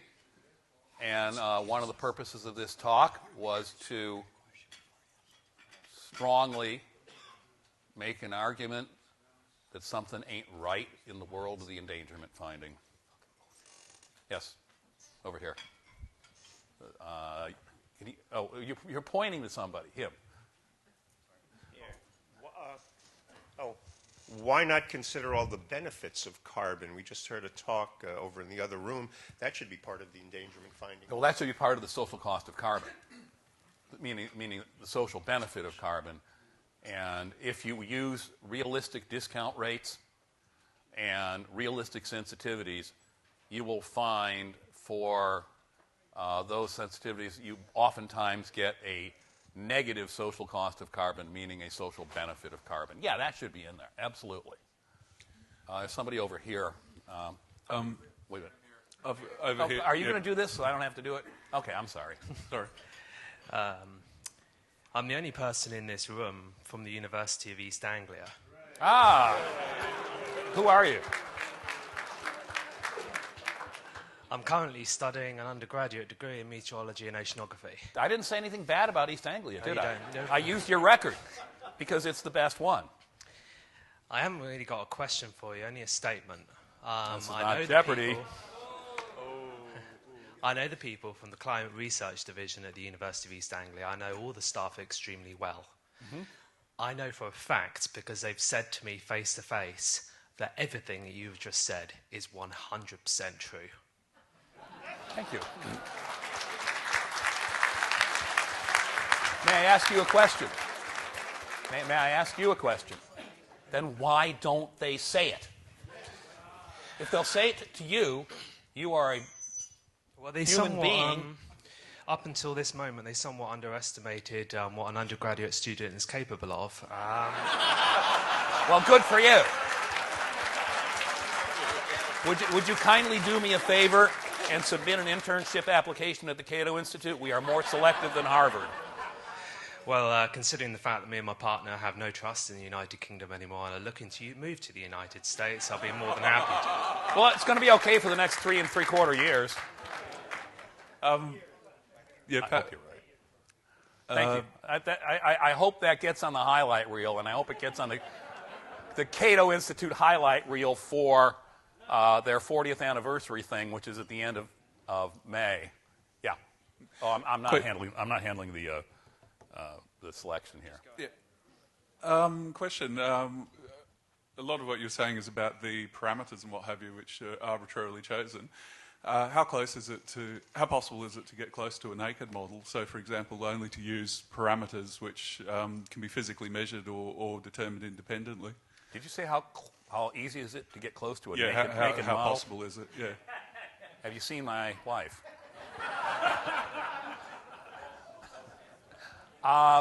That's a very interesting point. I got a short question.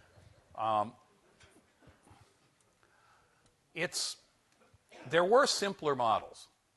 There were energy balance models. Now, the problem with an energy balance model is it treats the Earth as a point.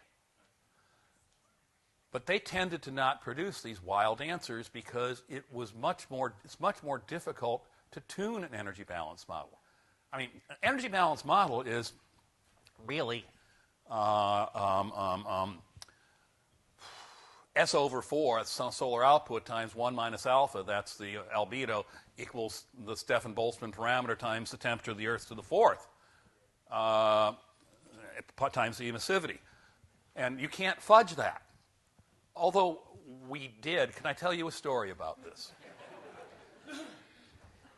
Back in the day, there was a period of modeler honesty. And then it started to extract a price.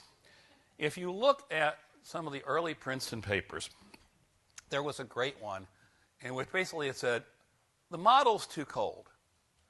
So we took the solar constant up from 1393 to 1420 or something, 1430 watts per meter squared at the top of the atmosphere. And we got the right answer. That's like moving the Earth 2 million miles closer to the sun. Not a problem. But they were honest about it.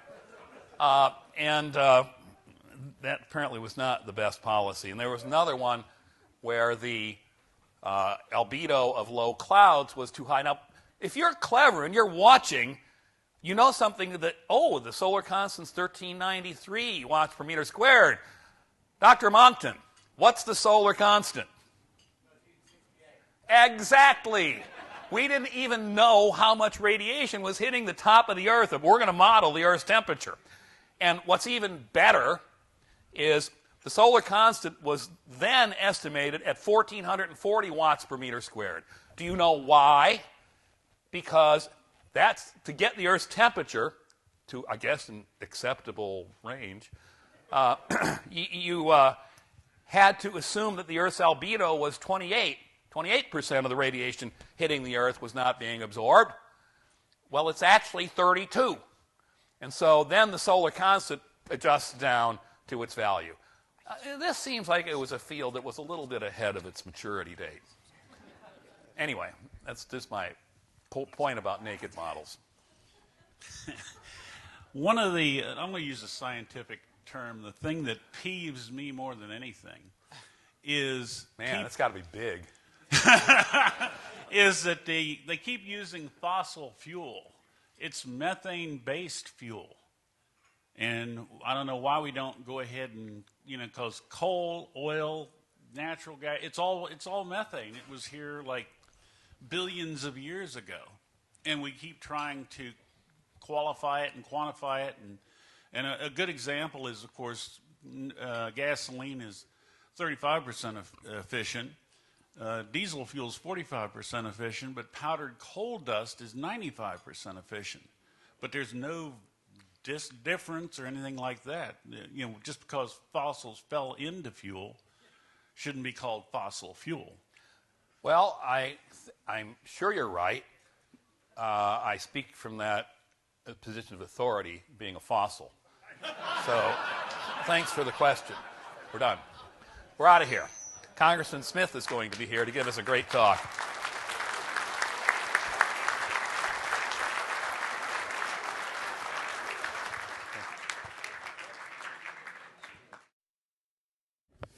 Thank you, Pat, for that rousing speech.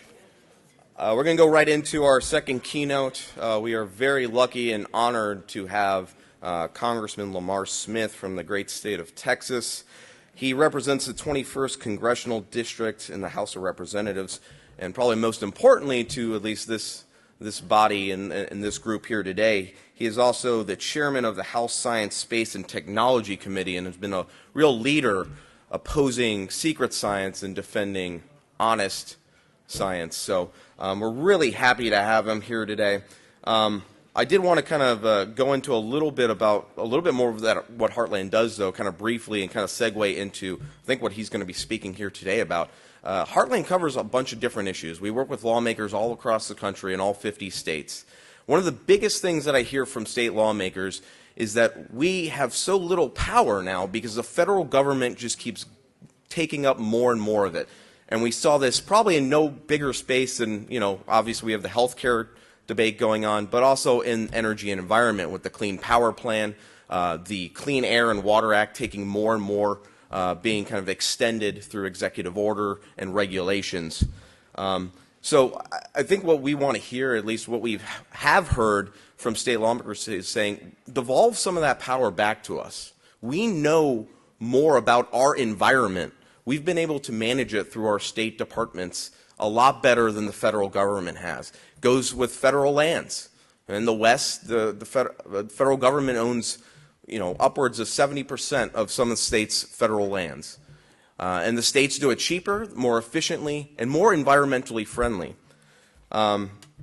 So I think I'm hoping to hear, I think we're going to hear today from Congressman Smith what's going on in Congress when it pertains to a lot of the issues that we all find dear and near to our hearts when it comes to protecting the air and water and the environment, because, you know, truly we are all environmentalists when it comes down to it. We just disagree a lot of the times in terms of the kind of commanding approach of the federal government and that they've been doing, especially with a lot of this bad science. With that, I also wanted to mention that Congressman Smith is a fifth-generation Texan from San Antonio. He graduated from Yale University and Southern Methodist University School of Law. So with that, I'd like to invite Congressman Lamar Smith up to the stage. Thank you.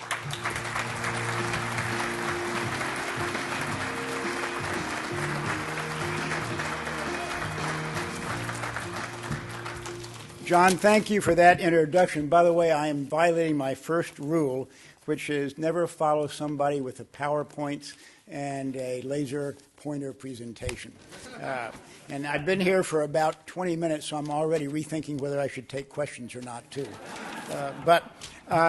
Gosh, it's just really nice to be with you all today, and congratulations on your 12th annual international conference on climate change. Nothing is more important, and I think there are few occasions that many of us look forward to more each year than this event right now here with Heartland. So thank you for being here, and thank Heartland, too, for including me. William F. Buckley often said he wanted to pay the audience the compliment of going to the trouble of prepared remarks. So I am going to have some prepared remarks, and after that, do look forward to your comments, questions, and advice, too. Today, many times, the previous administration promoted a political agenda rather than providing good, sound science. And I have appreciated in the past the Heartland Institute's repeated fact checks of the Obama administration's claims about climate change. I think Heartland does it better than anybody else. In regard to the Obama administration, they often regularly claimed that extreme weather, hurricanes, and severe storms were getting worse due to human-caused climate change. They never let science get in the way of their assertions. Their claims actually were contradicted by the United Nations Intergovernmental Panel on Climate Change. For instance, the IPCC found that there is low confidence on a global scale, end quote, that drought has increased in intensity or duration. The same lack of evidence was found in the IPCC reports for almost every kind of extreme weather event. Americans are tired of scare tactics and misleading information. We should focus on good science rather than politically correct science. Fortunately, the Heartland Institute provides a fact-filled and evidence-based perspective that benefits the public and informs scientific debate. The Science, Space, and Technology Committee, which you heard I chair, has jurisdiction over federal agencies such as the Environmental Protection Agency and the National Oceanic and Atmospheric Administration, much in the news recently. At least until a few weeks ago, these two agencies have been complicit in furthering a one-sided partisan agenda focused on climate change. The first hearing the Science Committee held this year was entitled Making EPA Great Again. That did get a lot of attention and a lot of comments, especially from the other side. After the last 8 years, it's going to take a lot of work and much more than one hearing to accomplish that goal, though. The committee has a responsibility to ensure that the federal government is efficient, effective, and accountable to the American people. Regulations should be based on sound science, not science fiction. In the previous administration, the EPA, along with other federal agencies, often based regulations on suspect or non-existent data. The government should rely on the best available science, but the government does not always hold itself to this standard. When the EPA refused to release the data it used to clarify its Clean Air Act regulations, the Science Committee issued its first subpoena in 21 years to retrieve that information. And let me confess to you all, I was the first Science Committee chairman in 21 years to issue a subpoena. 21 years ago, a chairman issued one subpoena. In the last Congress, I actually issued 25.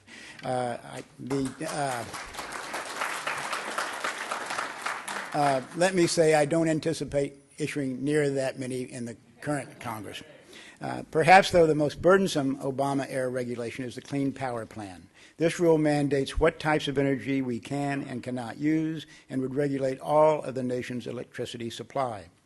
The EPA's sweeping climate change regulations burden the entire U.S. economy, targeted our energy development, and threatened to abolish affordable electricity for all Americans. The Clean Power Plan would only have reduced global temperatures by 3/100ths of a degree Celsius and reduced sea level rise by the thickness of only 3 sheets of paper. In other words, it was all pain and no gain. President Obama submitted these costly new electricity regulations as the cornerstone of his agreement at the Paris UN Climate Conference in 2015. But even if all 196 countries fulfilled their promised reductions for each year until 2100, which of course is highly unlikely, it will only reduce temperatures by 5/100ths of 1 degree Celsius. This agreement will cost billions of dollars, cause financial hardship for American families, and diminish the competitiveness of American employers, all with no significant benefit to climate change. The Paris conference would achieve one dubious goal: more government control over the lives of Americans, which may well have been the federal government's primary purpose at that meeting. The previous administration attempted to justify their actions with scare tactics, worst-case scenarios, and biased data. Alarmism and exaggeration is not good science and intentionally misleads the American people. The title of today's conference, Resetting U.S. Climate Policy, is absolutely fitting. With the new administration and a new Congress, it is time to let technology lead the way to protect our environment. Americans already are more confident about the future than they have been in 15 years. This is likely because they believe the President will support policies that lead to more American jobs. In fact, just last week, President Trump submitted his budget blueprint to Congress. The President proposed to cut some of the previous administration's burdensome regulations, to defund the Clean Power Plan, and to revisit the terms of the Paris Agreement. The Trump administration has the opportunity to let technology and innovation protect our environment without government mandates that impose costly and unnecessary regulations on the American people. Innovation can also help us accomplish our goal to increase jobs, particularly in the energy industry. It can protect the air we breathe and the water we drink. At the same time, technological innovation allows for more affordable and more abundant energy resources. Advances in technology such as hydraulic fracturing and horizontal drilling have enabled the U.S. to harness our natural resources in ways we never thought possible. As a nation, the United States has reduced its carbon emissions by 2% from last year. Many have attributed this reduction to new technological breakthroughs that continue to make the fracking process environmentally safer and cleaner. These are the types of technological advances we should encourage, not discourage, to spur our energy economy. I can't tell you what the next cutting-edge energy technology will be, but the government has no business picking winners and losers. The government should not use its regulatory power to deliberately undercut one industry for the purposes of advancing another. Nor should the government give subsidies that overwhelmingly favor one technology. We must ensure that the EPA bases future regulations on legitimate science, and I introduced a bill just this month to guarantee that.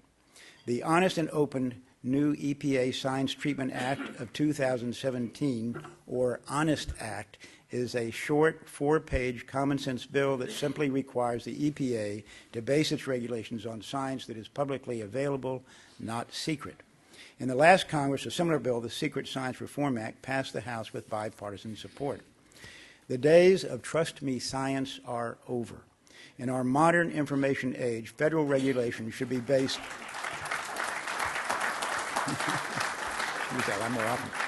In our modern information age, federal regulation should be based only upon data that is available for every American to see and can be subjected to independent review.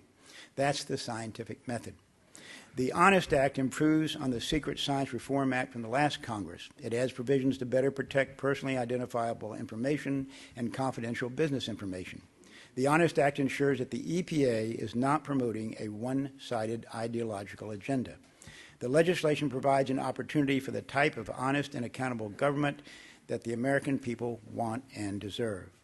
The Science Committee passed the bill earlier this month, and we hope to bring it to the House floor in the coming weeks.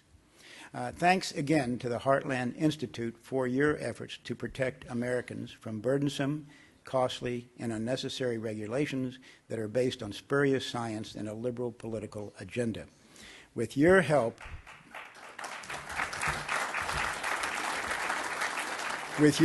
we can ensure that sound science is the core of the EPA's mission, and that legitimate science underlies all actions of the agency, from research to regulations. But we couldn't do it without the Heartland's heartfelt help and support. So thank you all. I want to mention, let me mention two things real quickly. One is that you may be hearing pretty soon about a hearing we're going to have next Wednesday, and it'll be a full committee hearing. And it's going to be on our favorite subject of climate change and also the scientific method, which is repeatedly ignored by the so-called self-professed climate scientists. And I really appreciated Pat Michael's differentiation in the last part of his comments today between climate study and climate science. And I think that's an important distinction that we'll hope to make next week in the hearing as well. But you'll be interested in our witnesses next week. Judith Curry.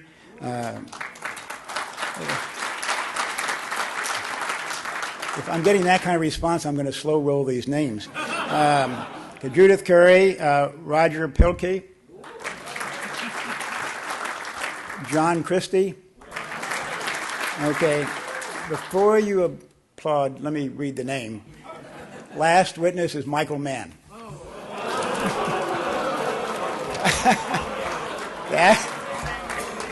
That's why it is going to be a good hearing. Anyway, thanks again for all you in the room do. Thanks again for all that Heartland does as well to advance such a great cause. Let me stop there and see if you have some comments or questions for me. I know we have one in front here and a couple in the back. I don't think it's up to me to call on you. I think somebody else is, maybe. Yes, Congressman. Excuse me. Steve Hines. There are some of us who are worried about the emails and communication between the last administration, including Department of Energy, EPA, right, White House, etc. How can we ensure that we do have access and understand exactly how that three-wing circus worked? Well, we were supposed to start with an easy question, but the answer is part of that is frankly up to the administration to get people in the right places as soon as they can, to make sure that communications are from individuals who reflect the President's point of view and the point of view of the majority of us in Congress. And part of it is up to the Science Committee to conduct proper oversight to make sure we accomplish the goal that you just mentioned. So it's not going to be a short-term effort. It's going to be long-term, and it's going to involve both Congress and the administration. Chuck Doherty. Yes. I really appreciate what you're doing on secret science. I think that's ready to go last year and now this year, finally. But what I don't understand is why is it not retroactive? Couldn't you kill the 2.5 micron secret science study that's in the power plan if you had it retroactive? Yep. We thought about making it retroactive. It's just harder to do that with legislation, to tell you the truth. Part of it is just the process. It's easier to make it proactive. But I think we'll still be able, in making it proactive, to go back and look at some of the past exchanges and past data collecting. So we're going to be able to accomplish that. But as far as the bill goes, what the bill basically says is that none of these regulations can go into effect unless the data has been made publicly available. That is a huge disincentive to pass regulations at all, much less bad regulations. So we're hoping to clean up the past in different ways, maybe with even presidential executive orders, and then clean up the future by legislative action as well. Let me add a footnote to that, when we, in the last Congress, before we introduced this bill, the secret science bill, which was the name of the last Congress, I actually had the administrator of the EPA before the committee to testify. I'm the chairman. I get to ask the first question. My first question to her was, should this data that you all say justifies these regulations be made public? And she responded, yes, it should be. So we introduced the bill, we get it through the House, and it looks like it might actually be taken up by the Senate, and suddenly the administration not only opposes the bill, but the president threatens to veto it. And suddenly the administrator of the EPA changes her mind and is no longer in favor of making that data public. There's only three conclusions possible here. One is that the data didn't exist, two, that they cherry-picked the data, or that the data is false. And so you can pick any of those three, none of which are good choices, but there's no good excuse not for the American people to see that data. When the President's Science Advisor testified, and I asked him the same question, he said not only should the American people see it, but he actually gave a good reason. They paid for it. And yet the administration reversed course when it looked like we were actually going to hold them accountable and pass legislation. So that was part of the frustration. And by the way, that's what led to the first subpoena. Mr. Chairman. Yes, where is this? Over here, sir. Over to your right. Right, okay. Yes, sir. I applaud you for deciding to start using the term climate studies instead of climate science. I would also just suggest that you also start using the term politically correct science in many cases, because I think this will help get across to the public that what we're hearing is really skewed science. This is not real science. And right. Using the term politically correct more and more will help people to get an understanding of that. Good point. I'll make a deal with you. It's not the art of the deal, but it's something close. And it is this. I'll start using those words if you'll start using two words for me. The two words are never, ever use the word progressive, but use the word liberal. And the second is never use the word mainstream media because they don't reflect mainstream thought. Use the word liberal media. Is that a deal? Okay. Okay. I'll give you a bonus. When we talk about the Senate changing its rules to get rid of the filibuster, which they need to do, don't use the word nuclear option. It has negative connotations. We want to use the word democratic option because that's what it really is. Congressman Smith, thank you very much for your kind words about the Heartland Institute. I have a question about the process of peer review in the supposedly learned journals, and particularly those of climate science. No small part of the corruption of climate science has come from PAL review and other dubious practices such as not archiving data, not making sure that the reviews are double-blind, various other elementary processes which, if followed, would give some chance for the scientific journals to be once again genuinely objectively scientific. The quickest way to achieve that would be a short bill, which I hope you might be willing to bring forward, which simply says that here is a one-page list of standards for peer review of any federally funded research, and any journal that does not publicly assent to and then visibly uphold those standards, research published in that journal will not have federal funding awarded to it. I'm picking... I didn't hear a question mark at the end, so let me say that I think that is a good idea worth our consideration. I'm picking up lots of good ideas here today. You'll have to make sure the next one's good too, but I think that is a good suggestion. Let us see how we can accomplish that goal as well. Congressman, yes. Will you be holding a hearing on the endangerment finding? Will we be having a hearing on what again? The endangerment finding. Probably, but it hasn't been set yet. I only know what the next few weeks hold. But we can add that to our list. It will be about 14 or 15 on the ideas that we have coming up that we think are good ones. But that would be a possibility, certainly. Thanks much. Wouldn't want to exclude it. By the way, okay. Yes, one more question. Okay. I get the last question. Oh, good. Okay. Thank you, Congressman. During the campaign, we had a pretty good understanding that President Trump, what his feelings were about climate change. How do you think going forward now, if he's going to stick to that or if he's going to be influenced by what some of his family wants, which is, of course, much less than what we'd like to see done. No, I think the president ushered in a permanent change in the political climate. And by that I mean I think he's going to keep his campaign promises. I think he'll do exactly what he says, and you're seeing that reflected in the individuals who he is appointing. Look at Secretary Pruitt at the EPA, for example. So I think the president absolutely wants good science, not politically correct science, and you're not going to have any disappointment in the direction that he's going. Thank you all very much. I want to end on one more comment. I see Pat Michaels over here to the left. I want you to know that I read his book, Lukewarming, some time ago, probably last year, and not only read it, but copiously underlined it, and it is just excellent. So, Pat, thank you for that very much again. Good to be with you all.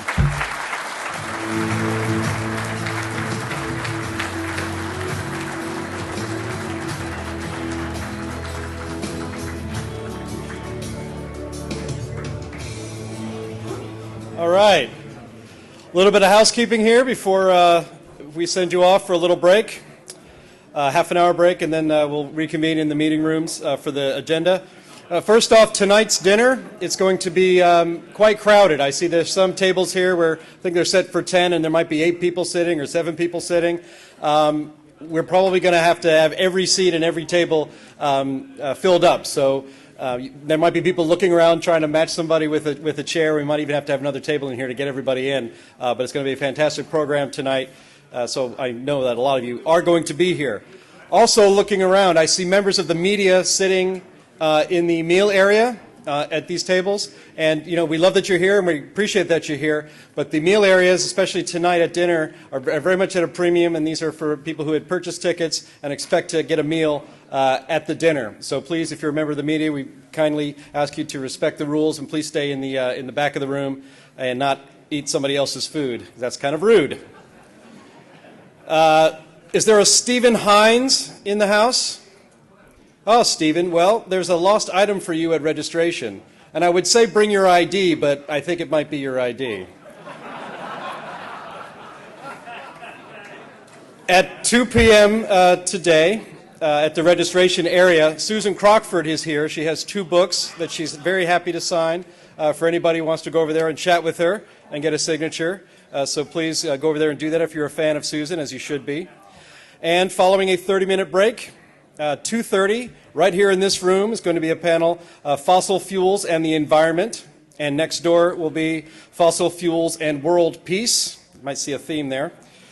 After that, at 3:45, the next panel session in here is Fossil Fuels and Human Health. And next door will be Climate Politics and Policy. All of these are great. I know you want to be in 2 places at once, and that is impossible. Good news is all of this is being live streamed and will be archived, so you'll be able to watch whatever you have missed. Thank you for being here for lunch. Thank you very much, Congressman Lamar Smith, for being here, and we'll see you in about a half an hour.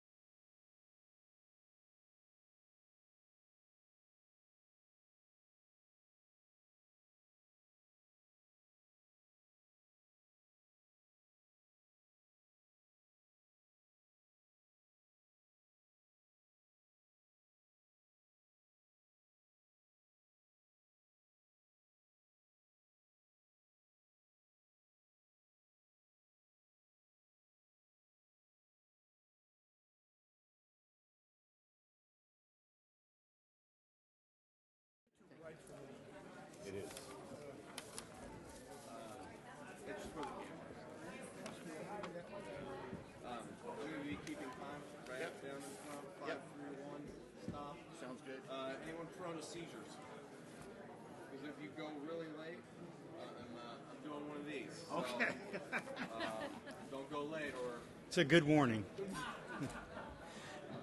Who will have, you got the timer? And will you have the mic at the end? Yes, I will. Okay. Go back to the back, get the mic, Okay. We are beginning the panel. Thank you. This is the panel 3A, Fossil Fuels and the Environment. If that's not what you expected to hear, you're in the wrong room. My name's H. Sterling Burnett. For those of you, please take your seats, and we've begun.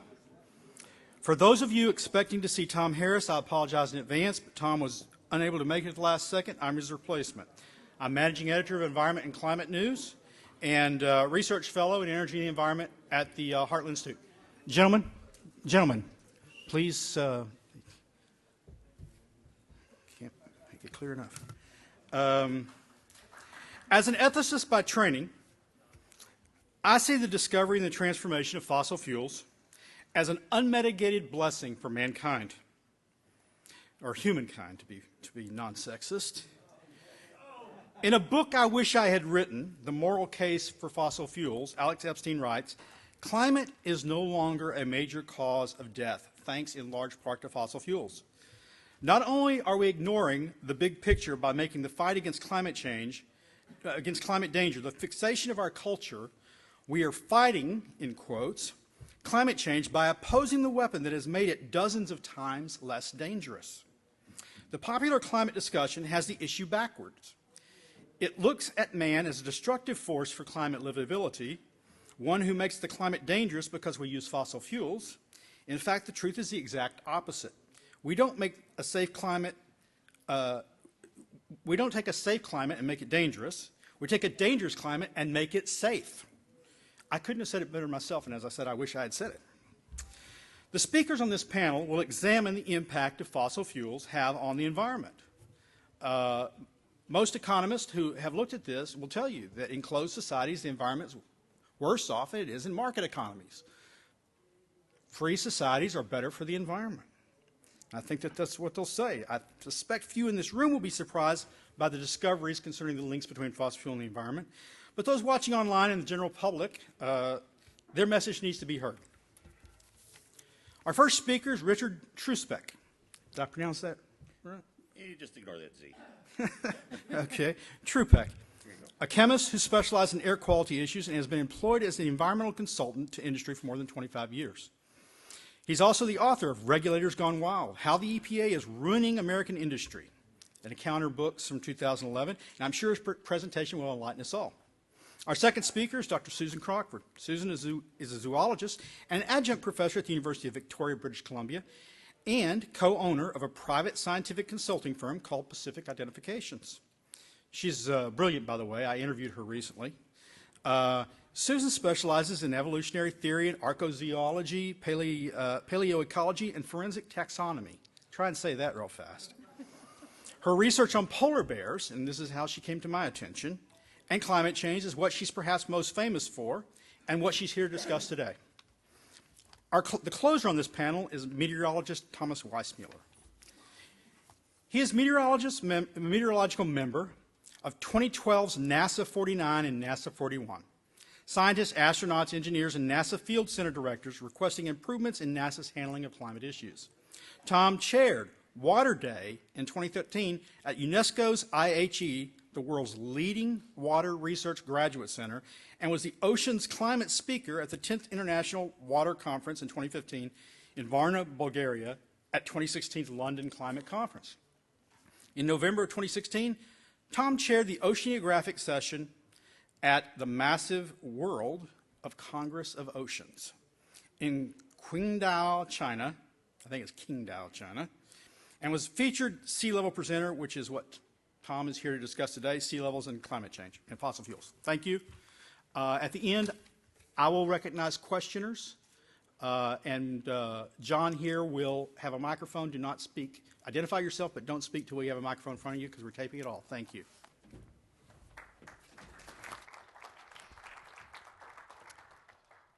Hello, my name is Rich Truspeck, and I'll be talking about fossil fuels. I'll probably be the only person at this conference not talking about carbon dioxide except to make one point. Do you know the only large industrialized nation who's been continually reducing CO2 emissions since 2008?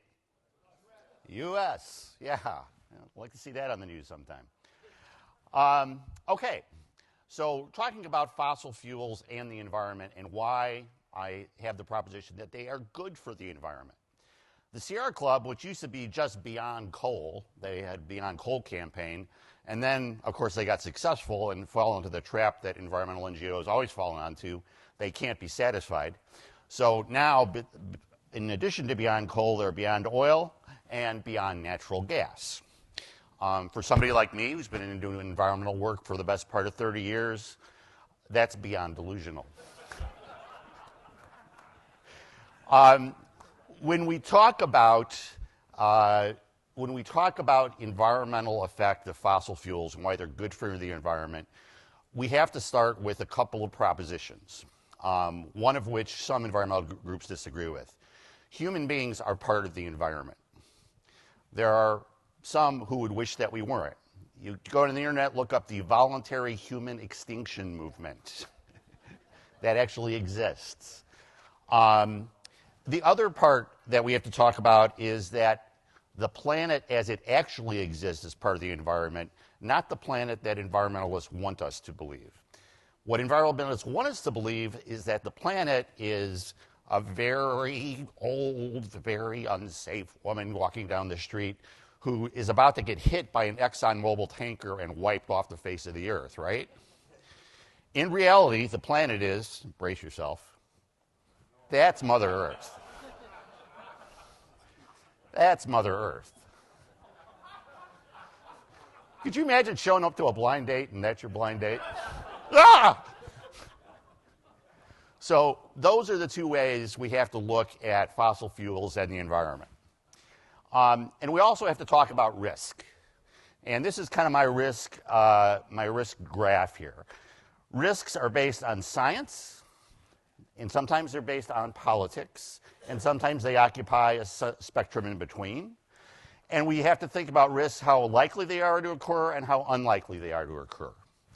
So if we start in the corner, a nuclear disaster, and I'm talking Chernobyl because that was a real nuclear disaster, as opposed to Fukushima, which of course was not, and as opposed to 3 Mile Island, which was not. But a real nuclear disaster on the order of Chernobyl has a lot of risk, and it's scientifically based, but it's very unlikely to occur. We know what we're doing with nuclear power, right? We go down. The glacier's disappearing in the next 10 years.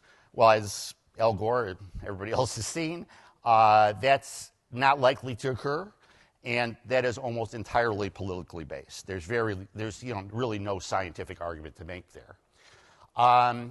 That the lack of sanitation spreads disease. That has a strong scientific basis, and it is very likely to occur, and it occurs throughout the third world, right? And that Professor Michael Mann is going to be offended in the near future because somebody criticizes him. That's politically based, but it's really likely to occur.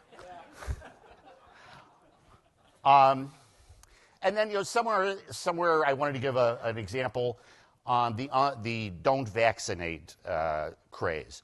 That an unvaccinated kid is going to get a childhood disease that is almost all political. There's one study that's not a very good study. And the likelihood to occur, it's not 100%, but we're seeing it start to happen these days. So let's take a look first at human exposure to fuel. When I was asked to participate in this panel, and he said, Joe Bass said, Rich, can you talk about fossil fuels and how they affect the environment? I assumed, well, we're talking about the byproducts of combustion, right? And Joe said, no. He said, I know people who are afraid to put on Vaseline because it came from fossil fuel.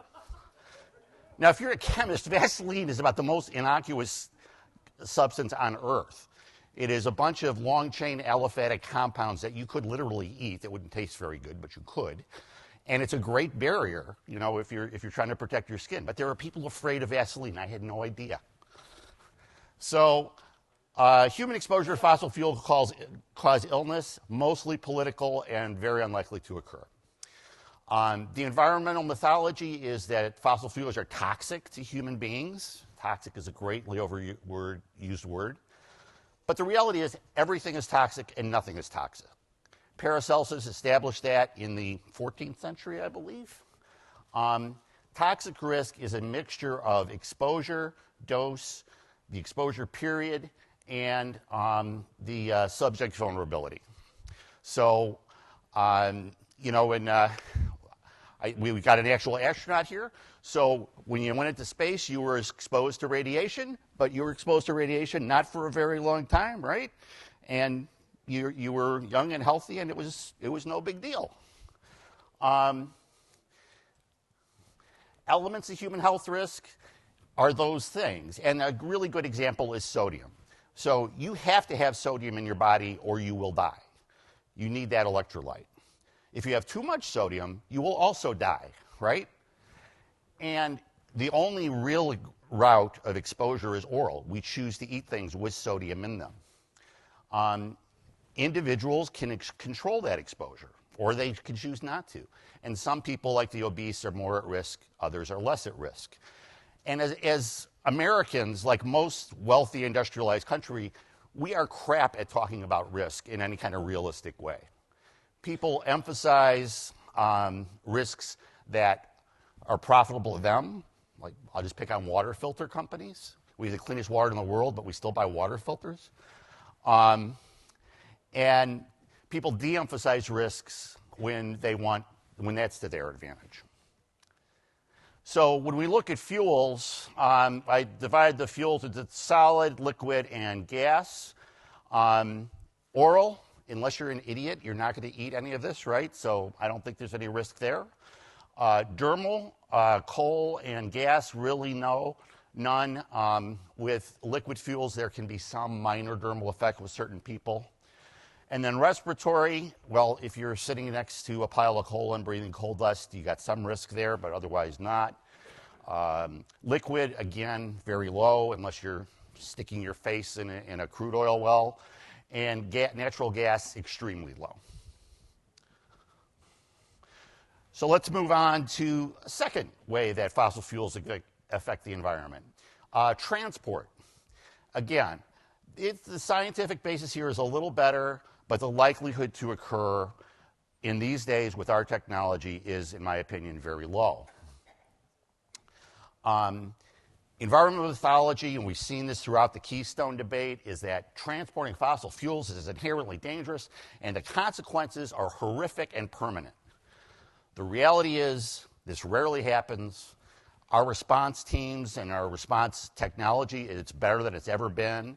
And nature, that strong old broad, is really good at recovering from anything we puny humans might do to her.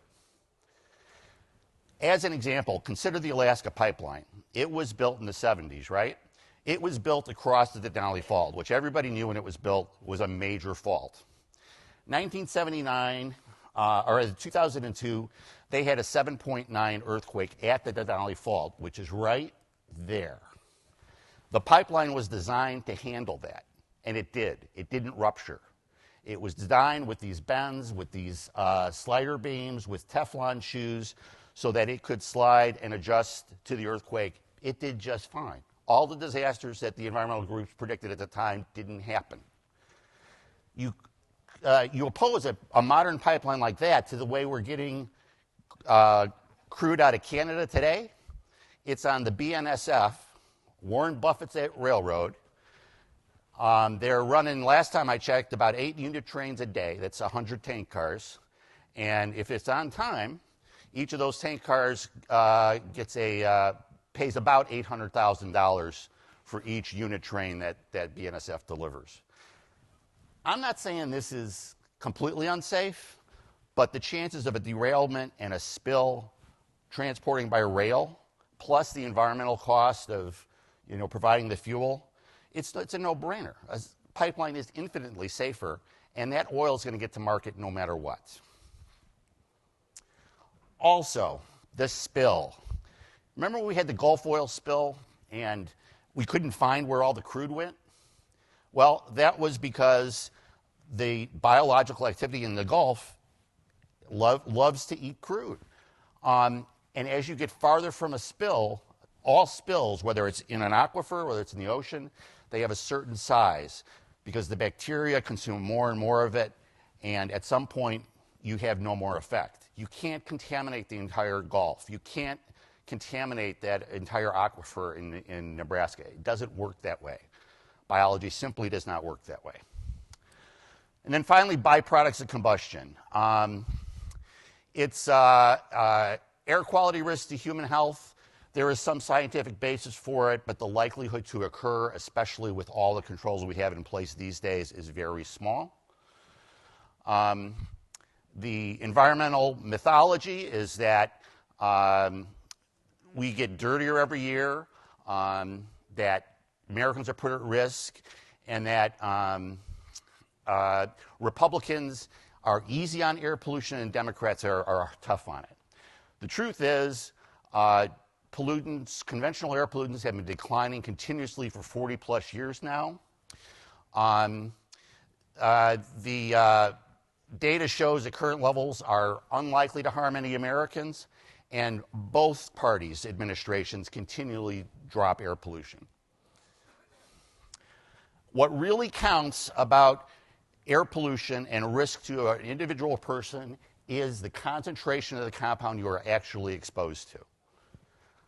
And what that means is, see a little stick figure man under this stack? Now that stack may be emitting thousands of tons of nitrogen oxides and particulate matter, but our stick figure man is not going to be exposed to any of it because he's right there and because the stack is so high and everything's going to disperse over a wide area.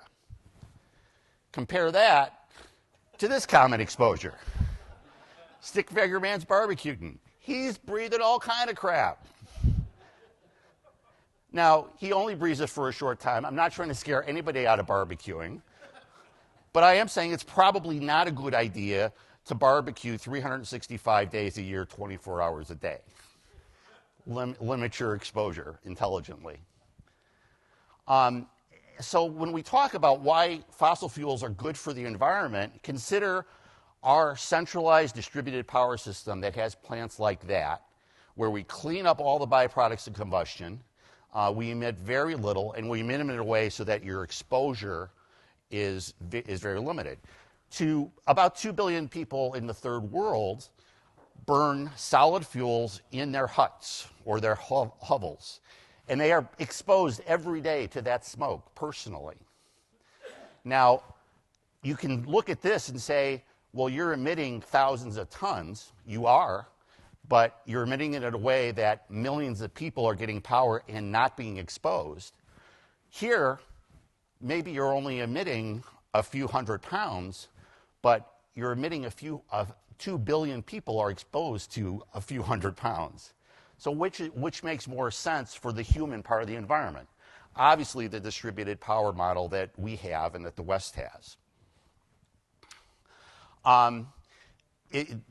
To take it through logically, and this is my last slide, fossil fuels are great because the energy density is so high. There's a lot of energy in your gasoline and coal and whatever else. Energy density equals energy efficiency. Energy efficiency means prosperity. The more energy we can have, the cheaper it is, the better off society is. And when you have a prosperous society, as others have talked about, you get a better environment. So responsible use of fossil fuels using modern technology makes for a better planet and makes our lives better. And there should be no question about that. Thank you very much.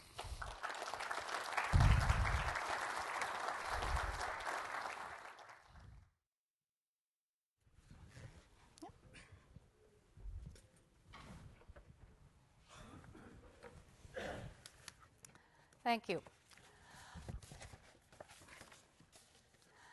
I'm here today to give you an example of the failed science that is used to convince uninformed people that burning fossil fuels has had and will continue to have harmful effects on the planet. Since the start of this century, polar bears have been an icon for all that's worrisome about human-caused global warming and declining sea ice. In the year 2000, Time magazine proclaimed that the coming Arctic meltdown due to global warming put polar bears and all of us in danger. By 2006, Time told its readers that global warming was damaging the planet at an alarming rate and that we should all be very worried. In fact, Michael Mann even said, "The polar bear is us." Now, virtually any story about global warming, whether it's about polar bears or not, features a winsome picture of an ice bear. There have been concerns about polar bear survival for so long now, it's probably impossible for most people to remember when it started and why. So I'll start at the point at which polar bears went from being threatened with extinction due to overhunting to threatened by global warming. The Polar Bear Specialist Group, or the PBSG, was created in 1968 as a unit of the International Union for the Conservation of Nature, or the IUCN, who had just developed a red list of threatened and endangered species. The PBSG negotiated the 1973 International Treaty to protect polar bears from unregulated hunting, a very real threat the bears had been subjected to for decades. The bears were first listed in 1982 as vulnerable, a category equivalent to the U.S. Category of threatened. They remained in that category until 1976, when it became clear that polar bear numbers had recovered substantially. Due to the population rebound, polar bear status changed to lower risk in 1996, now known as least concern, and it remained there for 10 years. Few people know about this fact. Polar bears had been saved, but few people heard about it. PBSG members were clearly not happy that polar bears no longer qualified as vulnerable, so in 2005, they recommended that polar bears be uplisted on the basis of population declines expected to follow from modeled sea ice loss due to global warming. And although this assessment merely reflected the opinion of PBSG members of what might happen in the future, it was accepted by the IUCN in 2006 as if it was supported by a detailed scientific analysis. Without a shred of irony, in 2006, the IUCN reported 2 familiar animals among 530 added to the list of endangered species that year. The polar bear, based on the opinion of scientists informed by climate models, that their numbers would decline by more than 30% over the next 45 years. And the common hippo, based on an actual decline of more than 95% in the Congo. Both were to be listed as vulnerable, one based on facts of a catastrophic local decline and the other based on prophecy. Using future threats based on climate models to declare a species threatened with extinction had never been done before by the IUCN or anyone else. It was an important first. One reason behind the IUCN decision to uplist polar bears to the vulnerable category was undoubtedly the knowledge that in the early 2005, 3 activist environmental groups, Center for Biological Diversity, Greenpeace, and Natural Resources Defense Council, filed a petition to list polar bears as threatened under the U.S. Endangered Species Act, the ESA. Later that year, the group sued the U.S. government for failing to address their concerns within the time frame required under ESA rules. And by 2007, American biologists at the U.S. Geological Survey, the USGS, used the Modeled Future Threats strategy to support the prediction that polar bears would be threatened with extinction within 3 polar bear generations due to predicted sea ice loss caused by global warming. Backed by a series of internal government reports, not peer-reviewed science, the USGS used models based on one biologist's opinion of how polar bears would respond to projected summer sea ice. They focused on summer because spring, fall, and winter ice models showed no significant change by mid-century, but summer sea ice projections showed a dramatic decline. This decision forced summer to become the critical season for predicting the future of polar bears, and this is an important criteria. In 2008, the U.S. Fish and Wildlife Service accepted the USGS assessments and declared polar bears threatened under the ESA. Now, ESA regulations came on top of the blanket safeguards offered by the legally robust Marine Mammal Protection Act of 1972 that had allowed polar bears to prosper up to that point. And I'll point out here that in 2008, the U.S. Department of the Interior put the late 1960s global population size of polar bears at 12,000. And the USGS biologists used a figure of 24,500 for the population size at 2005, which meant the population had doubled prior to the ESA decision. There was much jubilation over the ESA ruling, but the caveat emphasized by the Department of the Interior at the announcement that the ESA could not be used to limit greenhouse gas emissions rather spoiled the celebration for many activists, since that was clearly the intention of their listing. So here's a graph showing the summer sea ice predictions that were used by USGS biologists. They used these predictions to forecast future polar bear habitat and polar bear responses to those changes. They concluded that if summer sea ice declined as rapidly as predicted by mid-century, a decline in polar bear numbers was inevitable. The U.S. Geological Survey, said the science journal Nature, concluded that the animals are likely to lose 42% of their summer sea ice habitat by mid-century, cutting the world's polar bear population, estimated at 25,000, by 2/3. What they meant was that by the year 2050, summer sea ice was expected to drop below 5 million kilometers squared in 8 out of 10 years. Look at the map on the left here in this slide. According to the predictions, all of the bears in the purple and green areas were expected to disappear completely as a consequence of that magnitude of rapid sea ice decline. 10 entire subpopulations were expected to be wiped out. In absolute numbers, the global population of polar bears was predicted to fall to about 8,100 due to this degree of sea ice lost. That is, fewer bears were expected to survive at 2050 than the estimated number that existed in the late 1960s when bears were first under concern. Unfortunately for the modelers, summer sea ice unexpectedly dropped in 2007 to a level not predicted until mid-century. This slide shows the September ice minimum extent in 2007, the panel on the left. The panel on the right is a USGS graph, and it shows that the 2007 extent, marked here with a vertical red line, was lower than any of the 5 best sea ice model predictions for 2050. In other words, it was really worse than they expected. And they must have known that they're in trouble with their predictions, but they had no idea how bad it would really get. In fact, with the exception of 2 years when the September minimum was slightly above 5 million kilometers squared, sea ice has remained at this 2050 levels every year since 2007. In other words, the dreaded mid-century sea ice levels had arrived well before they were expected, and polar bears had no choice but to live through them. So what happened?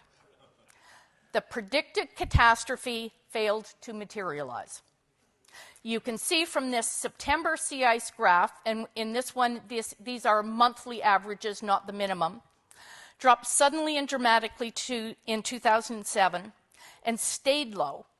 The blue arrow is 2005. But the global polar bear population did not decline in response to years of low summer ice. In fact, it grew from about 24,500 in 2005 to about 28,500 in 2015, a 16% increase. And contrary to predictions, not a single subpopulation was wiped out. What about those high-risk populations that were supposed to be gone? Here's what the recent data says. All 3 of the subpopulations in Hudson Bay have been surveyed recently and found to be stable. Records also show the shift to a longer ice-free summer happened in 1998 and have been stable since. The Davis Straits subpopulation off Labrador was determined to be increasing in 2007, a trend considered likely to continue because of the abundance of seals. In Baffin Bay, a recent study showed that bear numbers in 2013 had increased 36% over the previous survey. And then the so-called divergent ecoregions marked in purple on this map, Chukchi Sea polar bears between 2008 and 2011 were found to be in better health than they had been in the 1980s, despite less ice in recent years. They spent a month longer on shore with no apparent effects on survival or reproduction. In the Kara Sea off eastern Russia, about 3,200 bears were counted in 2013, the first survey ever conducted, a much higher number than the 2005 ballpark estimate of about 2,000 bears used by USGS. The Barents Sea population increased by 42% between 2004 and 2015, and finally, the southern Beaufort population declined substantially between 2001 and 2010, the only population that did decline, but it wasn't because of reduced summer ice. The decline was caused by a well-documented episode of thick spring ice between 2004 and 2006 that limited the bears' access to seal pups. Since spring is the critical feeding period for bears, such a limited supply of prey was devastating, especially for young bears. Many of the bears were doing well. In fact, triplets have always been rare outside western Hudson Bay, yet the photo on the left here shows fat 9-month-old triplets in Alaska the summer of 2016. Photo on the right shows a litter of 1.5-year-old triplet cubs with their mother in the Chukchi Sea in the spring of 2010. Raising triplets to 9 months is quite a feat for any polar bear mother, but getting all 3 cubs through the next winter requires the best conditions the Arctic can provide. And despite the rhetoric from polar bear specialists in the media, those conditions now exist off the shores of Alaska. So why were the models so wrong? Well, polar bears eat very little in the summer, regardless of the sea ice, because seals are hard to catch. Ring seals, the primary prey of polar bears, do better with an open water season in the summer because that's when they feed. Ice conditions in early spring have been good for both seals and polar bears, regardless of what's happening in the summer. A well-fed bear easily survives 5 months in the summer wherever they live and whether they spend it on the land or the sea ice. And finally, predictive models did not include a provision for the population side effects of periodic thick spring ice conditions such as occur in the southern Beaufort. It's now clear there's no valid evidence to support the decision that models of future risk to polar bears based on predicted impacts of summer sea ice should override assessment based on current conditions. However, there's a red flag issue we need to know about. And that is that no other nation or conservation organization in the world except the U.S. Fish and Wildlife Service thinks that ring seals and bearded seals, the primary prey species of polar bears, are threatened with extinction due to predicted global warming. And that includes the IUCN Red List expert. U.S. federal biologists are outliers amongst their international peers on these species, which suggests the ESA is being improperly implemented. So I can run through these points to remember. Summer sea ice decline did not result in a polar bear number decline. Summer sea ice isn't critical for polar bear survival. The Beaufort Sea population declines, which we know about, weren't caused by summer sea ice loss, and all of the polar bear specialists, including USGS and U.S. Fish and Wildlife biologists, know this is true, but they continue to imply that the cause was summer sea ice. Polar bear populations are now the highest they've been in 50 years and have grown 16% since 2005, and that the legally powerful U.S. Marine Protection Act has given adequate protection to polar bears, and the ESA is an inappropriate tool for dealing with protection. In short, having polar bears and Arctic seals listed as threatened under the U.S.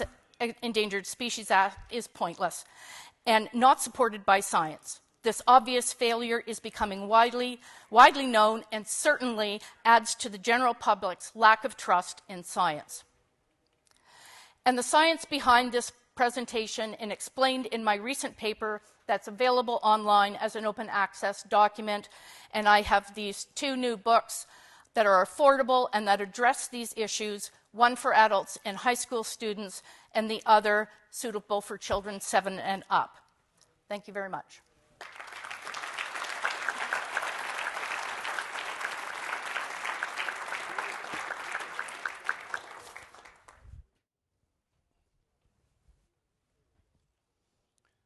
Get my timer up with me.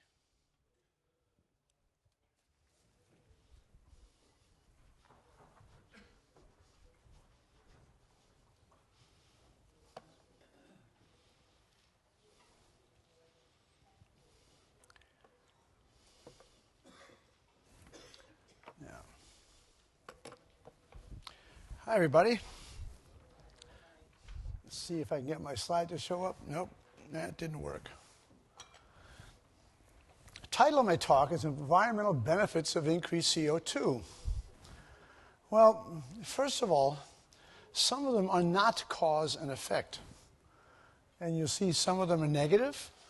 Can you have a negative impact that's positive? You certainly can. And you can have positive correlation or inverse correlation. Let's see if I can get this to move along. First of all, the really known benefits, everybody should know. And we had it in the panel before, that plants do better with more CO2. This is from Sherwood Itso. It's a well-known slide. I hope you've all memorized it because I think you've seen it more than once.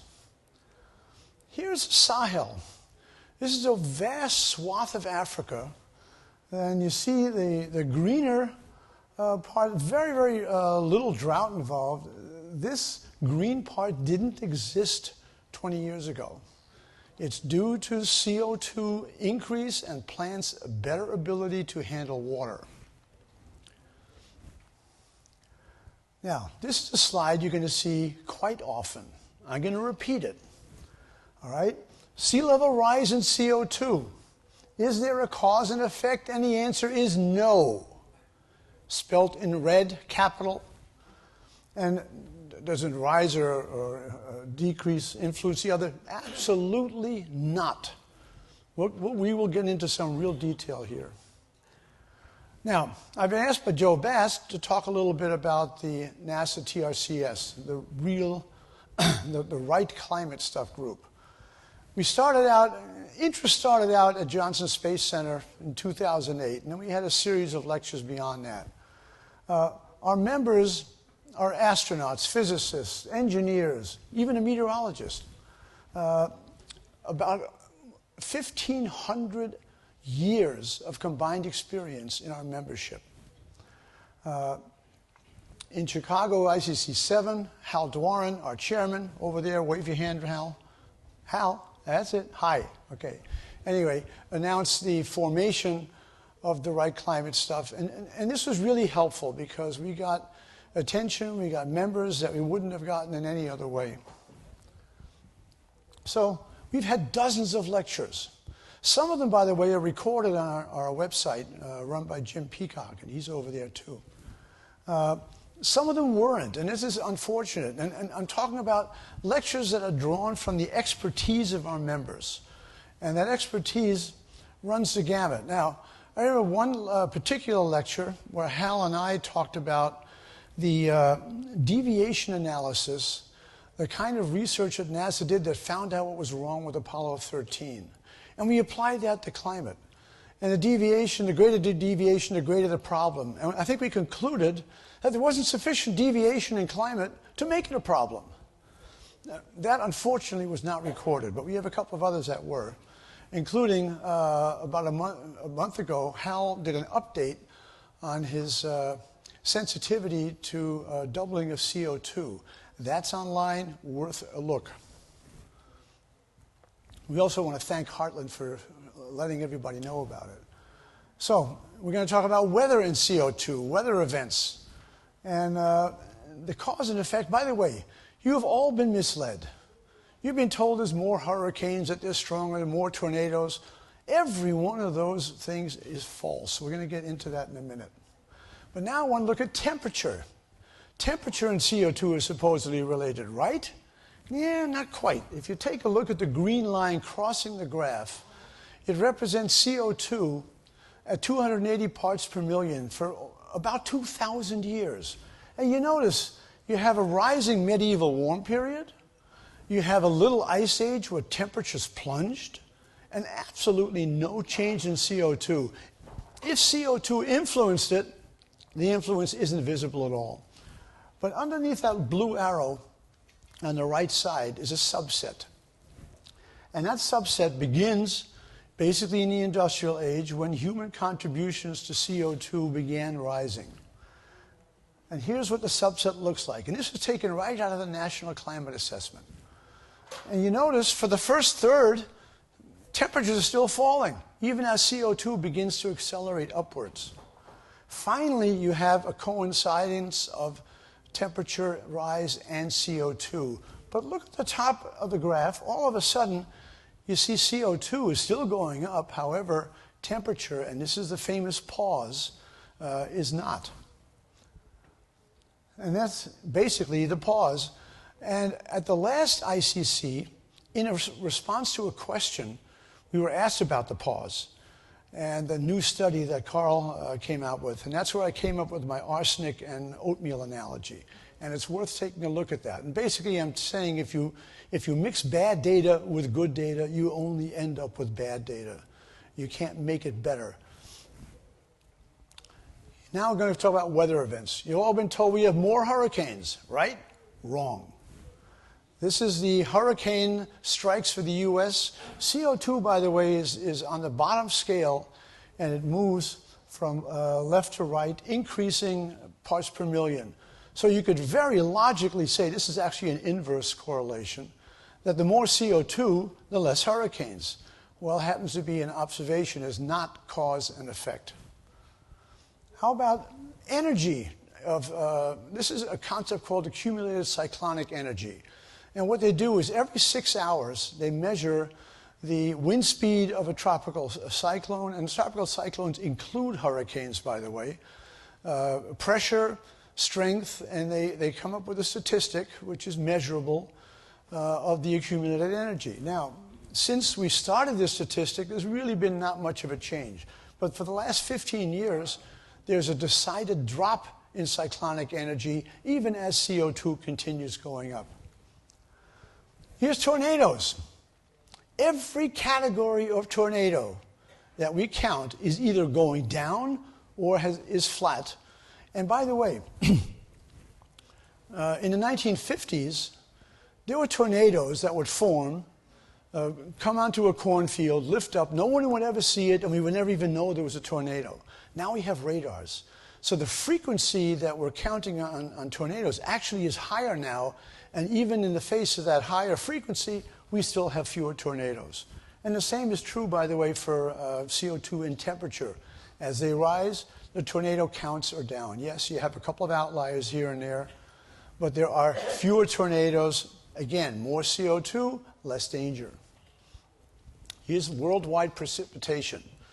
Anthony Watts provided this graphic. It's pretty neat. Basically, for 100 years, we have flat precipitation. CO2 has gone up. There's been really no change in worldwide rainfall amounts. All right, Remember this slide? Sea level rise in CO2, is there a cause and effect? No, there isn't. All right. I'm going to show you some graphics. On the left, you see the results for the 20,000 years at the end of the last ice age. The great glaciers melted. In fact, they melted really within a 7,000-year period, if I can get that to show up, and that's a central 7,000. And there's a couple of blips in there, and I'm not so sure that they're real either, because a lot of those measurements were made in the island of Tahiti, and Tahiti probably tectonically fell off its volcanic plume, and as a result caused a spike. But within 7,000 years, almost all the melting was gone. The right graphic, it's a little more telling. Notice the last 2,000 years, sea levels are essentially flat. Now you notice there's a little red arrow. Let me see if I can point to it with this thing. Nope, that's not working. Anyway, there's a little red arrow on the top graphic, and that shows the predicted sea level rise that Jim Hansen claims is going to occur within the next 85 years.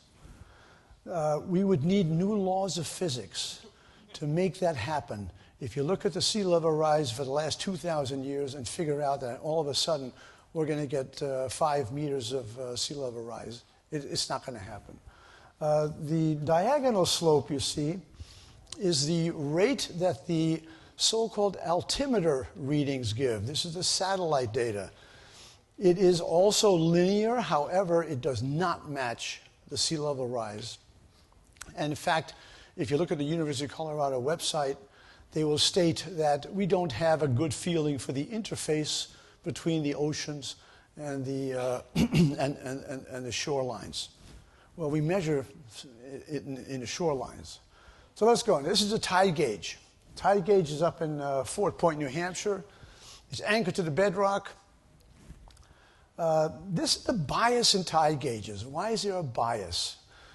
People put tide gauges where the sea level is perceived to be rising, and not so much where it's falling.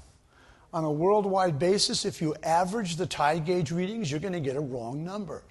You're going to get a bias toward rise. Excuse me. This is glacial isostasy. When you put a big chunk of ice 2, 3, 4 miles thick and you press down on the asthenosphere, you get displacement. At the edges, you get a bulge. And when the ice melts, the Earth rebounds. And this is called tectonics. This is tectonics in the Baltic. The little red dot in the middle is Norway, where you have a huge 800-meter sea level rise as a result of the rebound of the melting glaciers. There is the transition line, you notice, is between yellow and blue. That is the zero tectonic effect line. I call these things isotechs, like isobars. So we take a look at that line. As you cross through, you see Nyborg, Denmark, is right on the zero line. So you know that if you're in Nyborg, you're not getting any tectonic effect, not uplift, not downlift. And this is what the graphic looks like. It's provided by Dave Burton. And you notice sea level is flat, linear. CO2 is rising exponentially, and yet there is no signal in that linear rise of the CO2. See the red dot in the bottom is at the 80-meter drop. So we're going to take a look at what's called cross-validation.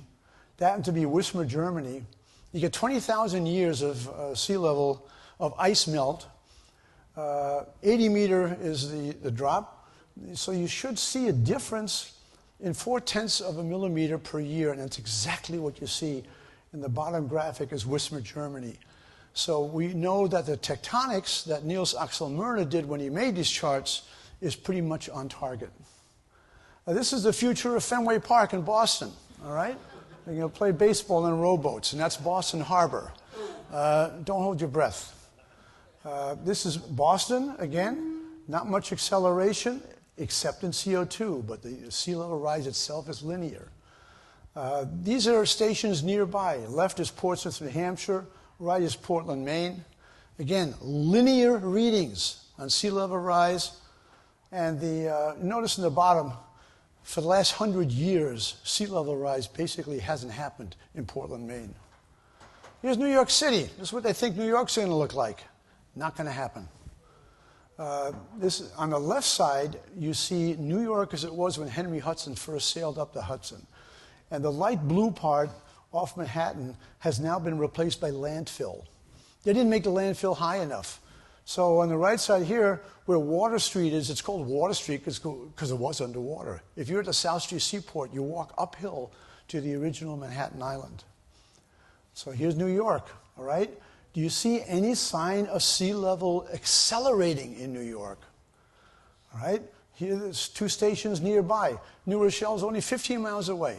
Same ocean, virtually linear, virtually flat.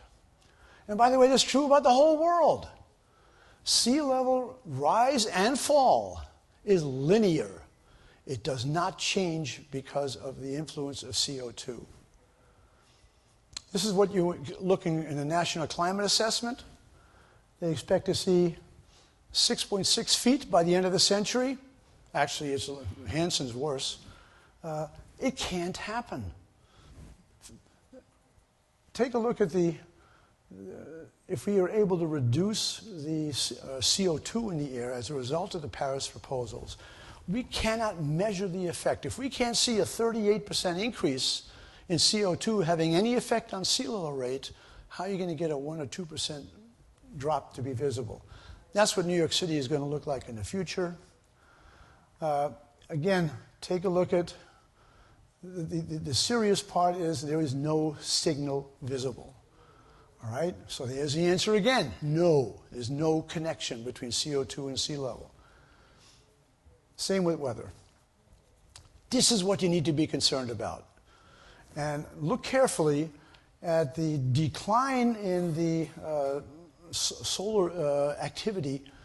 And you notice there are a few parts near the bottom where you actually have 0 sunspots. Very few. Not true. And by the way, the cycle is now stretching. Willie Soon, one of the world's greatest solar researchers, was brutally attacked in the Washington Post, New York Times, Denver Post, you name it. And why? Because it was very obvious at the beginning of last year that all of a sudden something was going on with the sun, and they wanted to take his voice out of it. And Bob Carter, to his credit, did a beautiful job defending what Willie did. I'm not going to get into a lot of details about Willie, but take a look at what's really serious. Here you have, this is last August, you have days without sunspots. Notice, never in the middle of a cycle have we ever shot down to 0. And the same thing happened last month, by the way, for 5 days. This is a very serious issue that we need to study. Let's see if I can get here. There we go.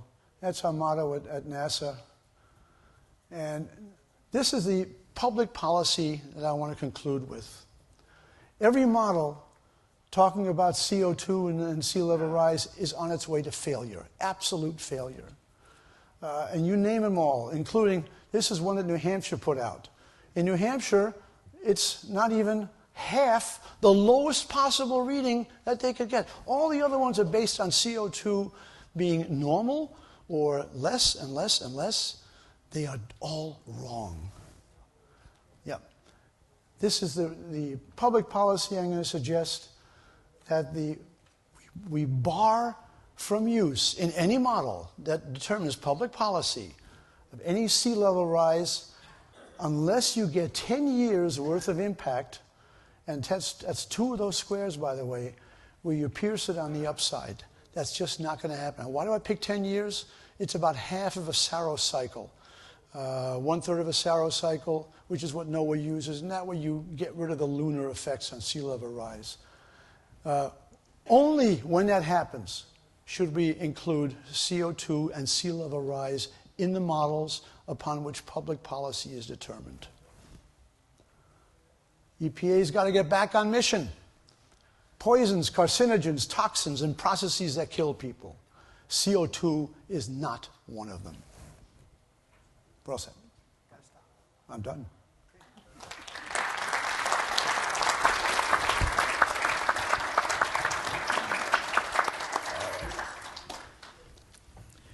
Let's thank all the panelists as a group. Now, I will be recognizing questioners, and please do not speak until you have your mic and identify yourself. Yes, that gentleman there.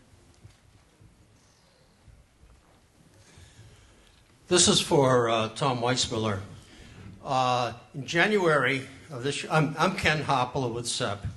In January, NOAA came out with a great new study on sea level rise in the United States that stated that along the East Coast, we can expect sea level rise by 2100 to be up to 8.2 feet above what it is now. Would you care to talk about the science behind NOAA's remarkable finding? Well, you're right about remarkable. First of all, there are parts of the East Coast that are experiencing subsidence, but nowhere near what's talking. Those numbers you're talking about, Ken, came straight out of that National Climate Assessment. And the new one, I've seen the draft, is just as bad. I think the Trump administration has to just pull it because there is false information involved. I think in response to that, we ought to say extraordinary claims require extraordinary evidence, and they haven't presented the evidence. Right. I'm Brian Bishop from Rhode Island, and actually, just as a point of order on that, I read the study because the headline said it said 9 feet. That was actually the extreme possibility that they recommended for planning for power plants. So that's been large. Not that I trust the NOAA study, but it's been grossly mischaracterized in the press. And Susan, I was wondering, understanding that you've done this work and that you think there are other biologists who recognize, why polar bears may have gone down in one area and may see generally what's happening. Is there any possibility, and we saw a discourse among, economists on the social cost of carbon that I think was at least friendly. They weren't people that necessarily all shared a political outlook or a goal on carbon, but at least they had a reasonable debate about what was going on. Do you have any sense that there are other, thoughtful biologists who, maybe have tried to formulate responses or ideas about why the model didn't work, and who may still be worried but are at least willing to have a discourse with you? Well, part of the difficulty, I think, is that the field of polar bear biology is so small and incestuous, and has been since its inception in the 1960s. And so it's a small group to begin with.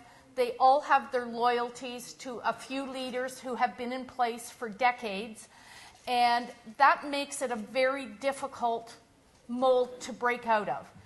And I don't know how many of you heard about one dissenter within their group who just expressed some concerns about relying on climate models.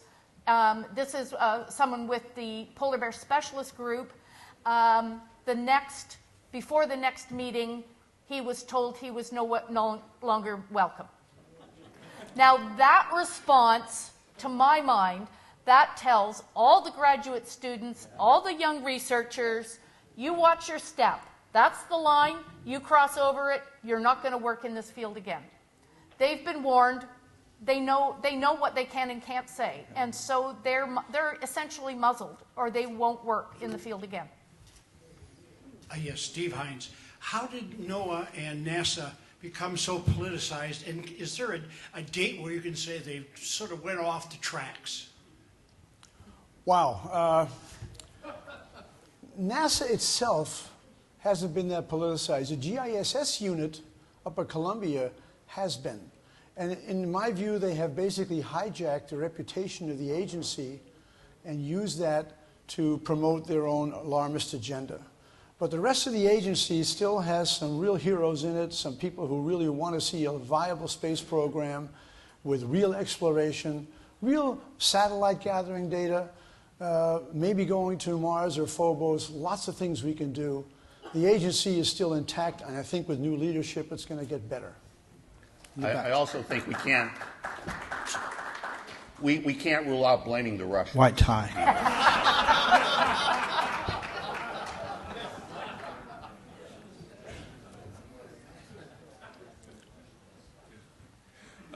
My question's for Susan.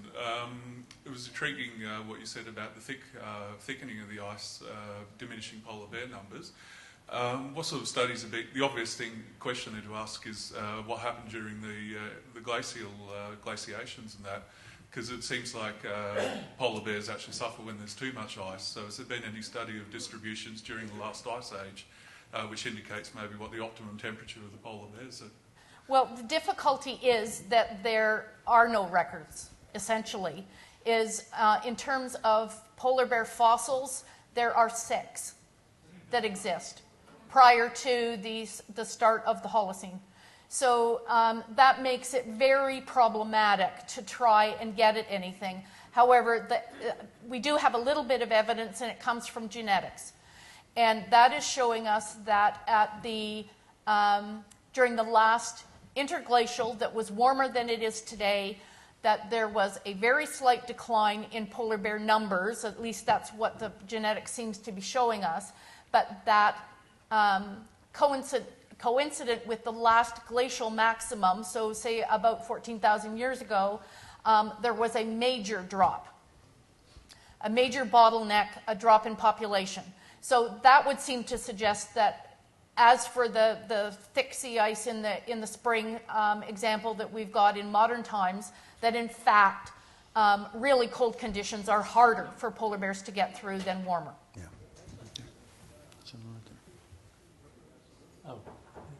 Hi, Larry Gould. I have a question for Susan Crockford. In the Al Gore film Inconvenient Truth, there's a polar bear that's struggling to get on an ice floe but doesn't succeed. I think the film may have been in 2007. In 2006, if I recall, there was an article in Polar Biology by Monette and Gleason.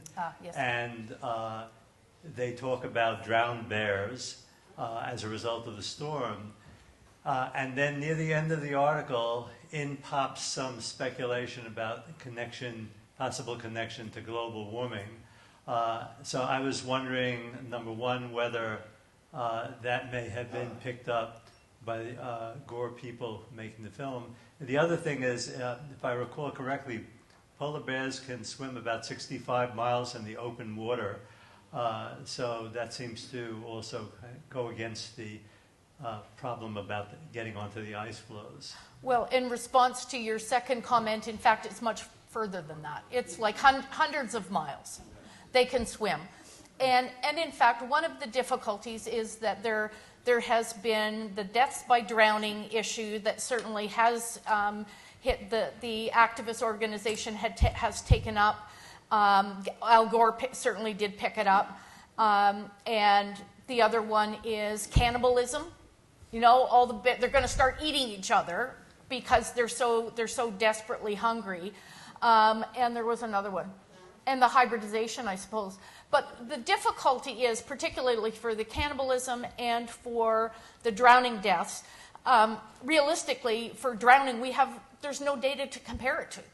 There's no baseline, so no one knows how many polar bears a year in any one region die by drowning. We do know that cannibalism is an ongoing issue for polar bear, for all bears. It always has been. And in fact, but nobody has done actually a scientific study. So what they're doing is they're taking individual incidents and blowing them out of proportion and making them sound like science, but they are not. And that's why we do science, is so that we can get away from taking an isolated incident and trying to attach extraordinary meaning to it. And instead we look at longer term, bigger picture things, and we look at what happened in the past and we look at what happened recently, and then we can make an informed decision on what kind of trend there might be. But for deaths by drowning particularly, and for cannibalism, there is no science associated with those claims. Do we have time for another question? Okay, one more question. All right. For the risk manager, what came out of those stacks? What came out of those stacks? Yes. Mostly what you're saying is water vapor. Yes.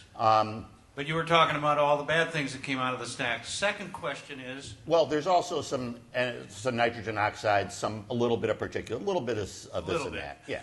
The second question is, do you really believe that small particulates are killers? And the third one is, what's your position with regards to the issue of using the precautionary principle as the guide for risk management?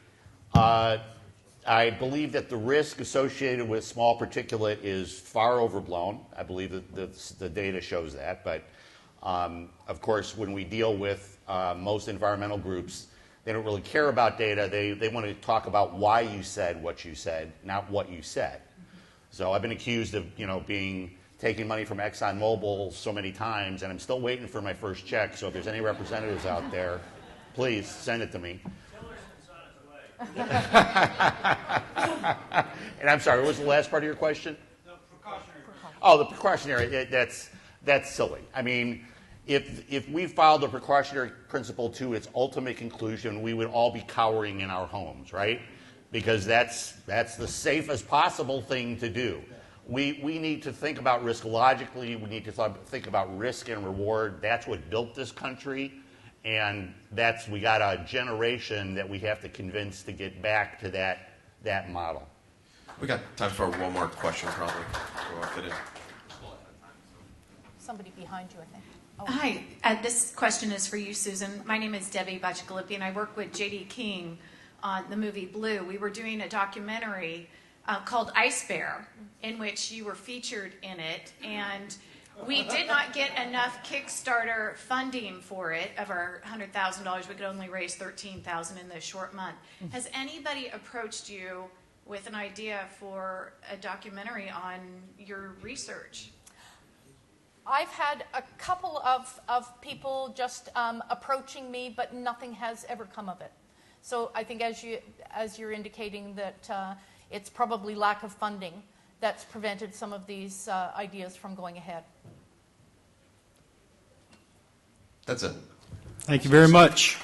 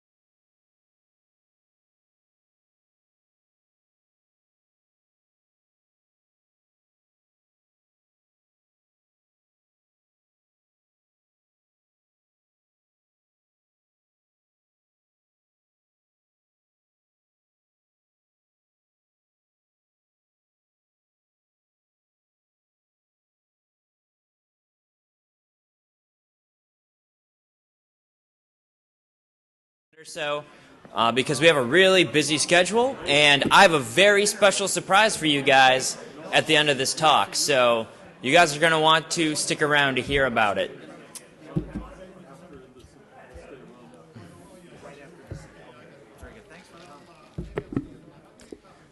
All right.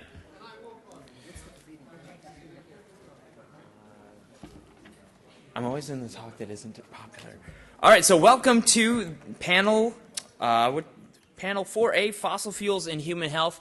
This is one that I'm very interested in. I write a lot about hydraulic fracturing. My name's Isaac Orr. I'm a research fellow for Heartland, and that's basically my job. And one of the big arguments that I hear about fracking and arguments for banning it is that it's going to cause negative human health impacts, even though the data, the science, does not really support that. And that's why I'm excited to hear from our speakers on this topic.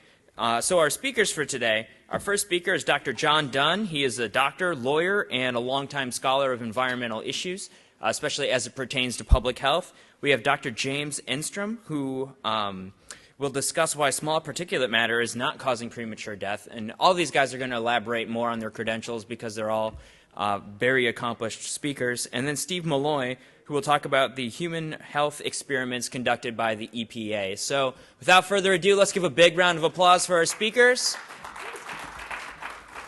And let's get this show on the road. So, all right.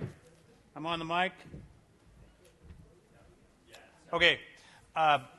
Believe it or not, when you get to be my age and you have cataracts, bright lights like this are going to make everything very difficult to see. But what I want to do is look at the slides, so I'll just stand out here if you don't mind. My name is John Dunn. I teach emergency medicine at Fort Hood. In the emergency department, we see pretty much anything that comes through the door, whether it's the back door or the front door, and I teach residents.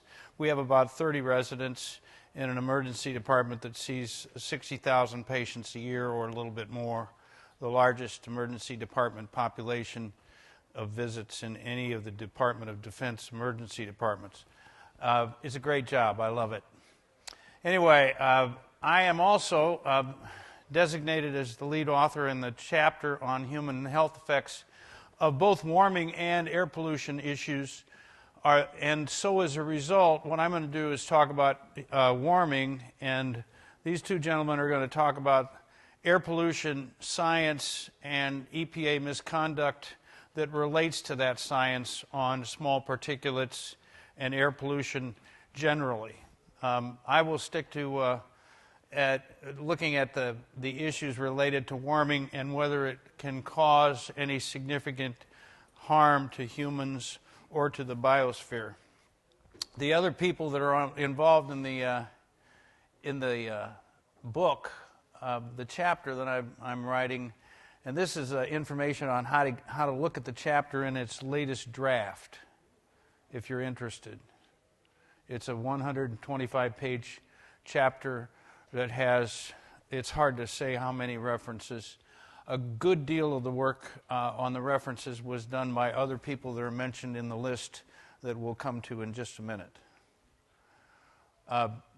Obviously, Craig Idso, a real scholar and a hard-working man, and his dad, Sherwood, were involved in gathering up some of the references that are in the chapter that are important for what I'm going to say about warming and the effects of any possible warming that might occur for the human race or for the biosphere. Others that are involved in the review process, including the contributors and reviewers, Dr. Jerry Arnett and Dr. Charles Battig, were involved in preparing the text. Jim Enstrom is sitting as the number 2 guy. He's the tall guy. And Craig and Sherwood aren't here, but Stanley Young couldn't be here because he's scheduled to do a lecture in Europe. He's a statistician and has done some original research along with Jim Enstrom on the issue of whether air pollution is killing anybody. And you will hear from Jim at length on the basic problem that we have with the EPA. They departed from good science with regards to doing human health studies in an ecological study sense. Epidemiology is the study of populations. It's a very uncertain area of research because there are an awful lot of confounders and problems, and it's a great opportunity for data dredging in the search for truth and justice. The EPA is lying for justice. It's as simple as that, okay? Scientists will do that. They'll do it for money, they'll do it for ambition, they'll do it for social pressures. There are lots of reasons why science can go off the rails. We've had enough talk about that today. I was a big fan of Angelo Codavia when he pointed out what Eisenhower said in his farewell address. And that was in 2010. He put it in an essay. It was called Pretense and Democracy. Scientific Pretense and Democracy was the name of the essay, and it was written for American Spectator.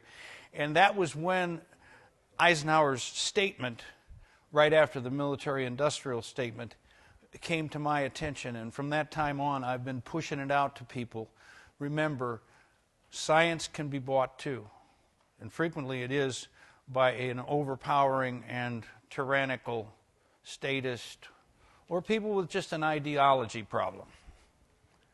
So, 5 possible effects of fossil fuel and the burning of fossil fuels. You know, fossil fuels sitting in a tub don't make any difference. When you burn them, we end up with these issues that are related to prosperity, environmental protection, and technology. And I would tell you this, that we all know from other presentations and from common sense, energy is a secret to progress.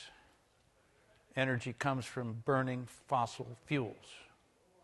You can get it from nuke, you can get it from hydro, but there are so many reasons why that hasn't worked out well for us, and it's certainly not the way for progress to come to the third world. So it can produce some air pollution because there are emissions when you burn stuff. Global warming and mortality rates is going to be my subject for today. Global warming and diseases is also my subject, and global warming and the insect-borne diseases, which are called vector-borne diseases. So, let's go here. I have to go down here because as an old guy, I don't see that well. And I got to get out here where I can see better. And I don't think it's going to bother you.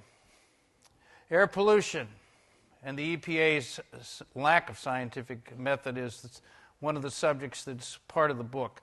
The assumptions, the observational studies, the circumstantial evidence are all part of the scientific presentation that we do in the chapter, and I'm going to try to talk about just the ones that relate to warming. The human experiment scandal is going to be Steve Malloy's baby.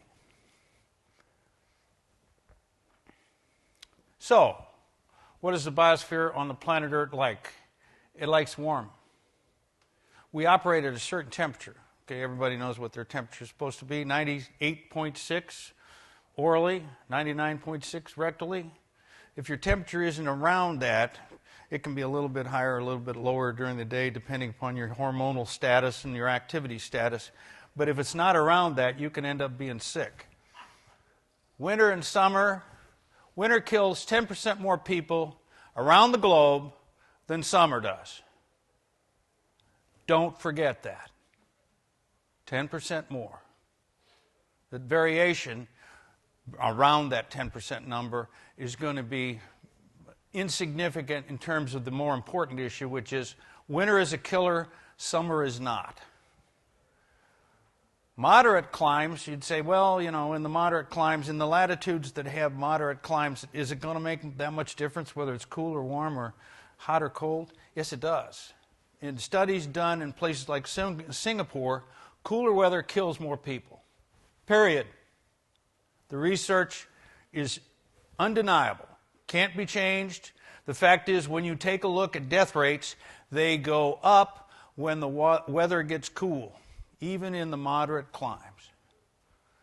Diurnal variance. What the heck is that? Well, it ends up being kind of important because in addition to warm and cold being factors, cold being a bad factor, warm being a good factor, diurnal variance is the amount of temperature change in a day, in a 24-hour period.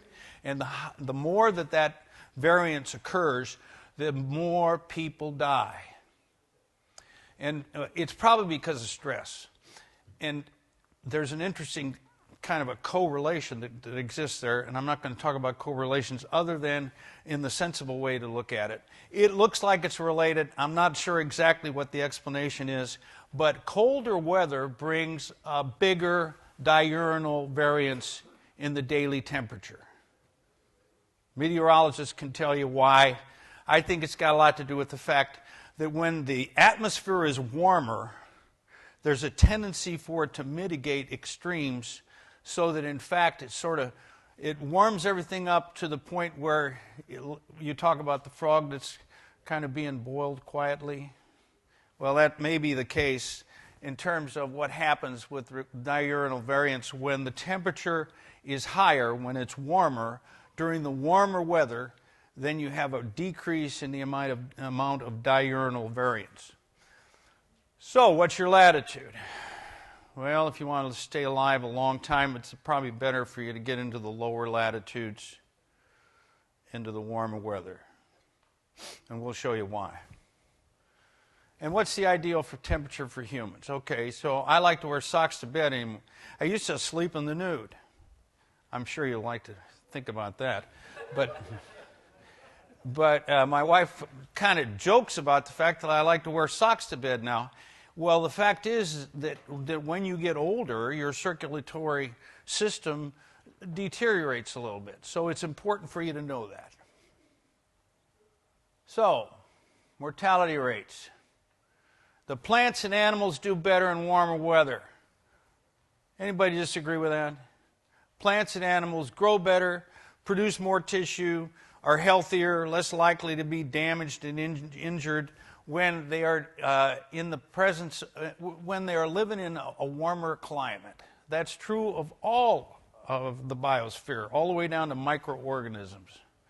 Observational research on the effects of warming and the benefits of warming is in this chapter, 125 pages, with a big section on warming that shows that it is the best thing for the living creatures on this planet. Not just the human race, everybody. Mortality studies of cardiovascular, respiratory, infectious diseases are all positive about warming. You have less strokes, less heart attacks, less vascular events, because less clotting goes on. Cold brings on clotting. Cooling brings on clotting. And the reason is that it sludges the circulation in the small blood vessels. It even sludges the vessels, the circulation in the vessels of the core vessels. So it produces increasing clotting. Cardiovascular disease that we're interested in is mostly caused by clots. So decreased clots, decreased problems, decreased deaths. Respiratory disease. Everybody knows you get pneumonia in the winter. Viral illnesses go around in the winter. If you're going to be born in the summer, did you know that your life expectancy is longer? Because you have less health problems in the first year of life? So, studies show, they say, that warming is good even long term. It's good because it reduces the amount of burden that you have that comes from being born during the winter. When kids are born during the winter, we have to deal with the fact that they pick up viruses and all kinds of infections. Insects, they're everywhere. The tiger is all over the United States except for the northwestern states and the states in the mountains. Okay? And all of the other vectors of disease, even though you say, well, it looks like tropical diseases, so if you get warming, is that going to bring the tropical diseases to the northern United States? Remember this. The last malaria outbreak of significance occurred in Finland and St. Petersburg. The mosquitoes, they can live farther north, so don't worry about the vectors. They're going to do okay. It's hygiene and progress that reduce the tropical diseases. That includes Zika and chikungunya and all the ones that you read about. And the three major mosquitoes to know about are Aedes aegypti, which takes care of yellow fever and dengue, and Anopheles. I'd like to put an Anopheles mosquito in Donald Rickles' house because that's what carries malaria. And he wouldn't be able to use DDT because he banned it. Fleas, kissing bugs, and flies, even the tsetse fly, can carry viruses and illnesses because they're bloodsuckers. So they exist in all kinds of places. What was the most serious problem for Napoleon's army when he tried to take Russia? Typhus from fleas. It was worse than guns. Data dredging is going to be Jim's subject. I'll let him do that. Air pollution doesn't kill hundreds of thousands of people. Does warming seem that deadly to you? I don't think that most of you would regret moving to a warmer climate. I live in Texas. I'm not going to go back to where I used to live. Nebraska, Iowa, Wisconsin, cold places. As far as the catastrophic sea level thing, we've talked about that enough in the other presentations, and that's where most of the human effects that the warmers think is something worth talking about as a catastrophic thing is the important thing that they want to try to emphasize to people. And I think it's a bunch of baloney. You can always move away from water. There it is. Warming is good for you. Heat illness and the heat wave illnesses are about housing and whether people get proper care and are supported in their let's say, their debilitated state. The people who die in heat waves are people who are at the end of their life. Those are the viruses. This is about strokes. Those are about the mosquitoes. Those are about the vector-borne diseases, and warmer is better, and we'll do questions later. Thank you.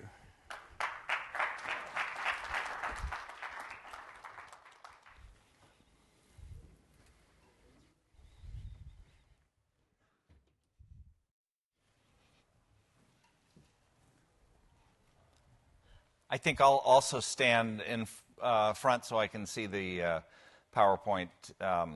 I want to thank Joe Bass for organizing this conference and for including this panel on health effects as part of it. I've had a long career as an environmental epidemiologist at UCLA, and I have a somewhat unusual background because my PhD is in elementary particle physics, so I understand both hard and soft science. And I'm also the president of the Scientific Integrity Institute, Los Angeles. And I'm going to go through these slides within the 15-minute time period, trying to make a strong case that fine particulate matter does not cause premature deaths. There may be a little more on the slides than I can talk about, but you can view them on the webcast. And I'll just go through this now. Basically, the major points I want to make are giving you some basic facts about PM 2.5 and premature death claims, discussing the problems of the epidemiology upon which those claims are made, analyzing specifically one study, which has been the primary basis of the EPA standard for PM 2.5. That's the American Cancer Society Cancer Prevention Study 2. And then I'm going to discuss my own independent analysis of that study, which was made possible during the past year. Then I'm going to discuss reasons why it's so difficult to change the existing status, because scientists and journalists and journals block the null results that I find and others find. And then finally, I'm going to call for a support of the kind of bills that Lamar Smith talked about at lunch today. Basically, here's how widespread the claim of PM 2.5 premature deaths is. It's being used as a primary public health justification for the Clean Power Plan, which is supposed to be dealing with greenhouse gases. And when it was first introduced in 2014, you can see they're making a claim of 6,600 premature deaths.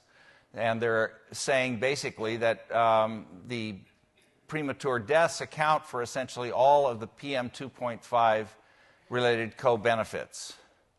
Thankfully, President Trump is planning to rescind this by an executive order.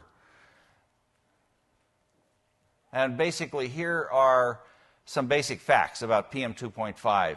It comes from combustion sources. Some examples are forest fires, exhaust from diesel engines, and in California, we're now getting up, on certain days, up to 30% of our fine particulate matter from China, which comes all the way across the Pacific Ocean.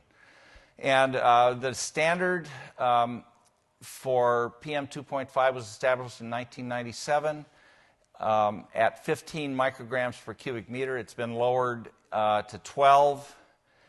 And most of this has been based on secret science epidemiology, which is not the way to do science. The justification, this standard has been used to justify multi-billion-dollar programs across the country.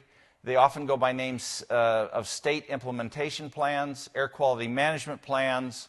In California, there's something known as the CARB truck and bus regulation, and as I mentioned, the EPA's Clean Power Plan. To give you a perspective on how much is involved in inhalation, I've done a rough calculation using basic facts about human breathing. And an adult inhales approximately 1 teaspoon of PM 2.5 in an 80-year lifespan.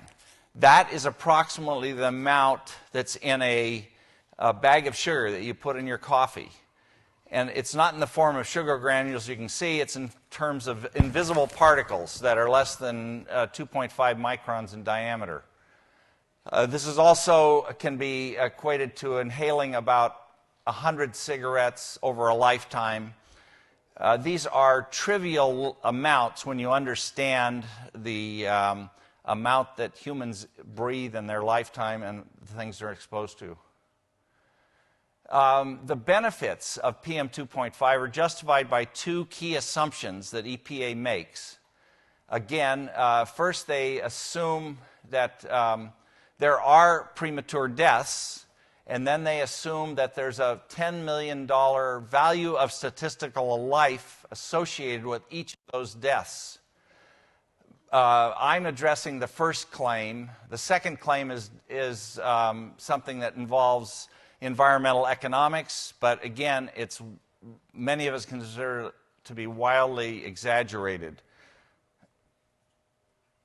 Here are what I've listed as, say, 6 top problems with the notion that there are PM 2.5 related premature deaths. The first is that the data that these claims are based on has been secret for basically the entire time these studies have come out, certainly the major studies, and so you have no way of doing any independent reanalysis. The second is that there's no mechanism that's been proven whereby inhaling approximately 5 grams of PM 2.5 over a lifetime could cause death. There needs to be some biological mechanism, and hasn't been specified. Since a lot of this depends on epidemiology, epidemiology is not capable of establishing causal relationships when the relative risks are tiny, as they are in this area of epidemiology. There are also, it's not justified to have one national standard when there's clear geographic variation and temporal variation in the risk of PM 2.5 across the country, and yet we have one national standard. There are also other factors, including ecological fallacy, which means that the monitors that are used to determine the levels of PM2.5 do not reflect the fact that people spend most of their time indoors. And so their actual human exposure is much lower than what's reported by the monitors. And then there are other confounding variables that often aren't controlled, like other pollutants that exist concurrently with PM2.5. I'm going to discuss just one study today, and this is the primary study that EPA used to establish the PM2.5 NOx in 1997. It's the American Cancer Society Cancer Prevention Study 2, and it had approximately 99% of the available data at that point. There's a paper published in 1995. The key authors were Pope and Toon, and it did not use, I'm pointing out a couple flaws on this slide. It did not use the best available PM2.5 data, and the underlying American Cancer Society data has been kept secret. This was so controversial that there was a reanalysis done by the Health Effects Institute in Boston, and this was published in 2000. This report was supposed to do a sensitivity analysis where they looked at other PM2.5 data and determine if the results held up. They did not do that sensitivity analysis using the best PM2.5 data. There was an extended follow-up that was done in 2009. This also did not use the best available PM2.5 data, and they did not address the issues that I and others had raised about their geographic variation that they reported in 2000. So because of a long history that mine goes back 44 years with the American Cancer Society, I was able to gain access to an old version of this data last year, and I have now got it in a peer-reviewed journal. The paper should come out online next week. And the title of it is Fine Particulate Matter and Total Mortality in Cancer Prevention Study Cohort Reanalysis. And this does use the best available PM2.5 data. This is the map that HEI published in 2000, 17 years ago, which shows clear geographic variation with actually a relatively low risk in California and the highest risk concentrated in the Ohio Valley. That's Indiana, Kentucky, Ohio, Pennsylvania, and West Virginia. And this is something I've asked them to provide more data on since 2002, 15 years ago, and they have refused to give me underlying data on how they prepared this map. So this is the summary of my basic findings, and what happens is, if you use the data that they used, and this is the second line in red, you get an effect. This is an 8% effect, which is essentially what they found. But if you use the best available PM2.5 data, you don't get an effect. It's not significant. And the interesting thing is, if you break this up into the Ohio Valley and the other 45 states, outside the Ohio Valley, there's not an effect using either set of data. And the effect when you adjust in the Ohio Valley, even though the numbers are above 1.0, they're not statistically significant. So it's very critical that the people answer these questions. A further confirmation that what I've done is correct is the fact the HEI people actually did a special analysis for California in 2010, and that's shown at the bottom of the slide, where they actually produced an inverse relationship in California. The relationship's approximately 0.9. But I find the exact same ratio. So this gives me an idea. This anomaly was reproduced when I did the analysis. So I believe I'm on to a very accurate analysis of the data. Here's another piece of evidence that supports no effect. And this is a paper that was published using a NIH AARP cohort that was designed primarily for cancer and diet. but it was publicly available, and it was published by Thurston last year. And you see the numbers here for the entire United States. They're both showing approximately a 2.5% increase that are not statistically significant. And then if you look in the California results they're even smaller and consistent with no effect in California. And furthermore, this is evidence that's been accumulated since 2000 for 6 different cohorts, including mine in my paper I published in 2005, where they all are consistent with no effect. If you do a weighted average, you get exactly 1.00, and with very tight confidence intervals. And yet EPA will not recognize this data, neither will the investigators, the primary investigators in this field. Here's a couple, so that's basically the results. Here's a couple of the problems. And this is the prime author on the 1995 paper, Cleve Arden Pope III of BYU. He's an economist. He's self-proclaimed as the world's leading expert on the effects of air pollution on health. There's a number of key events. He cited my paper in 2006 when he did a review, but never again. And then we had a key teleconference in 2008 where I was on the phone with him and went over this in great detail. He's ignored everything we discussed in that conference. We were at a key meeting, which John Dunn was also at, in Sacramento on February of 2010, and we went through this in great detail. They ignored everything that was discussed at that meeting. Pope ignored the subpoena that Lamar Smith issued on August 1st of 2013. There's a paper that was published, coincidentally, a month later by Jarrett and Pope that was on California, and they ignored their own results, null results. And he ignored an invitation I made to come to the conference here 2 years ago. Michael Jarrett, the same kind of story. He is bounced around California, was at USC, UC Berkeley, and now is at UCLA. There have been a number of complaints filed about his work, and they are not addressed. The university just doesn't address the fact that he's admitting his null evidence. But we do have, and the ladies in the audience here from the U.S. Office of Research Integrity, they concluded that his paper in 2013 showed no effect. So I'm really thankful for that. The American Cancer Society has not cooperated, and now they don't have any excuses because the data is available, and that's what I've done here.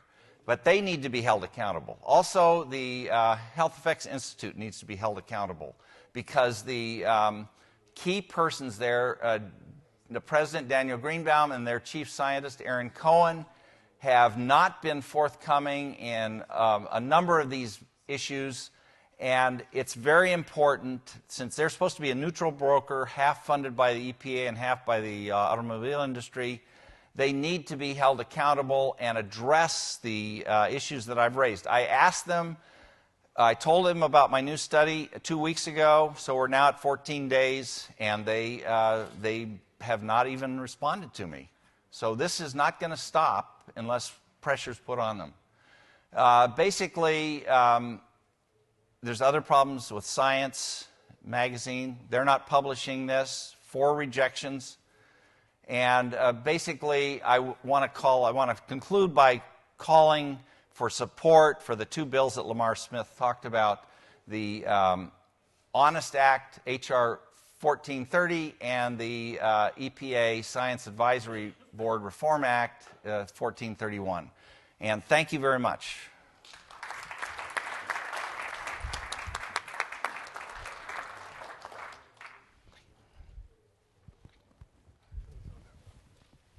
This is his? Or? Where's the, who's got the clicker? Oh, yeah. No, right, okay, good. Yep. Okay, all right, very good. Okay, good afternoon, everybody. So I have a lot to go through, and I'm going to have to do it very quickly because Joe Bess hasn't given me much time. We're going to talk, once again, about particulate matter, PM 2.5. Now, this is the most important regulatory science issue in existence today. It's actually more important to climate than carbon dioxide. Why do I say that? Because the Clean Power Plan, the Obama climate rules are based on PM 2.5 and the notion that PM 2.5 kills people. Social cost of carbon, also mostly based on PM 2.5, not CO2. Now, the key notion here is that particulate matter kills people and kills a lot of people. EPA says that particulate matter kills one out of 4 deaths in America is due to particulate matter. Now, I debunked this notion extensively in my new book, Scare Pollution, which is in everybody's package, so I recommend that you read it. Now, despite the fact that I have exhaustively debunked PM 2.5 and EPA, we're going to pretend for the sake of this part that EPA is correct. And I'm going to show how corrupt EPA is. So my presentation is dedicated to Nicole Wan, who died in 1996 as a college student. EPA says that 1 out of 4 deaths in America is due to air pollution. Well, in fact, she's the only American in the last 69 years to die of air pollution. She didn't die from air pollution, she died from air pollution researchers.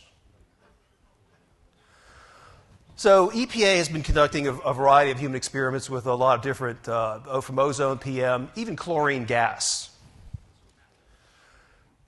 If you want to think, PM 2.5 is basically soot. This gives you an idea of how big the particles are. There are various forms of PM 2.5. We're in particular going to talk about 2.5, which is much smaller in diameter than the human hair. As Jim said, there are plenty of natural and man-made sources of particulate matter. From coal-fired power plants, smoking, barbecues, marijuana, hookah bars, tailpipes, chimneys. Now here's where the rubber starts to hit the road. So EPA, for a long time now, has said that any exposure to PM 2.5 kills. And it can kill within hours. This is a document from EPA's 2009 PM 2.5 assessment. I don't expect you to read all this. If you want my slideshow, I'll send it to you. But I just want to show you that I actually have the document. So EPA says that any exposure to PM 2.5 can kill. This is a reiteration of the no safe exposure. Former EPA chairman of their outside science advisory panel, Jonathan Salmon, in New England Journal of Medicine, wrote, "No threshold of safety." This is former EPA Administrator Gina McCarthy. She wrote to Congress saying there's no safe level of exposure to PM 2.5. You can't inhale it at all. This is a document where EPA says, I've highlighted it down there, death can occur within hours from inhaling PM 2.5. What really got me interested in this was in 2011, September, there was a hearing on the Hill, and Lisa Jackson, then she was the EPA administrator then, she stated, particulate matter causes premature death. It does not make you sick. It's directly causal to you dying sooner than you should. So PM doesn't even make you sick, it just kills you. EPA, in that same testimony, she claimed that 1 out of 5 deaths in America is due to PM. She said, in a colloquy with Ed Markey, he asked her, well, how serious is the health effect? And Lisa Jackson said, well, if we could reduce particulate matter to levels that are healthy, we would have an identical impact to finding a cure for cancer. Well, that's 600,000 deaths a year. I'm sort of getting ahead of myself here. We're talking about EPA has been doing human experiments with particulate matter. Remember, there's no safe level, right? EPA said so. Well, so we had sued EPA at one point and got some discovery from EPA, and we found out that EPA's clinical studies coordinator would tell its human guinea pigs, I've highlighted it down there, there's a possibility you may die from this. Okay. EPA researchers, they tell everyone PM 2.5 is dangerous. This is a University of Michigan researcher. He actually, I forced him to say this. He said he was going to stop doing experiments with PM 2.5 because PM 2.5 is bad for you. And of course, EPA regulates on, I mentioned this earlier, EPA regulates on the basis that PM 2.5 kills, and kills a lot of people. And just to give you an idea of how important PM 2.5 is to EPA, EPA says that the Clean Air Act provides $2 trillion worth of monetized health benefits every year. 85% of that comes from PM 2.5. So this is a very important regulatory issue. Essentially, EPA has created PM 2.5 as the most toxic substance known to man.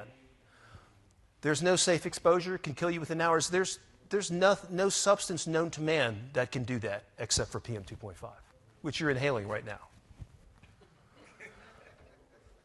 Let's see.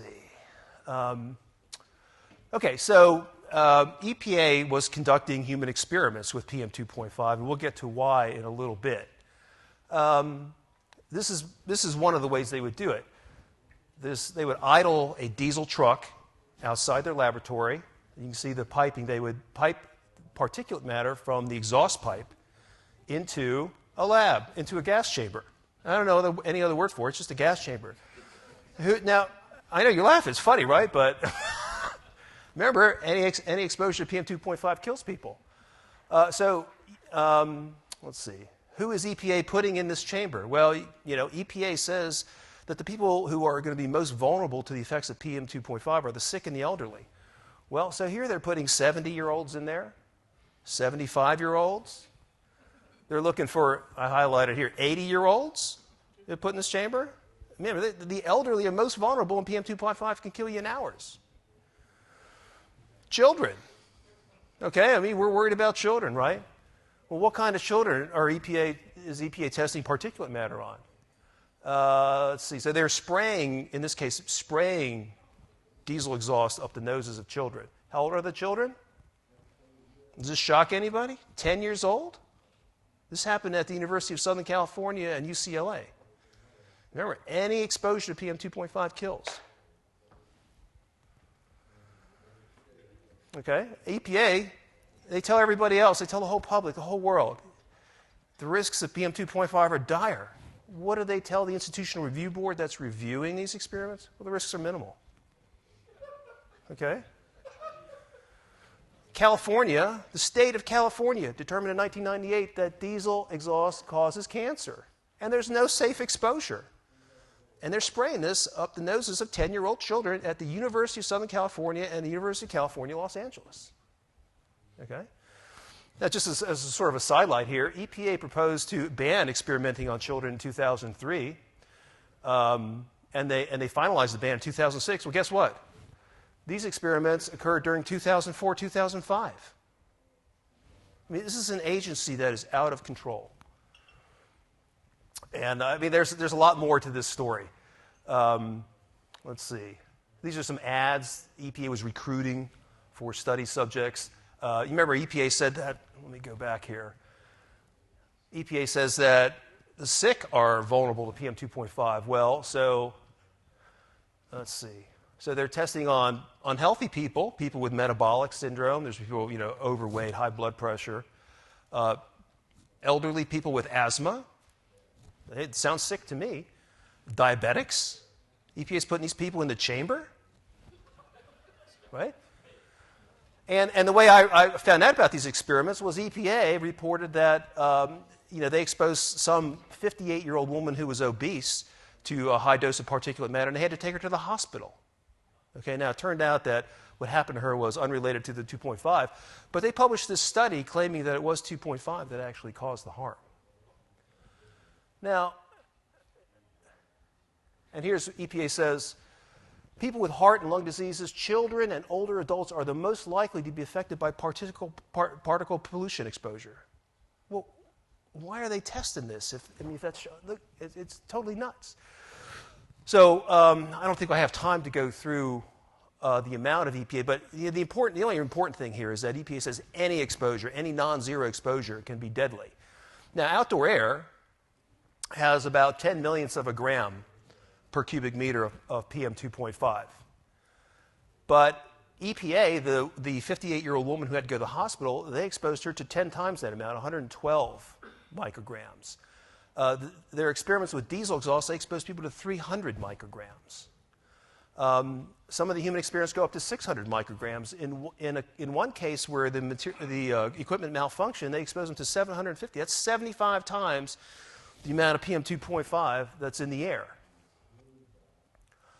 Are these experiments fundamentally unethical or illegal? That's what it took me a while to figure out exactly how to frame, these human experiments. But so we have all these rules governing human experiments from the Nuremberg Code. The federal regulations are codified as the common rule.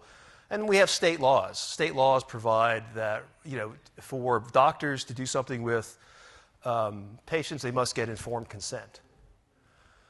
So let's just refresh. Any exposure to PM is lethal. Lethality can occur within hours. PM kills hundreds of thousands of people annually at outdoor levels. Old and sick are especially vulnerable. What does EPA tell the study subjects? It's human guinea pigs? Well, read. During the exposure to concentrated air pollution particles, you may experience some minor degree of airway irritation, cough, and shortness of breath or wheezing. These symptoms will disappear 2 to 4 hours after exposure. Well, what happened to the death? You're supposed to be dying. This is your regulatory EPA, right? I wonder if Trump knows about this. Let's see. I don't even know where. Yeah. So, and then we had the the EPA studies coordinator. He claimed that he was orally telling people, "Well, you may die from this." Well, of course, that's illegal because federal regulations. First off, you can't risk people's lives for regulatory reasons. But even if you were, I guess, to try to do that, if this was a medical experiment, which would be a permissible reason, you need written disclosure. But you can't tell people orally.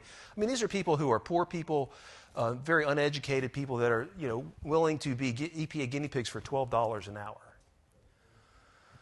Now, this is the interesting part. Why is EPA experimenting with PM 2.5 on humans? Well, their claims about PM 2.5 killing hundreds of thousands of people, all based on statistics. But in a court case with me, EPA admitted that their statistics don't prove anything. They've tried animal toxicology. They take these poor mice, they stick them in these tubes, and force incredible amounts of particulate matter down their lungs. Can't kill them. Not one. Not one. And so EPA admitted in the litigation with me, they do this because the statistics don't really show that PM 2.5 kills anybody, so we need to develop medical and biological explanations. So EPA is trying to hurt people to validate its regulatory agenda. Okay, I mean, I find it hard to say they're trying to kill people, but what else can you say? I mean, they tell everybody that there's no safe level of exposure, yet that's exactly what they're doing. And they're exposing people, they say, who are most vulnerable, the old, the young, and the sick. Okay, so these experiments are fundamentally unethical, and EPA knows this. It's been told it by the Science Advisory Board. EPA's got some lame defenses. EPA told me, well, the risks only occur not to people, but to populations. Like populations are not made up of people, right? Now, I want you to think about this. This is kind of coincidental. This man who is most famous for his Nazi human experiments. The more we do to you, the less you seem to believe that we are doing it. I can't think of a quote that summarizes PM 2.5 and EPA better than that, and that is something to be compared to Joseph Mengele. Okay, so I just want to go back to, I told you about Nicole Wan, the woman who I've dedicated this work to. She was killed in an experiment because she was undergoing a bronchoscopy where they stick a tube down your trachea and they want to look in your lungs. And in her case, they wanted to see if air pollution caused lung cancer. So they wanted to, get samples of her lung tissue to see if anything went wrong. Well, they gave her too much lidocaine, and she died. She's the only person that has died that has anything to do with air pollution in the last 68 years. These EPA's experiments are not scientific. They've been told so, but they keep doing them because they are desperate to justify their junk science regarding PM 2.5. Everything, there's nothing legal about these experiments. So let's see. Let's wrap up here since I'm being told to wrap up. I'll just go to this. This is where I started with this. If PM 2.5 is as deadly as EPA says it is, okay, then it has committed felonies in the states where it has conducted these experiments because the doctors failed to give disclosure, and you can't, they're fundamentally unethical and illegal because you can't treat people like guinea pigs. You can't kill people, try to kill people, or hurt people for regulatory purposes. The only way EPA doesn't have this liability is if PM 2.5 is not as harmful as they claim it is, in which case they've been lying to everybody else. So which is it, EPA? There's no third option. If you want my slideshow, I'm happy to send it to you. The whole story is in here. There's a lot more than what I've talked about. As I said, my book is an exhaustive debunking. The human experiments are just one aspect of it. But it's important to remember, I don't know what the hell they're learning over there, but you guys are going to be a lot smarter. This is the most important regulatory science issue for climate. So you should give yourselves a round of applause for showing up.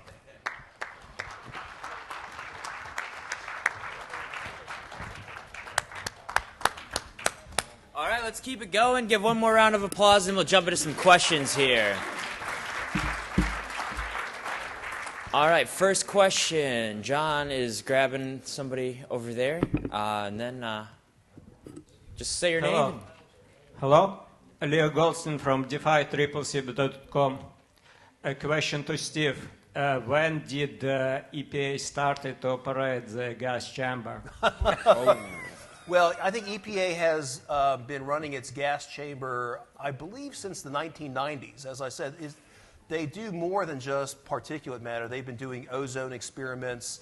They're very creative in the experiments they try to run, trying to show there is some harm from various air pollutants. I mean, the most shocking one, I think, was the chlorine gas. I mean, that was a World War I weapon the EPA is testing on college students. Really appalling. There, at the Heartland Policy Bot, there's a link to an affidavit under oath to a court, a federal district court in Eastern Virginia, related to the lawsuit that Steve was talking about. And Dr. Robert Devlin, the senior scientist for the EPA on human experiments, they actually have a division of human experiments. He talks about the fact that he had written more than 50 papers related to human experiments that went back for a long time. And we're talking at least 15, 20 years. This is not something that started a few years ago. They've been at it for a long time. The only reason that we found out about it was they were stupid enough to publish a case report, which is really not a very good journal article in the first place, on this lady about her developing atrial fibrillation flutter in a chamber at 40 minutes when she was scheduled to go 2 hours. And we found out that it was a lousy study, reported in a lousy way, but that's what got the Bulldog going. And he found out about all the research that they've been doing, and then the lawsuit was filed, and these people admitted what they were doing under oath. This is like a Perry Mason moment.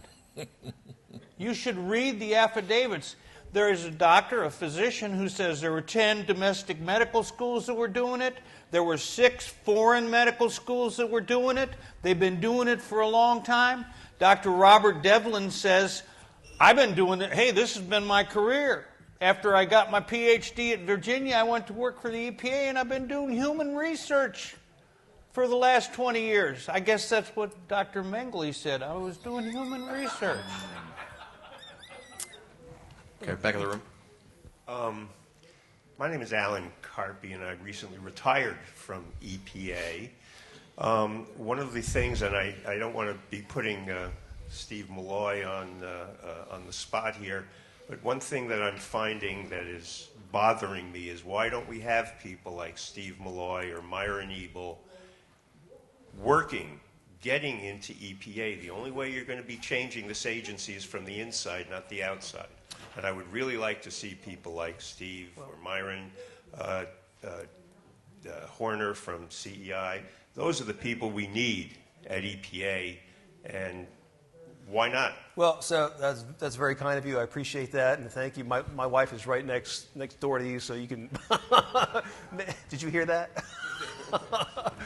No, yeah, you raise a great question, and Myron Chris and myself, we were on the EPA transition team, and I think we drafted a great plan for fixing EPA, and we're just going to have to see whether the EPA administrator implements it. I hope he does. Cool. Hi, guys. My name is Graham. I'm with CFACT, and I'm kind of piggybacking on what this gentleman said earlier. It seems that we don't know anyone, a damn case as far as this stuff. We have the information. We presented the science. It's real science, and these guys should be tried and seriously called out for human rights violations. And I guess my question is, at what point are we going to start really calling it for what it is, the monsters that they are, and blow the lid off that jackass festival over there? So. Well, no, you're right. I mean, in North Carolina, well, as in every state, doctors have to get patients' consent, informed consent. And the EPA physicians who are doing these experiments and telling their patients, oh, don't worry about this, there's nothing, there's no big deal, just maybe you'll cough, and that'll be it.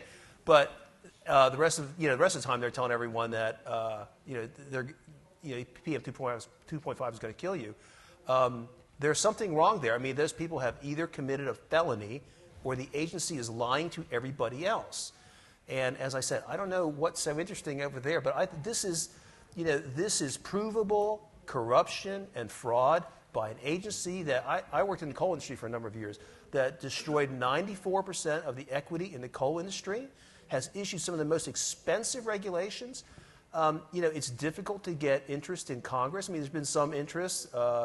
It's a long story. There was an EPA Inspector General investigation on this that was launched by, I got Congress, and they forced EPA into it. EPA didn't contact me for 4 years until Trump won. When Trump won, all of a sudden I hear from EPA, we'd like to talk with you about these experiments. I wrote a letter to all of the physicians who were in the Congress. Believe it or not, there were 18 physicians in the Congress at that time. I wrote a letter detailing everything about this human experiment scandal. How many answers do you think I got? None. Absolutely none. And I wrote to the deans of the medical schools, all the medical schools in the United States, 10 medical schools, asked them to please respond to my request that they look into this matter because their schools were involved in 1, unethical behavior, 2, fraudulent research that would subject them to the Lincoln Law, which is a demand that you refund the money that you took from the government to do these research projects. Now, one thing I would like to make sure that you understand before we leave here, it isn't about informed consent. That's what the National Research Council of the National Academy of Sciences investigative committee is trying to say. Well, it's kind of about consent, and maybe they didn't get very good consent. But there was nothing wrong with it. The rule is this. The Nuremberg Code says you cannot do research on human beings that might cause them harm. And guess what? The U.S. law, the Common Code, says the same thing. This is illegal. It's felonious activity by a U.S. agency. It's a scandal that will not go away. But guess what? The Congress wasn't interested. And you should have heard the fumbling effort on the part of a member of a committee of the House when Gina McCarthy was sitting there and he tried to ask a question about human experiments. I mean, it was a joke. Now, think about this. We got lawyers that are hired to work for the government so that they can frame questions that will make damn sure that you get your investigation done. And that's the best we've gotten out of congressional committees so far, is one stupid question, and Gina McCarthy, who's not really that smart, she slapped that question away so fast. I mean, Malloy was just flabbergasted by the fact that the doctor, this is a physician who is the chair of a subcommittee, and he can't ask a question about human experimentation. That's really shocking. I mean, we're talking about Tuskegee. Yeah. We're talking about Nuremberg. And just to put the icing on the cake there, so that the part of the House Science Committee wanted to hold a hearing, and John was going to testify, and I had a woman who is a Holocaust survivor who runs the Association for Human Research Protection, and she was going to testify, but they canceled the House canceled the hearing because EPA said they wouldn't show up. So here's all they have to do. They just have to say, go to hell. We're a U.S. agency. We can do what we want. Yeah. That's how bad it's gotten. Right. And that goes back to that Mengele slide. The more we do to you, the less you can give them another chance. Somebody else a chance to ask. This comes under the heading right hand, left hand, not knowing what the other one is doing.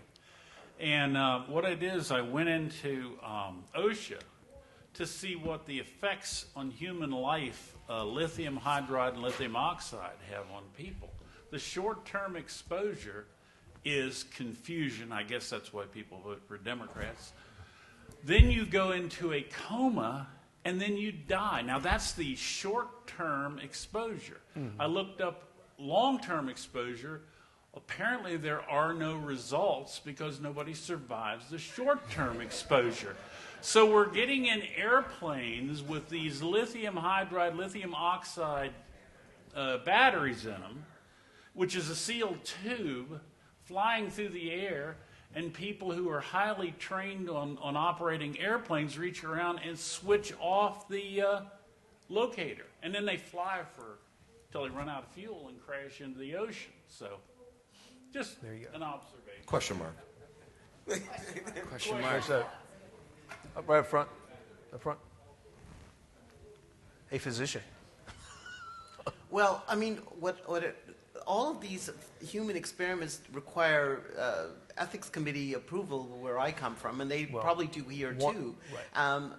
The other thing you can do is complain to the licensing agency of the states of these physicians. Hey, let me take this. I talked to the senior assistant to the dean of the University of North Carolina School of Medicine. I said, what are you going to do about these human experiments that are being done in your University School of Medicine? And she said, well, we'll take a look.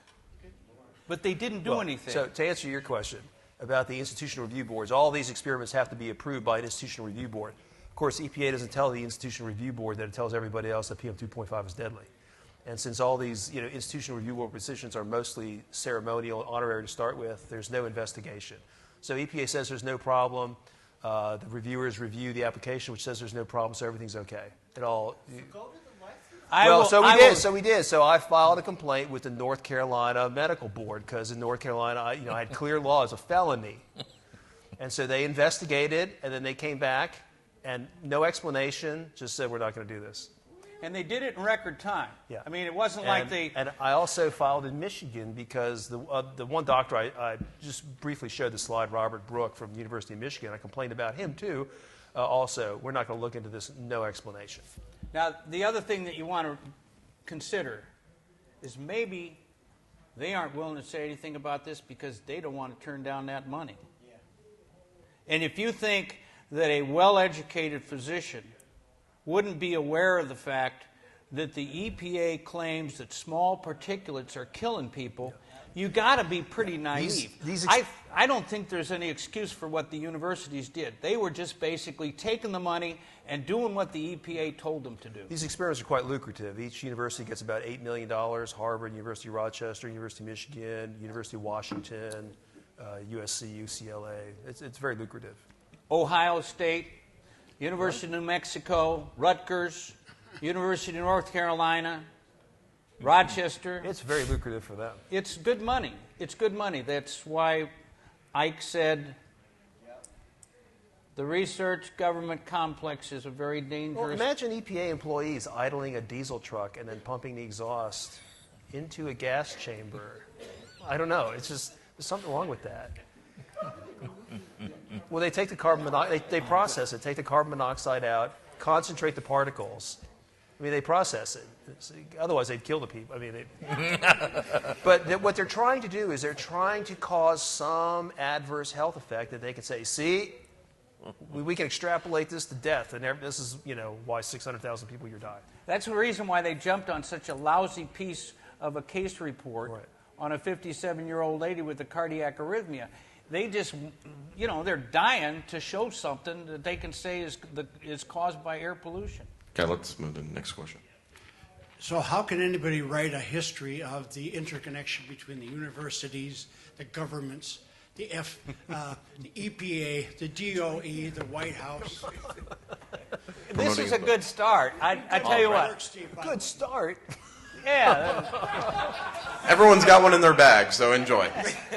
All right, next question. And you can get it signed by them tomorrow. Well, no, I just want to answer that because, well, the book is about more than just EPA, because with the human experiments, we went to Office of Scientific Integrity at Department of Health and Human Services, the National Institute of Environmental Health Sciences, the Presidential Commission on Bioethics, the North Carolina Medical Board, the Michigan. We went to a lot of people trying to get people interested in this, and of course, they just. I told you he was a bulldog.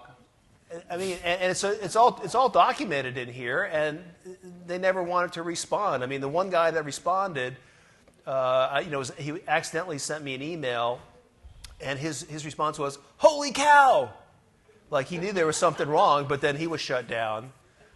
And I mean, it's an appalling situation. We were investigating this whole thing, and we did get the response of the EPA. They referred it to the National Academy of Sciences and the National Research Council, which does the work of the National Academy of Sciences. They basically do the contract work. They have 400 contracts, most of them with the government. 16 people were assigned to the investigative committee that was going to look into the EPA human experiments. And we found out late that all of these public committee meetings that were supposed to be held never got held. We saw the portfolio. It said there were 50 submissions by the EPA, none by anybody else. We were never contacted. We insisted on a chance to enter a submission list of things that we wanted them to review as the investigative committee. So, consider this. The bulldog looked into the financial arrangements for the members, the 16 members of the National Research Council investigative committee that was supposed to decide whether the EPA is doing bad human experiments. We found out that you can measure it in terms of tens of millions of dollars. How many of these members of this committee are already getting EPA money? Now, how much do you think you could bet on whether they're going to say something bad about the EPA's conduct in regards to human experiments? All right, so we have time for one, maybe two more questions. One more question. I'm sure you guys will be around if people have questions. Yep, absolutely. Dr. John, tomorrow you have a clean shot. Dr. John Barrasso is going to be here. He's the chairman of the Environmental Policy Committee, EPW. You got a shot. He's going to be here tomorrow. Hand him the letter and request the hearing. Now, my other question is, Jim, is your stuff ready to go to submit on the record? Because what Steve said at the outset, the endpoints for endangerment finding are PM and ozone. Social cost of carbon, PM and ozone. Clean power plan, PM. So we need to put your stuff on the record officially so that the agency now populated by hopefully our friends will understand they got to take this thing on. Are you ready to go? The paper is supposed to come out next week. That's what I've been told by the publisher, and it's available in the sort of final version before it goes into the journal. And so essentially the answer is yes.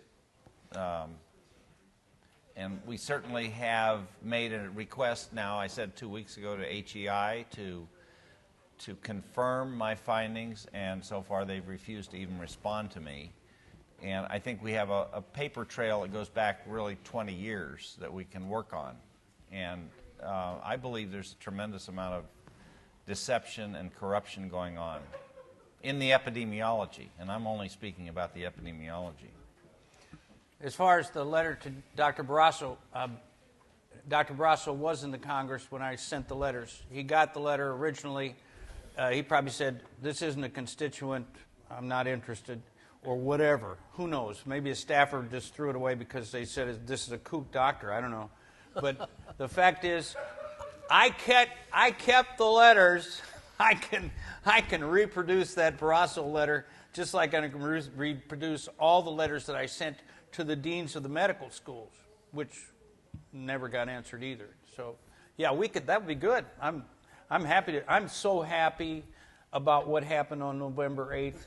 You just cannot imagine. All right. I think a lot of us share that sentiment. So let's give a round of applause for our speakers.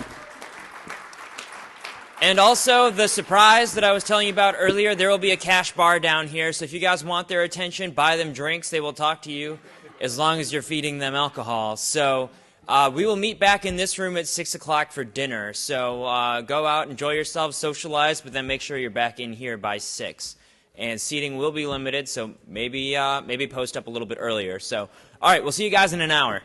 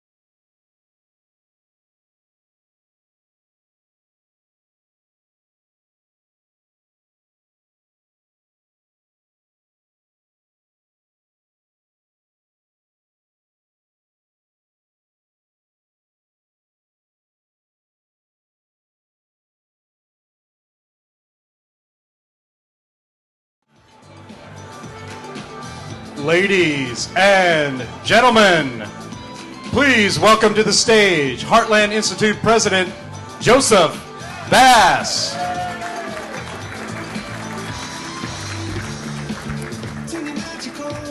Good evening. Yeah. All right, good evening. Welcome back. What a day, huh?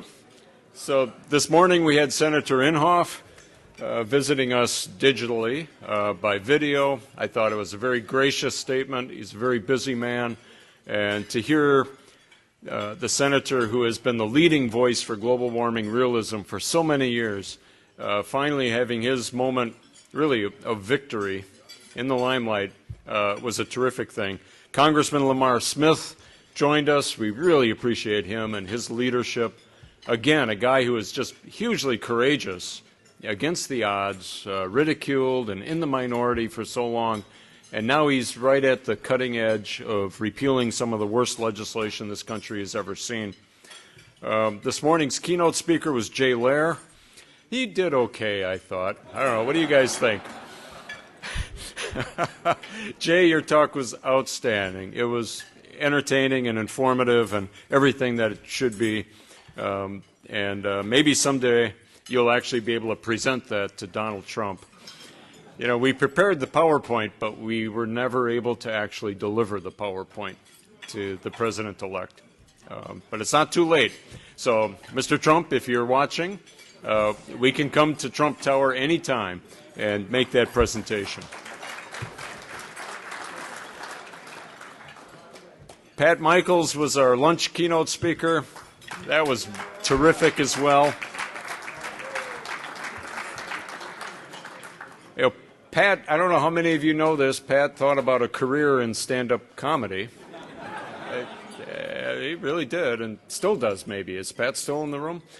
And he would be extremely good at it. And his offhanded remark about playing poker, you know, they have his picture in Las Vegas, and they don't let him play. He's one of these brilliant guys who they can specifically exclude from the casinos. So these were great speakers and really entertaining. There are two people who aren't with us today, two people who often attended these conferences, Robert Carter and Bill Gray. Both of these guys, yeah, around. Many of us were absolutely privileged to get to know these two really remarkable individuals. Robert Carter, I guess born in New Zealand, for a long time in Australia, a geologist, one of the most gracious, kind-hearted men you've ever met, an absolute perfect scientist, devoted to the scientific method, a rigorous critic of anybody who would deviate from that method, always gracious in debate, never one to give in to anger.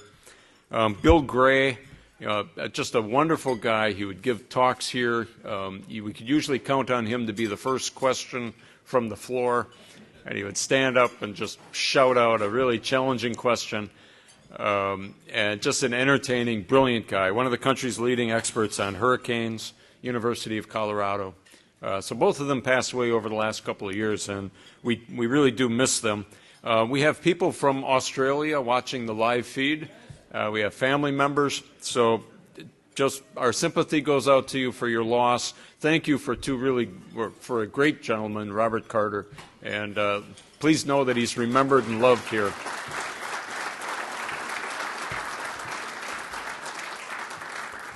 All right, we have a full program tonight, and as some of you know, I'm not a night person, so I turn into a pumpkin right around 8:30 or 9 o'clock.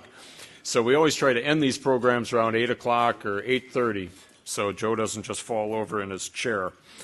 On the program, we have two keynote speakers, Dr. Robert Mendelsohn and the Honorable Roger Helmer.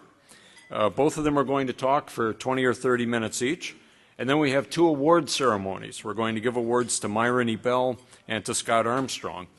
And ideally at 8:15, Jim Lakely is going to call this meeting to an end. So I'm going to do my job as quickly and promptly as I can. Robert Mendelsohn is a remarkable individual. He's a professor of economics at Yale University.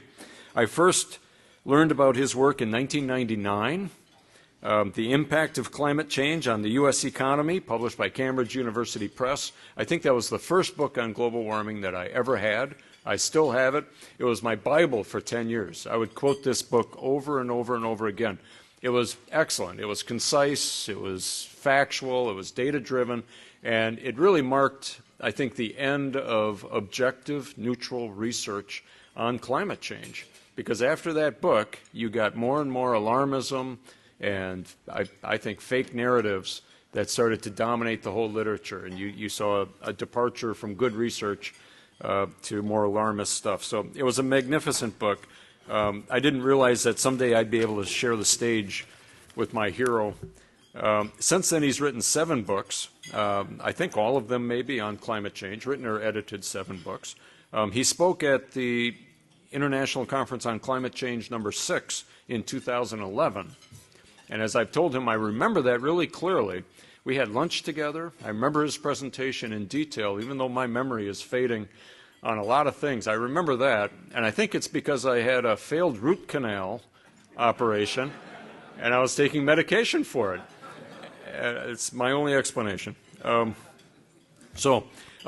He finally, last thing I'll say, he represents the diversity of views that we try to put on stage and on display at these conferences.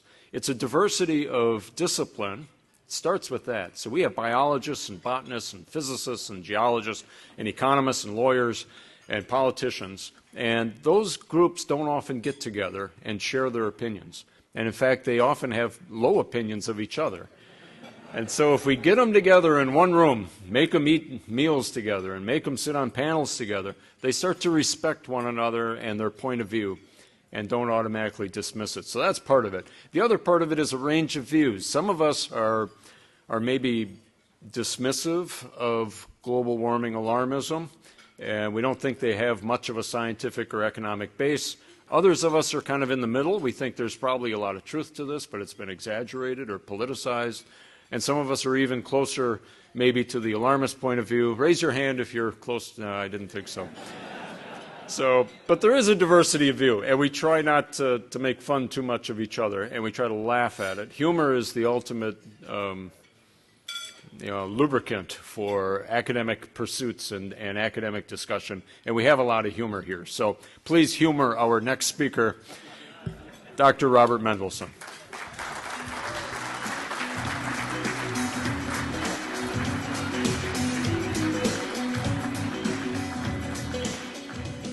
Well, I'm not used to having my lectures being compared to a root canal. But we'll see how this goes. One of the things you must know is that I come from Yale University. That's where I've been teaching for the last 30 years. But it's not just Yale University. I come from the forestry school. So that means that I come from the environmental end of Yale University. So you should have the great expectation that I've got to be somewhat green. I think that's going to be fair to say. But actually, one of the things I wanted to get across to you is sort of what do social scientists have to say about climate change. That's one of the things I want to make sure that I get across. But one of the things I have definitely picked up is that one of the concerns that everybody in this room has is that perhaps the experts might be great at being scientists and great at being economists, but perhaps sometimes they get their own personal values mixed up in what they're actually telling you. So I guess from my personal experience, I think that is true. And I'm one of the experts, so one of the things I'm worried about is how much my own personal values might be coloring the things I want to try to tell you, or the things I've been telling people for all the last 40 years. But one of the other things I want to say is that even though it's true that scientists may be more on the liberal end of values, one of the questions is, well, what do we want to do about that then? If it turns out that a lot of scientists, a lot of economists are liberals, does that mean we want to completely ignore everything they have to say? Or does it just mean we ought to be cautious in what we're listening to and try to filter out how much is their value judgments and how much of it is their science? Because one of the things I think we don't want to do is we don't want to throw away the science. We're going to need the science as we try to tackle this problem. So what I'm talking about today is not so much facts and fiction, though one of the things that I also personally feel is that both Democrats and Republicans, both people on both ends of the spectrum, sometimes grasp only the facts that actually appeal to them, and they tend to ignore the facts that they don't want to hear. So that's why I called this Facts and Fiction. I got a little bit for everybody, but given that, as we just found out, there's nobody here that's particularly interested in being a liberal Democrat, only half of what I've got to say is going to be helpful to you. Okay, so one of the things that I wanted to press from the political science side, this is not so much the economist having insight, this is a political scientist. One of the things that you might want to know is that they don't think we're going to get very far with mitigation. Mitigation is going to be extremely hard to do because it's going to require cooperation across all these different nation states. And nation states don't naturally cooperate with each other. And we only have a handful of things what we've actually even found where nation states agree at all, and almost every one of those have huge benefit to cost ratios. So that doesn't apply to climate change. Climate change is very expensive, so the benefit cost ratio is not that great. Their beliefs is that we're actually not going to get very far. So I know you guys think that this gigantic climate juggernaut that you can't possibly stop, but in fact, it's very unlikely it's ever going to get very far. It's not going to go anywhere. So one of the reasons is because you can't get cooperation. The second reason is that nobody's particularly interested in doing anything cost effectively, so it's going to make it ever more expensive. And the third reason is that this is a very long-run problem. This problem is not going away in 10 years or 20 years. This thing's going to last for hundreds of years. This trying to control climate change is going to last for hundreds of years. It requires very long-term commitments from governments. If you even want to do something, you've got to make commitments over a long time period. Governments are not good at making long-term commitments.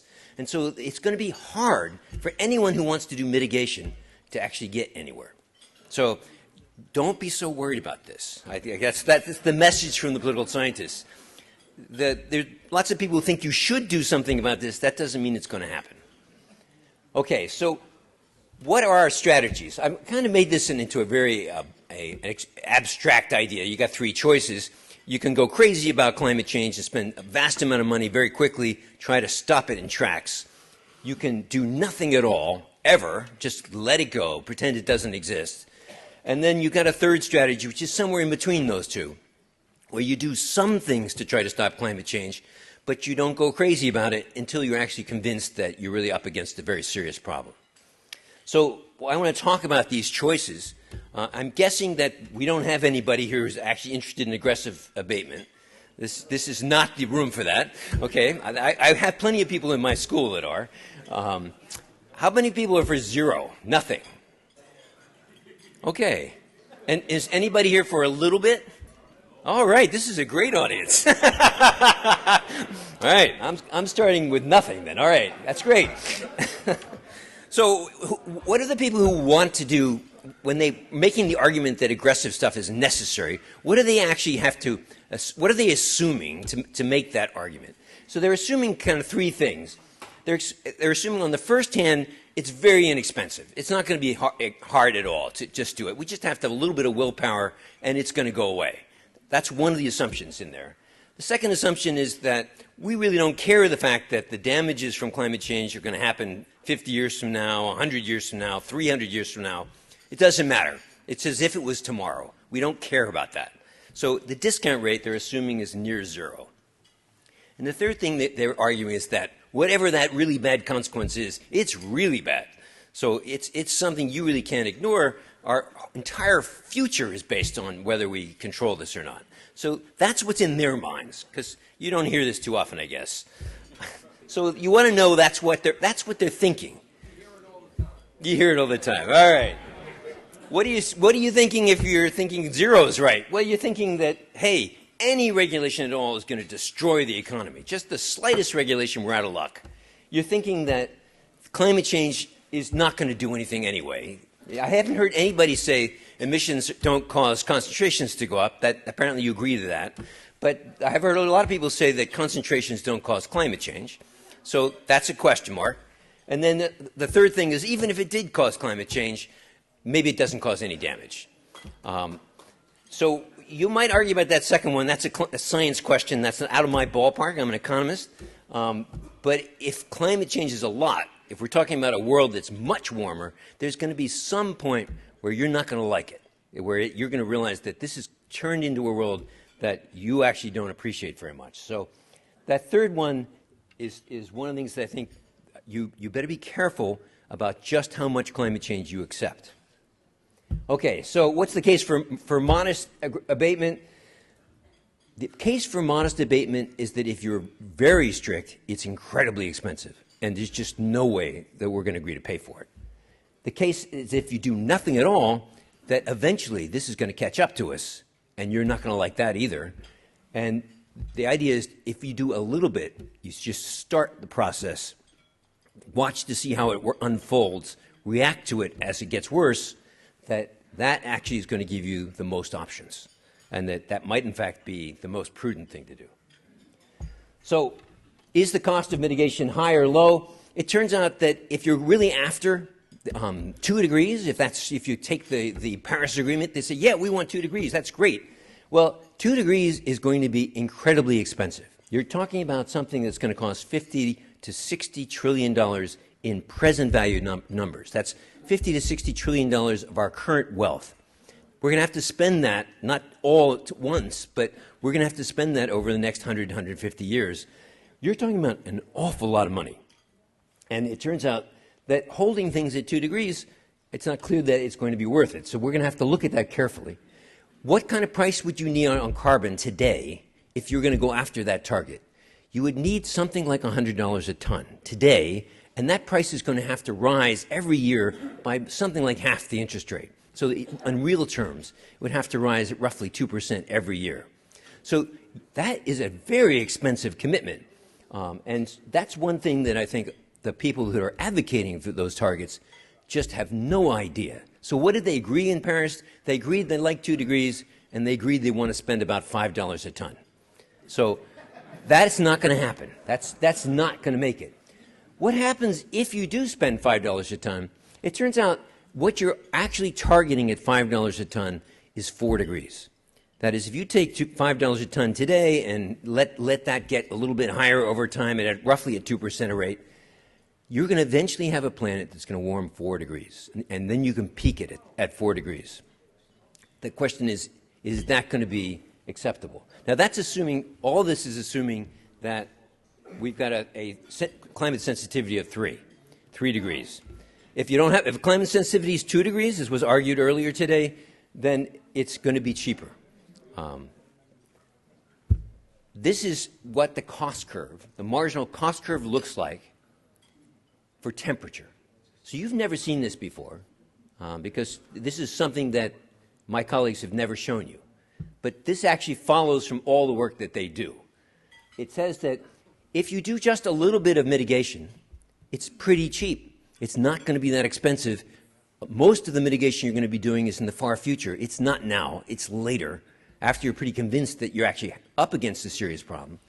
But if you try to push for those lower temperature targets, it turns out you cannot wait to do mitigation. You have to start now, and you have to start it with increasingly expensive things to do. And that high cost is what is hidden, I think, from most of the public. The fact that to get those low temperature targets, it is not going to be a small thing. It's going to require a very large sacrifice. So why does it require a large sacrifice? It turns out we have to do an awful lot if we're not going to use fossil fuels. You see a long list of things that are there. If we're going to go after 2 degrees, we're not going to use most of our fossil fuels. We're going to leave them in the ground. We're going to have to spend an awful lot of money on huge programs to replace it. One thing that obviously the green population hasn't quite grasped yet is one thing, for example, that we have to do is we have to double the amount of nuclear power. That is not just keep our nuclear power, but it's got to be at least twice as big as it is now. But that's not the only thing on that list. Every single thing on that list has to happen to get 2 degrees. You can't just say, well, I like the idea of windmills. That's kind of like Holland or something. That sounds cool.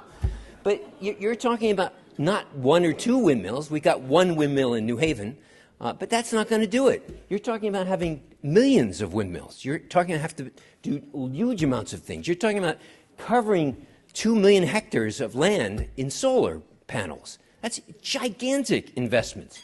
You're talking about trying to put CCS, carbon capture and storage, on virtually every one of the fossil fuel plants that we've got.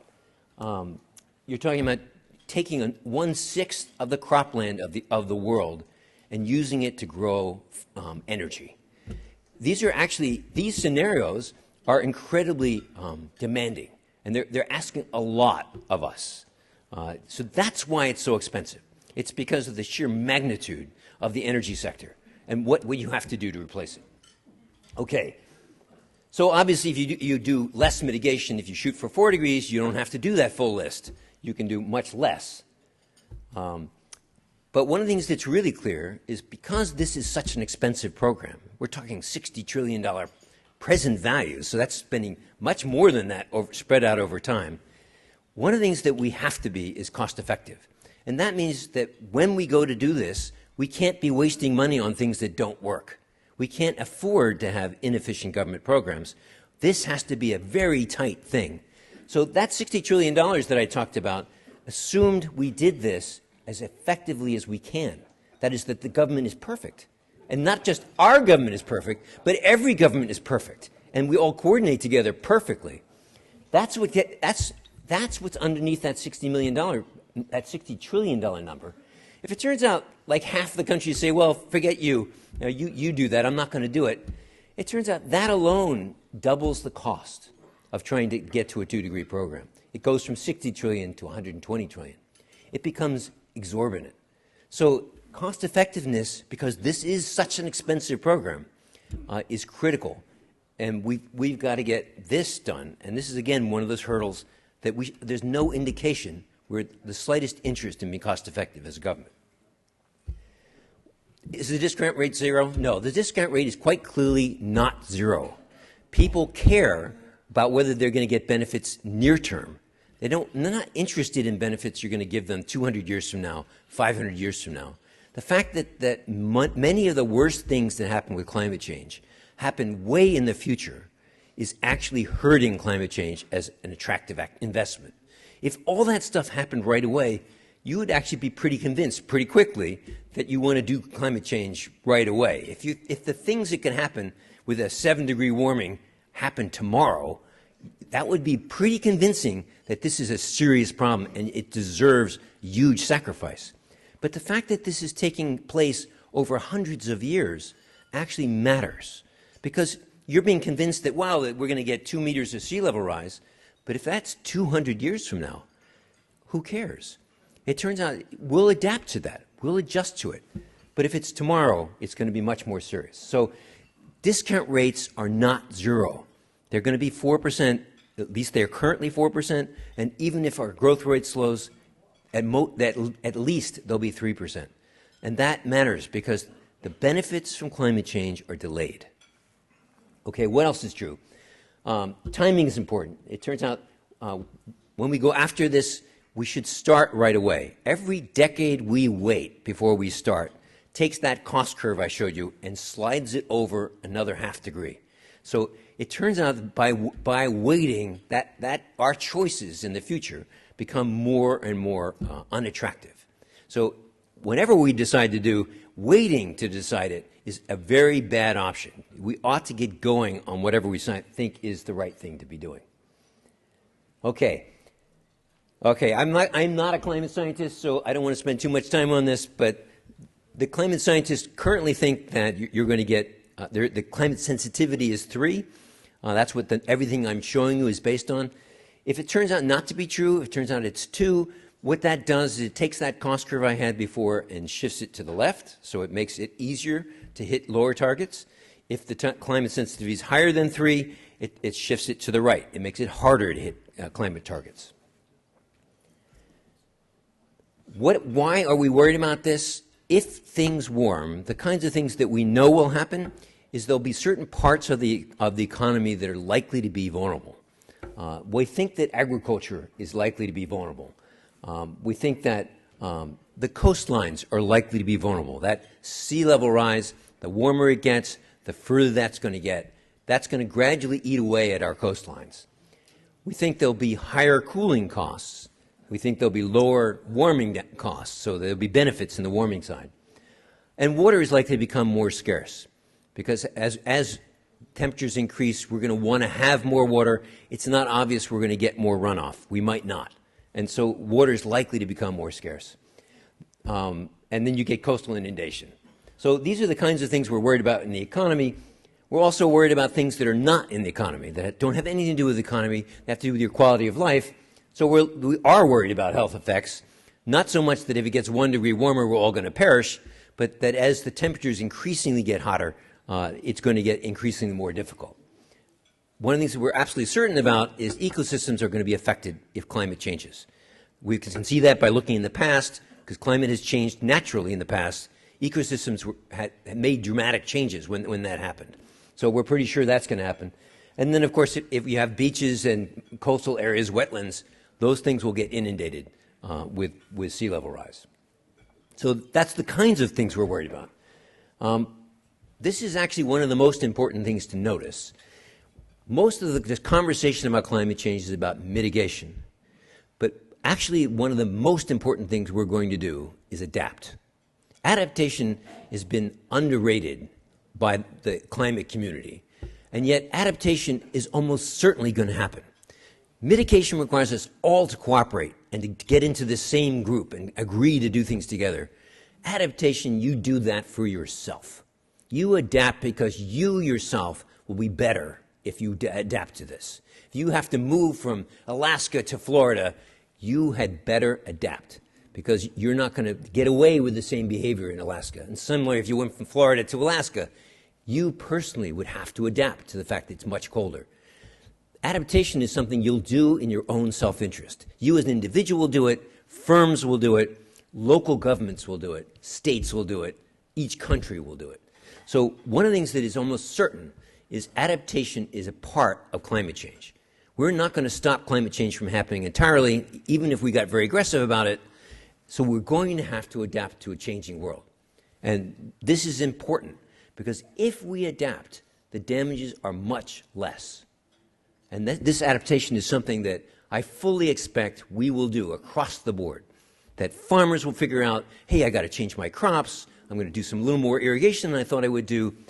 That people on the coastlines will say, geez, New York City is not going underwater. We're going to put a wall around it. We're going to protect it. We're going to do, if it's getting hotter, we're going to put cooling in our homes. That's already very obvious because the whole southern tier of the United States has suddenly become the place to live. That's only happened after we learned how to do air conditioning. But now that we know how to do that, that's something we're going to do. We're going to make these changes. And making these changes will make the damages much less. So adaptation is very, very important. And whether or not you believe in climate change or not, you better believe in adaptation. Whether it's natural or whether it's man-made, it makes no difference. You better adapt. Because if you don't, you're going to be finding yourself doing the wrong thing at the wrong time. And you're going to pay for it. So you have every personal incentive to adapt. So one of the things that is very important to get across is think about adaptation. This should be a bipartisan thing. Everybody has got something to say about adaptation. And if a lot of Republicans happen to live in the southern tier of the United States, you're going to have to adapt first. So adaptation is not a Democrat idea. Adaptation is self-survival. So do it. Think about it. Plan for it. Okay, what else can happen with climate change? There's all these little things that can happen, but one of the things that concerns people a lot is maybe something very big can happen, something catastrophic, something awful. And of all the awful things they've thought that might happen with climate change, the most awful thing they've got is that the ice sheets might melt. So if West Antarctica all by itself melts, falls off the continent and falls into the sea, that's 5 meters of sea level rise. If all of them melt, all of Antarctica, all of Greenland melts, it's 25 meters of sea level rise. That is catastrophic. If that happened overnight, it would be a disaster. Every single coastal city in the world would be underwater. That's the story that they want to tell you when they're trying to scare the heck out of you. And that is scary. But what's also true, it turns out it takes a long time to melt ice sheets. Ice sheets are vast. And the warming we're talking about, if we're talking about 2, 3, 4 degrees, that's going to take a long time to happen. So we're not talking about this happening overnight. We're actually talking about this happening over centuries. And if it happens over centuries, it's not quite as catastrophic because it gives us a chance to make changes. If it turns out it takes 500 years to happen, we can completely rebuild every single one of our cities in that time period twice. So one of the things that we can do, if we know this is starting to happen, we start to see the sea level rise, we can start to make changes. And over that long a time period, it turns out we can make a lot of changes. So between moving back from the sea and protecting ourselves in key places, adapting, it turns out we can take this catastrophe and we can survive this. So one of the things I am trying to get across is we can actually survive a warmer world. That 2 degrees idea that it's 2 degrees or bust is not true. We can live in a 4-degree world. But there's going to be a limit to how much of this change we are willing to put up with. And somewhere between 4 and 7 degrees, you're going to find that that world changes enough that you're not going to like that one little bit. So, you'll be dead. Yes, you will be dead. That's true. Your descendants won't like you very much for having put them in that situation. So ecosystems will change. That's fine. And one of the things that's pretty clear, as temperatures rise, climate damages do increase. Now, you're debating how much temperatures will rise. That's fine. But one of the things that we're pretty clear is that you get up to 2 degrees, there's not going to be much happening. As far as I'm concerned, it's not clear that up to 2 degrees there are any net damages. But as you start to exceed 2 degrees, as you start to talk about 3 degrees and 4 degrees, you will start to see damages, things that actually are making us all worse off. And as you go well beyond 4 degrees, you could be seeing things that you really want to avoid. So when you put it all together, you got that cost side on one, you got that damage side on the other. The question is, where do we want to be in this? And what this suggests is we want to think about whether we want to be at 3 degrees, 4 degrees, or 5 degrees. That's the place where we actually ought to be discussing where we'd like to be. And what we do not want to do is we don't want to go down to 2, because 2 is going to kill us in high costs. And we don't want to do nothing, because eventually nothing will result in huge damages. That's where we're heading if we do nothing for a long, long time. So what I'm trying to get you to think about is perhaps doing modest things today might be a perfectly reasonable solution, because a modest $5 a ton tax, which most countries in the world have already agreed to do, is enough to keep us at 4 degrees. And 4 degrees is a solution we can actually live with. So this is my plea to you to think about whether modest mitigation might actually be a clever strategy as a way of getting us out of this climate change debate, this climate change problem. And what $5 a ton is going to do to the economy today? Nothing. We can easily survive $5 a ton. It is not going to stop us from growing. It's not going to stop India from growing. It's not going to stop China from growing. Everybody can pay their own fair share. And I'm not suggesting the United States pay for the whole thing. I'm suggesting the United States pay for its share. It turns out that is what I'm arguing for, is that a modest policy would get us off on a prudent start. If this turns out to be a nothing problem, we haven't spent much money on it. It hasn't broken the bank.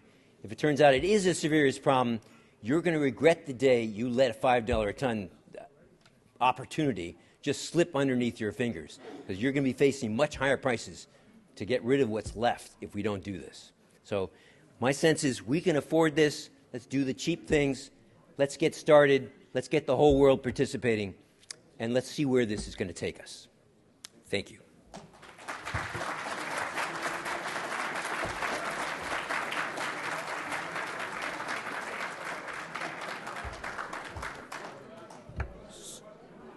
Is there an opportunity to answer questions, or is it too late? It's up to you.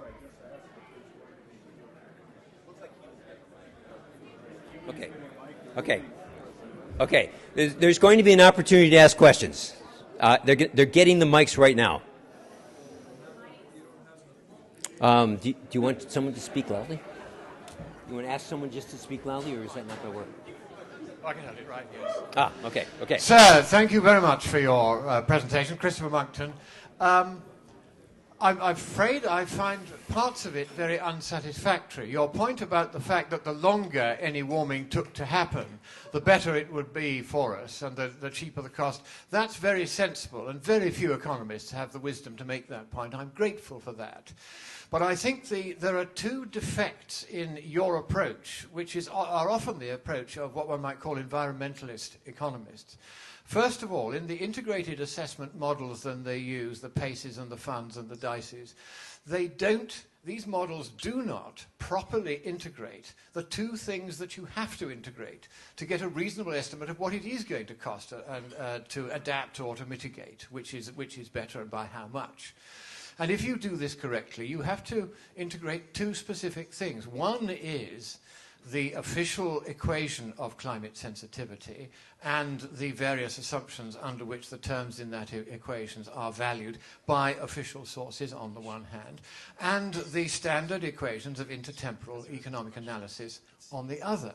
There are no substitutes for this, but none of these so-called integrated assessment models actually does that. If you do that exercise and add simplicitatem, you leave out a lot of the complications which are of marginal impact, then what you find is that it is between 10 and 100 times costlier to mitigate today than to adapt the day after tomorrow. And furthermore, that it's 100 to 1,000 times costlier to act today, to mitigate today, than to adapt tomorrow, if, as is now becoming evident, the IPCC's estimates of the amount of warming we're going to get are prodigiously exaggerated. So in the end, you cannot do a proper economic analysis of this without doing a proper climate analysis, and that even the IPCC hasn't done right. At the moment, therefore, would you agree with me, there is in fact no case for taking any action whatsoever to make non-existent global warming go away?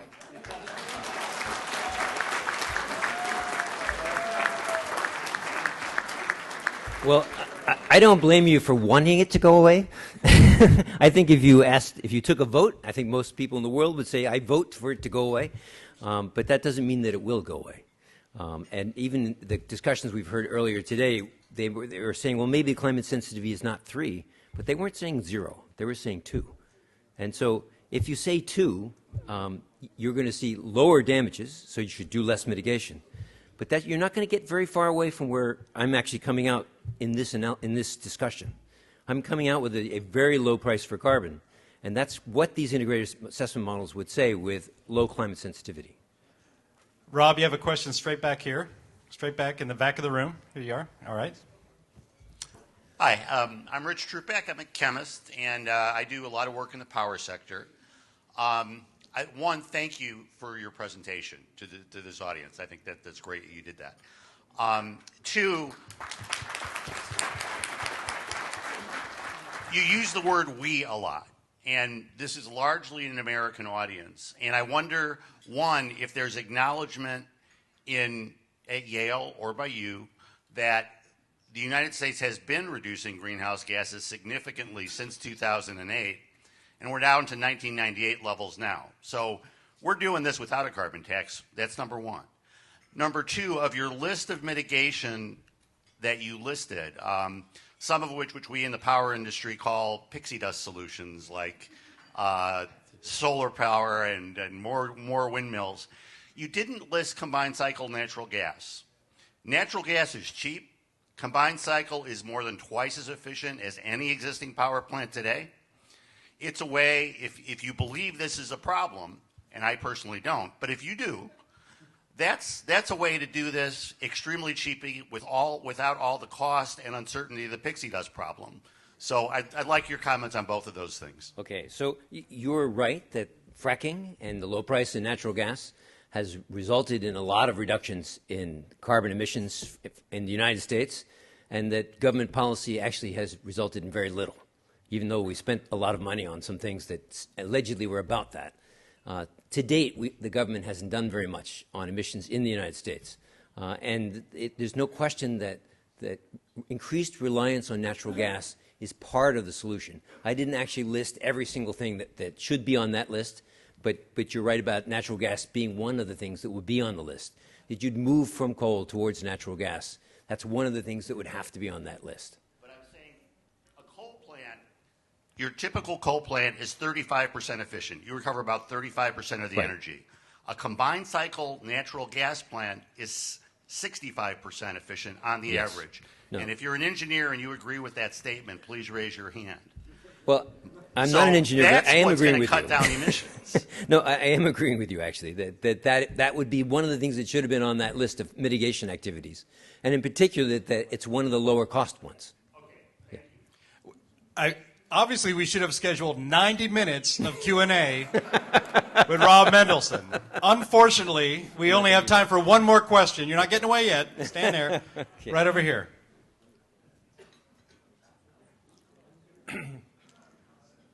It was very difficult for me to listen to your presentation for the second time today because you have assumed we have a problem. And I don't think we've ever proven that we have a problem with CO2. But let me, as an economist, why don't you look at the worldwide reserves of coal, oil, and natural gas and analyze how the cost of that depleting resource is going to increase? And factor that into a market-driven change from fossil fuels to something else. And the something else is obviously nuclear for a high-technology company. Nuclear's not going to give you the CO2 that you're worried about. So why don't you ever look at the actual reserves of coal, oil, and natural gas? Well, one of the things that I teach in environmental economics course is that markets actually do an excellent job of managing non-renewable resources, and you should leave the markets to deal with that. So that obviously includes fossil fuels, that there's no reason to regulate fossil fuels other than these externalities. Now, it is true that all these analyses that you've heard from me are all based on the idea that climate change does in fact lead to warming. And if it turns out that's not true, then you don't want to spend any money on this. But if it is true, that's what these analyses are telling you. That if it turns out there is a climate sensitivity and it's not 0, it's closer to 2 or 3, well, if we would you're going to want to worry about this. Yeah, if we would just base climate sensitivity on physical data and not models, we would conclude that we have very low sensitivity. And in that case, I think you would agree that it doesn't matter if you have that tax or not. I think you've been sold a little bit of a simplification, that it's not just climate models that they got climate sensitivity from. It's also from looking at historical data, and it's also from looking at the other planets. Mars is just a little bit further out from the Earth, but Mars is frozen. Venus, just a little bit closer to the sun, but it's incredibly hot. We know something about greenhouse gases. We know that, in fact, we wouldn't want to live on this planet without them. You know, there's been historical accidents in the past that have knocked the atmosphere of the Earth out, gone. The planet was frozen for 1 million years because we lost our atmosphere. So it's not that we don't believe in greenhouse gases. The science behind greenhouse gases is very clear. It's the question, what is not clear is the climate sensitivity 1, is it 2, is it 3, is it 4? That's not clear. That the magnitude of the climate sensitivity is uncertain. But the idea that greenhouse gases are affecting our temperature, that is very clear.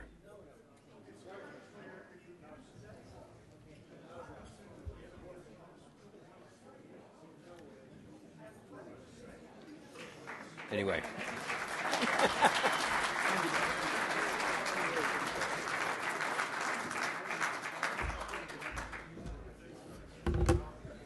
Well, that was very interesting and enlightening. I enjoyed it. We're going to move a little bit. Earlier today, we had a speaker, Chairman Lamar Smith, who talked a little bit about what's going on here politically. And I think this kind of wraps up a lot of what we're talking about. We can debate the economics of mitigation. We can debate the science on climate change. But all this stuff has to happen politically, whether it's here domestically in the United States, and right now we do seem to have an administration and people in the right offices that do take our side of those issues that we don't really need to do as much as maybe others believe. But we're going to go across the pond and talk a little bit about what's going on in other parts of the world, so across the sea, in Europe, and elsewhere. So with that, I'm going to invite Roger Helmer up to the stage in a second. He's been in the British Parliament. He represents East Midlands since 1999 and has lived in the region for 30 years. He graduated from Cambridge with a BA and a master's. He went on to hold various jobs in the private sector. He's actually recently switched to the Independent Party a few years ago and has been calling on Britain to have rational energy policy, believing that current green energy initiatives are making British businesses less competitive and costing jobs. With that, we have a quick clip, and then we're going to invite Roger Helmer up to the stage. For the EFDD, Mr. Helmer, for 1 minute. Mr. President, the explanatory statement for this proposal says its objectives are secure, affordable and sustainable energy.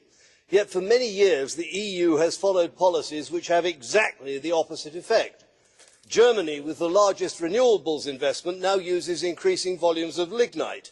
In the UK, we are planning to use diesel generation as backup. The highly respected Economist magazine runs a front-page story, Clean Energy's Dirty Secret. I recommend it to colleagues. It says we have created regulatory and subsidy structures that militate against energy infrastructure investment and threaten security of supply. I quote, "Green energy is eating its own tail." Yet this proposal today amounts to little more than bureaucratic paper pushing. The explanatory note concludes, the EU is torn apart by migratory and Eurozone crises. It desperately needs a success. Indeed it does, Mr. President, but this report will not deliver that success. Thank you very much, Mr. Helmer.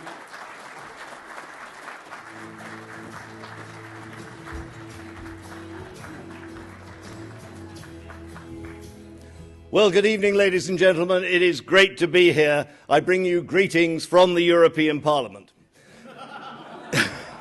You have just seen a speech I gave a couple of weeks ago in the plenary session in Strasbourg. Now, if you were really eagle-eyed at the beginning of it, you may be wondering why the chamber was nearly empty, and I will tell you why.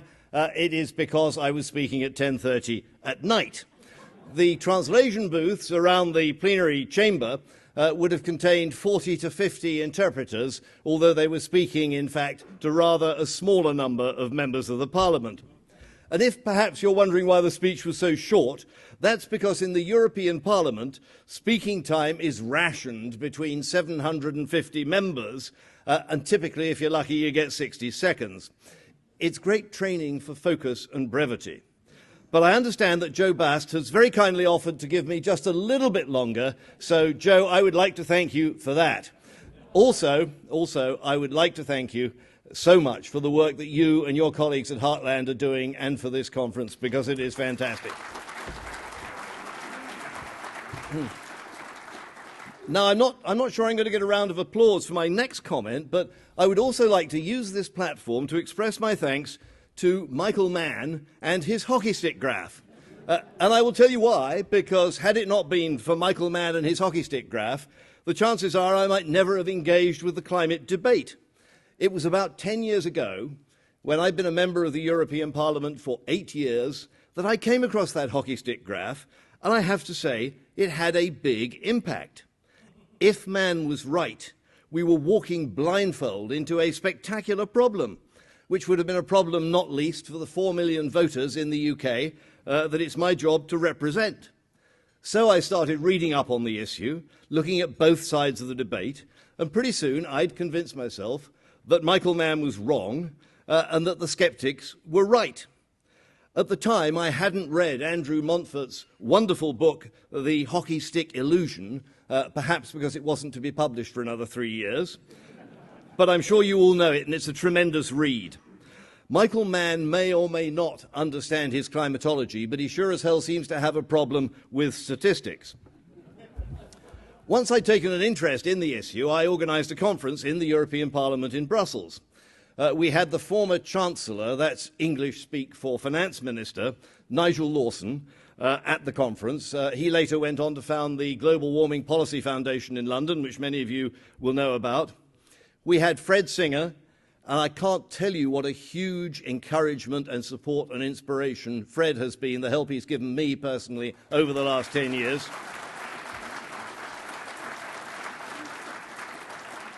I don't know if you're here tonight, Fred, but if you are, thank you so much. We also had prominent London economist Roger Bootle, and at the end of the event, we showed that magnificent Michael Durkin film, The Great Global Warming Swindle. Now, as we walked out of the meeting room afterwards, I overheard a couple of staffers chatting to each other. One of them said, "I never knew there was an alternative view on climate change until tonight." I don't know, ladies and gentlemen, whether we made any converts that night, but we certainly put down a marker for the climate skeptic cause. Sadly, however, we did not manage to reverse the EU's climate juggernaut. There's an inbuilt progressive majority in the European Parliament which votes with depressing regularity for anything that has a green label on it. As you saw in my video clip, the EU says it is committed to secure, affordable and sustainable energy. We could have a great debate tonight about the use of the word, or misuse of the word, sustainable. All my experience suggests that green policies are not sustainable at all. And as I have said in innumerable meetings over 10 years, every single energy decision I've seen made in the European Parliament has the effect of making energy more expensive and less secure. We have seen measure after measure. Many of these measures are conflicting and overlapping and create perverse incentives and market distortions. For example, we have separate regulations governing renewables on the one hand and CO2 emissions on the other. Where does that leave nuclear? Nuclear is just fine on CO2 emissions, but of course they don't count it as a renewable. Then we have the EU's emissions trading system, or ETS. That's what you would know as cap and trade. The aim was to set a carbon price of 30 to 40 euros, and the euro is sort of broadly in the same ballpark as the dollar, 30 to 40 euros a tonne, which would incentivize the use of renewables and the development of new green technologies. But despite numerous tweaks, revisions and interventions, including things called backloading and a market stability reserve, the price of CO2 never got much above 10 euros a tonne, and I checked this last week, it was down below 5 euros a tonne. It's enough to be a nuisance. It's enough to spawn a whole army of lobbyists, but it is not enough to incentivize a material effect on renewables investment. For 10 long years, the EU has implemented changes to the ETS which have failed to deliver. There's a saying which is attributed to Albert Einstein. I think it's attributed to a lot of other people too, but it's a well-known saying, and that is that if you keep doing the same thing again and again but expect a different outcome next time, that is a sign of madness. But I'm afraid that's the EU's bureaucratic mindset. They prefer to gnaw on the bones of past failures rather than to embrace a radical new approach or start with a clean sheet. But there's another problem. Because distributors of electricity are mandated to use green energy when it's available, the fossil fuel backup runs intermittently, as we all know. It therefore runs inefficiently and uneconomically. So no one wants to invest in the desperately needed gas-fired power stations we want for the backup. Indeed, the EU has created an entirely new and additional level of subsidy known as capacity payments, which amount to subsidizing the inefficient operation of intermittent backup. The German people have invested billions of euros in their, forgive my pronunciation, are there any Germans in the room tonight? Energiewende? Energiewende, or green transition. Yet this last year, their CO2 emissions actually increased marginally. Angela Merkel made a snap decision after Fukushima to close down the German nuclear fleet. They are currently making up the shortfall with lignite, of all things. You're probably familiar with the analysis of Bjorn Lomborg, the skeptical environmentalist, who used the IPCC's own assumptions on global warming to calculate the impact of the Germans' $110 billion investment in green energy. He concluded that the effect would be, by the end of this century, to delay the trajectory of global warming by a mere 37 hours. Now, given that there has been virtually no global warming for the best part of 20 years, you can appreciate that 37 hours delay doesn't make a great deal of difference. I ask you, was ever so much money spent by so many people for such little effect? I don't think so.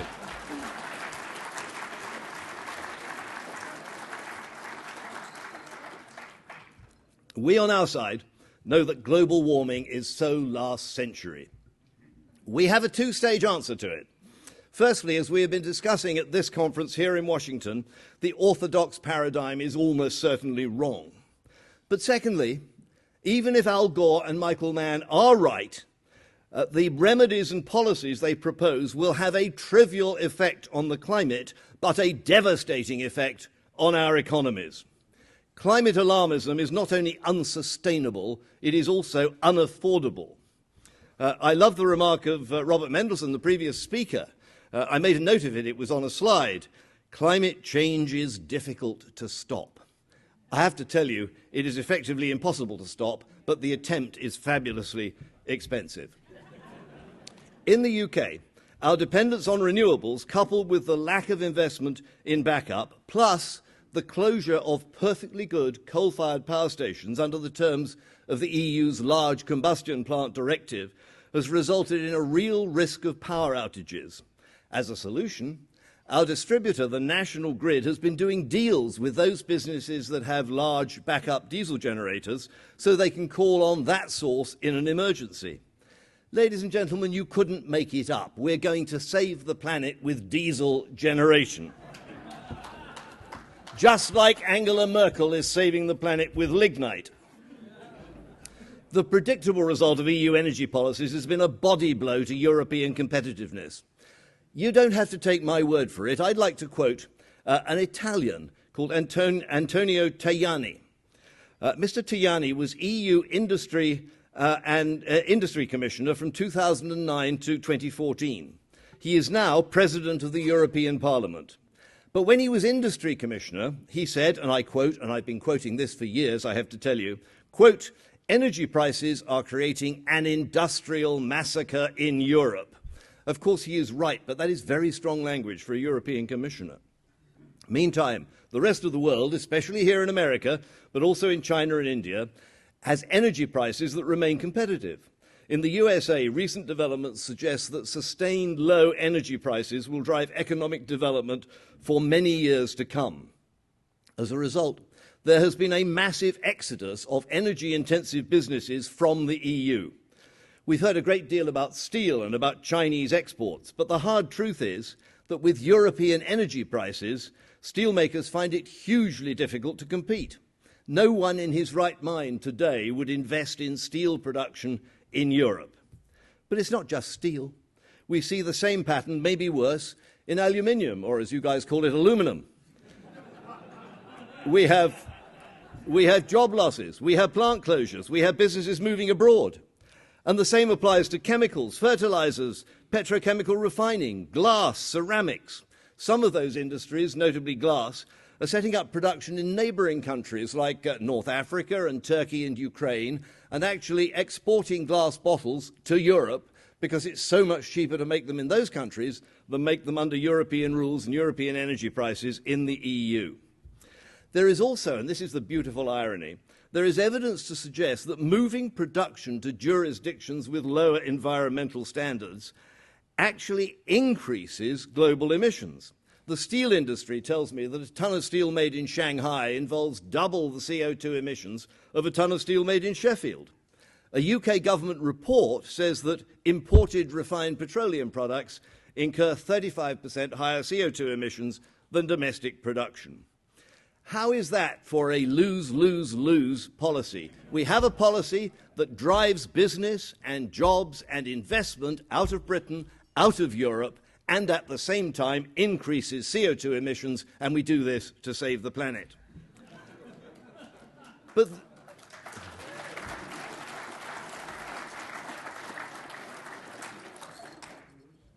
now, if we had the European Union representatives here, they would actually be telling you a different story. They would say that emissions in the EU are reducing. The EU currently accounts for no more than about 11% of global emissions.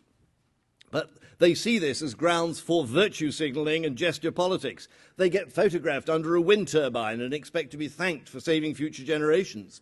What they don't tell you is that if you look at emissions associated with materials used in Europe, including imports, all that Chinese steel, for example, there has, of course, been no reduction. EU policy has not merely exported jobs and industry and investment, it has quite simply exported emissions too. But if you were concerned, as I say, about atmospheric CO2 levels, a ton of CO2 in Beijing has exactly the same effect on the planet as a ton of CO2 in Birmingham or Barcelona. By now, I guess some of you must be thinking that maybe the UK's decision to leave the EU is the best thing we could have done for energy policy and industrial competitiveness. We stand on the cusp of a new era for the UK. Our Prime Minister, Theresa May, will deliver the momentous letter invoking Article 50 of the Lisbon Treaty and kicking off the formal process of Brexit.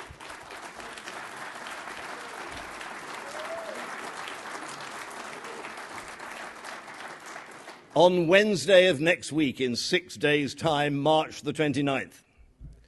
When I was a small boy, we had adventure books that I used to read, and there was one phrase that was often repeated, often quoted, indeed often ridiculed in these adventure stories, and that phrase was, "With one bound, he was free." I wish I could stand here today and tell you that with one bound, one Brexit bound, we should find that British energy policy was free. Unfortunately, it's more complicated than that. The same green mindset that has done so much damage in Brussels is, I'm afraid, alive and well and living in London. There have been one or two small moves in the right direction recently, and a restriction on subsidies for renewables and so on, but basically the same attitude, the same commitment to climate change is still there. In 2008, the Westminster Parliament passed the Climate Change Act, the work of former Labour Party leader Ed Miliband. It was debated in October 2008, when, ironically, London had the first October snowfall for 70 years. They had snow falling outside the Houses of Parliament as they debated it. It was passed almost unanimously. I believe there were only 5 votes against. It was one of the most expensive pieces of legislation in British peacetime history. A recent study by an MP, a prominent MP, Peter Lilly, who was one of the famous 5 who voted against the Climate Change Act, suggests that if maintained, the cost of that act will actually be £300 billion by 2030. It is the only climate measure in the world, so far as I know, which sets legally binding targets as far ahead as 2050, even more restrictive than Brussels. I often ask myself, if we fail to achieve these targets in 2050, whom do we send to jail? My suggestion is Ed Miliband, although he will be 80 by then. Or put it the other way, if we found today that we were bound by emissions targets that had been mandated in 1975, 42 years ago, how would we feel about that? I suspect not very happy. In my party, Nigel Farage's party, we insist that the first energy priority for a newly independent Britain should be the repeal of that Climate Change Act.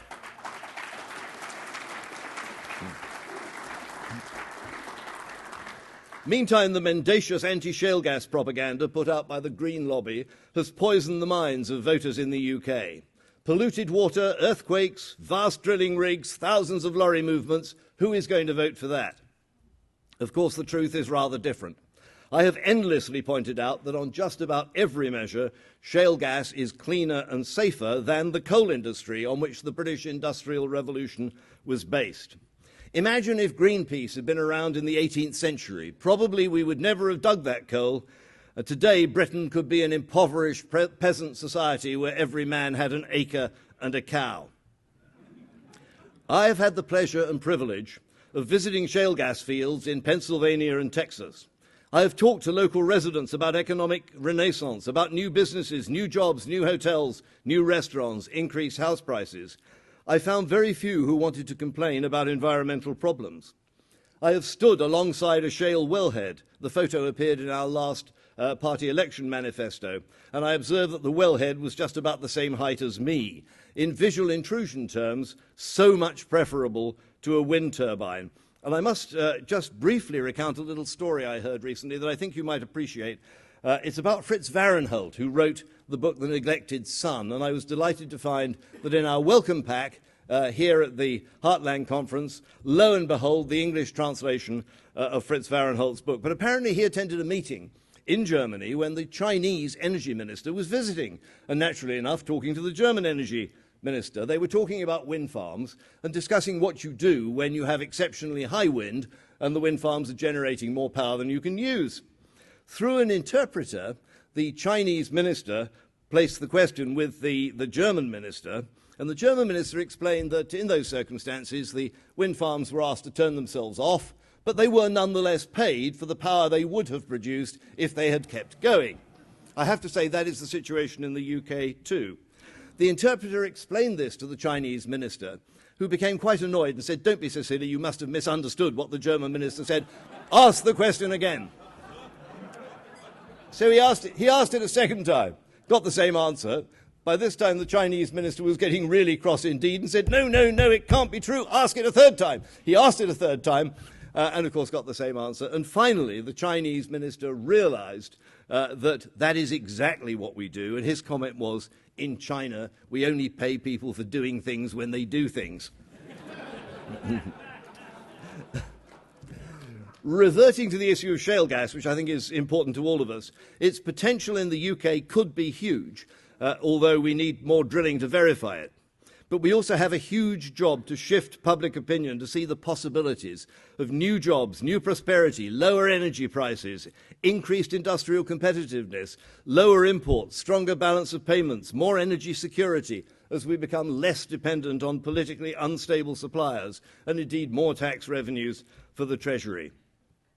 Ladies and gentlemen, I've been visiting the United States for many years, meeting people like ALEC and Heritage and Heartland, and I always say that after the stultifying political atmosphere of Brussels, visiting the States is like coming up for air, the chance to meet sensible people with sensible opinions. It is doubly so today, here at Heartland, with the Trump presidency in place. I could scarcely believe the good news as the results of the presidential election came in. I hoped and prayed that President Trump would deliver on his campaign rhetoric on climate, and I've not been disappointed.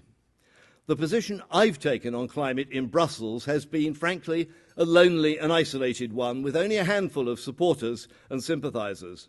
But suddenly the big battalions are on the right side. I feel vindicated.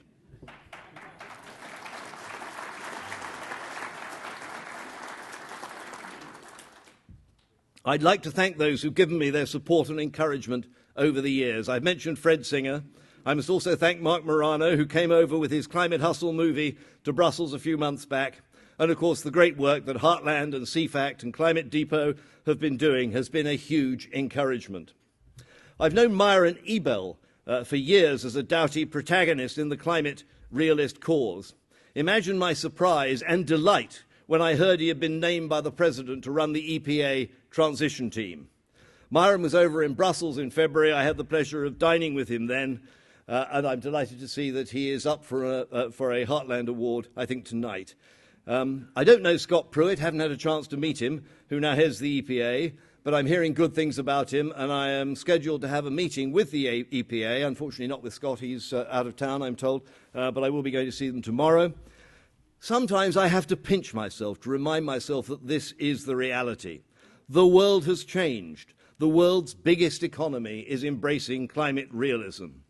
America must seize global leadership on the issue. We must repudiate the absurd and doctrinaire Paris Climate Treaty.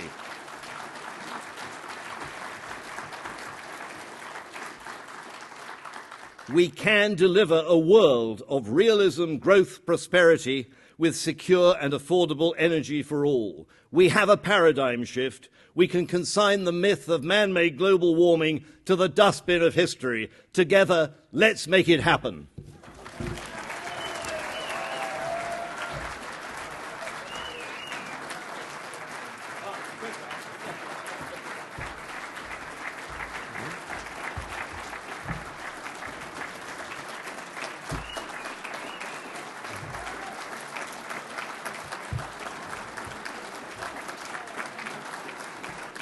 Thank you all so much. Thank you all so much. Joe has suggested that you might like to place some questions.